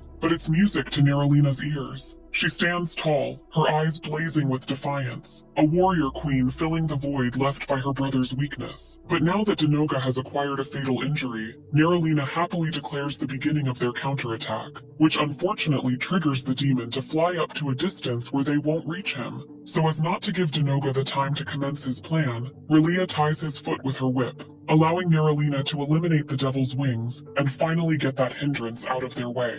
Unable to fly, the pitiful true successor of the throne desperately runs away, unaware that the prince's flames will not let him escape as they surround Denoga on all sides, ensuring there's no place to run for the devil. As in the Virio as the lead, Namanisa and Neralina claim this moment as the victory of the Mobanda family, enabling the first princess to raise her weapon engulfed in magical flames, as she then swears to protect the kingdom from the malevolent creatures threatening their country. There's no such thing as the rightful successor to the throne the next moment, as Neralina successfully eradicates the previous king's son from this world, and ultimately destroys the ominous orb along with the existence that was once known as Denoga. Nevertheless, the war ends with his departure toward the nether regions, the underworld kind of place, and not the human body meaning. Not to mention, Wazoo grabs almost all of the credits for capturing the red armored knights who tried to escape. To check if Wazoo gets stronger, Miru hands him his guild card, wherein the C-rank adventurer discovers the improvement of some of his skills, and the addition of one goddess to his heavenly harem collection. Apparently, Mother Earth increases her protection to help Wazoo recover from the internal damage in his duel against Flugel. but it seems like that's an uncalled concern because this guy's humanity percentage decreases to 62%. On top of it, there's the new battle deity who has also fallen in love with Wazoo, and the first goddess feels so jealous and annoyed that she assumes her boy is blushing from the new woman, even though the answer is a big no. But while Wazoo is preoccupied arguing with the goddesses, Shiru arrives and calls the familiar adventurer asking if he still remembers him. The memory isn't vague at all, however, and Wazoo vividly recognizes this mysterious peddler as Shiro. The cheers of victory echo through the air, but a sliver of unease clings to Wazoo. As Namanisa and Nerulina shower him with praise for his role in their triumphs, his eyes dart to a seemingly harmless figure, Shiru, a merchant he vaguely remembers. Shiru, ever the gleeful peddler, congratulates Wazoo for slaying the trash of a demon king, Denoga, casually mentioning the ominous ball that fueled the terror. This sparks a memory, a hushed conversation with Orlando and Reagan about a suspicious merchant in Link, the possible source of the orb's power. The pieces click into place. Shiro, the unassuming peddler, is the true mastermind behind the demonic chaos. The culprit is you. Wazoo's voice cuts through the jubilant crowd, silencing the celebration. Navirio, the princesses, and the knights stare at Shiro, their faces etched with disbelief. Why? Wazoo presses, determination hardening his voice. What are these orbs? What is your game? Shiro, ever enigmatic, offers a cryptic response. Follow me, boy. You'll find out everything you want to know. And so, Wazoo, the reluctant detective, accepts. The trail of darkness leads to a showdown, and Wazoo, with a steely resolve, embarks on a new quest to unravel the mysteries Shiro has woven, to expose the true mastermind behind the demonic plague that threatens their world. Shiro thinks he'll still be the one who will go where Wazoo is, though, revealing his desire to learn more about the adventurer's abilities and determine if it's stronger than the one he's longing for. Just like with Flugel, Shiro wants to see who will emerge victorious between Wazoo and the girl who possesses the sin of sloth. Apparently, the C-rank adventurer needs to face her next because he has already defeated envy and lust. But Wazoo, of course, refuses to grant the peddler's wish, as he has more important things to do at Mbondo.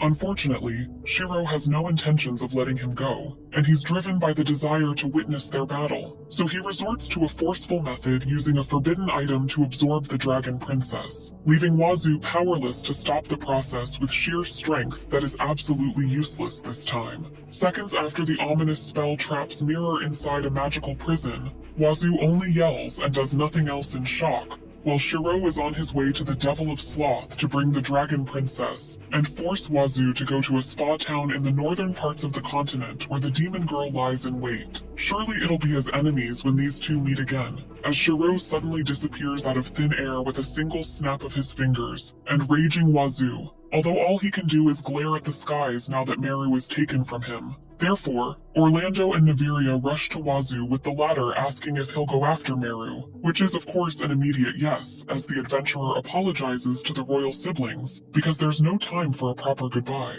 Nonetheless, Navirio and the princesses urge him to return to Mbondo with his dragon partner when everything is settled. After all, Namanista and Nerulina are planning to give Wazoo his promised reward as soon as they get permission from the king and queen. Reward. Clearly, Wazoo forgets that Namanista and her sister will join his harem, not to mention Kathy's plans to escort the princesses. Putting that aside, Lyria hands the adventurer a badge and advises him to show it to the guildmasters and meet around the continent to enable his rank up, as she can't issue it herself right now because Wazoo is in a hurry. It turns out that Lyria initially thought that Reagan was exaggerating when he mentioned Wazoo, but now her opinion toward the young man changes for the better. The guildmaster, his voice booming with gratitude, thanks Wazoo for saving Mbondo. With a wave and a smile, Wazoo dashes north, Meru's rescue a beacon in his eyes. The royal siblings, the knights, everyone cheers him on, their faces etched with admiration and relief. Namanista, tears welling up, can't help but recall her love at first sight, the memory lingering even after a tearful reunion with her parents. Back in the palace, amidst the warmth of family, Namanista's thoughts drift to Kimia's chest, Wazoo's hut with Nerulina, a jumble of small moments that solidify her desire. With newfound resolve, she decides to become his reward, her heart set on joining his adventures as his bride. Nerulina too grapples with her own love at first sight. The traveler, a ray of light in her darkest hour, the hero who pulled her from the curse's grip with a gentle embrace. It was her first touch, the source of a peace she found only after their battles. Her heart, a tangled mess of gratitude and yearning, whispers the same wish as Nominista's, to walk beside him forever. The echoes of their declarations, unspoken yet undeniable, hang in the air, promising a future of adventure, love, and a kingdom forever grateful. Even though it's a surprise that Nominista shares the same feelings regarding Wazoo, Nerulina can't deny her wish to get attacked by that guy when they were sleeping in his arms. After all, the first princess loves Wazoo so much that she can't stop herself from wanting to protect the adventurer, no matter if he's absurdly strong or not. For that very reason, Nerulina prepares her armor and equipment to depart from the castle and go to where Wazoo is. Thus, the royal princesses assemble to commence their plan to grant Wazoo his well-deserved reward, determined to continue their departure toward the north, whether they acquire their parents' permission or not. What? Wazoo? Yeah, sure. To their shock, Gavirio is perfectly fine in letting them follow their country's savior, even retracting Nominista's marriage to Denoga because that was apparently decided amidst his slumber. Furthermore, Gavirio can handle the succession himself and choose his marriage partner while the king deals with the free bond prime minister and unseats him from his position. They're all serious matters to control, but it seems like Nerulina's wish is so simple and devoid of politics and such. She simply wants to see her grandchildren. Thanks to that, these maidens in love's excitement soars, contrary to their brother who's clearly troubled about who to choose as a wife. Before Nominista and Nerulina leave the castle, Kumiya suddenly tells the two that Lyria is looking for them, so they hurriedly head to the guildmaster's office, where Lyria reveals that the princesses received a message from someone. To everyone's surprise, the person the guildmaster talks about is the Saint Arya, who came to Mabando just a few hours ago. Apparently, Arya is traveling to look for someone, but the council assigns her a mission to investigate some incidents in the Southwest Kingdom and leaves this morning. Regrettably, the saint can't at least enjoy some tea with the princesses like the old days this time, but she leaves an important warning: stay away from the Southwest Kingdom. Speechless, Nominista and Nerulina wish that Wazoo is fine, although it's highly possible he'll save someone again and increase the number of girls whom he doesn't know like him. Speaking of those women, we then arrive at a dark alley in Link, where a horde of lawless men surrounds two girls wearing a robe, inviting the ladies to have some fun with them. In a whirlwind of fury, the mysterious figure in white unleashes a storm of razor-sharp air, punishing the brazen thugs who dared to steal from Wazoo. The spellcaster's hood falls away, revealing the fierce faces of Tata and Salona, guardians of Wazoo's privileges and ready to unleash their righteous wrath. But with this thrilling cliffhanger, the manga chapter ends, leaving us eagerly awaiting the next installment. And please don't forget to subscribe and like this video. Also comment Wazoo if you want for the next part. Thank you for watching.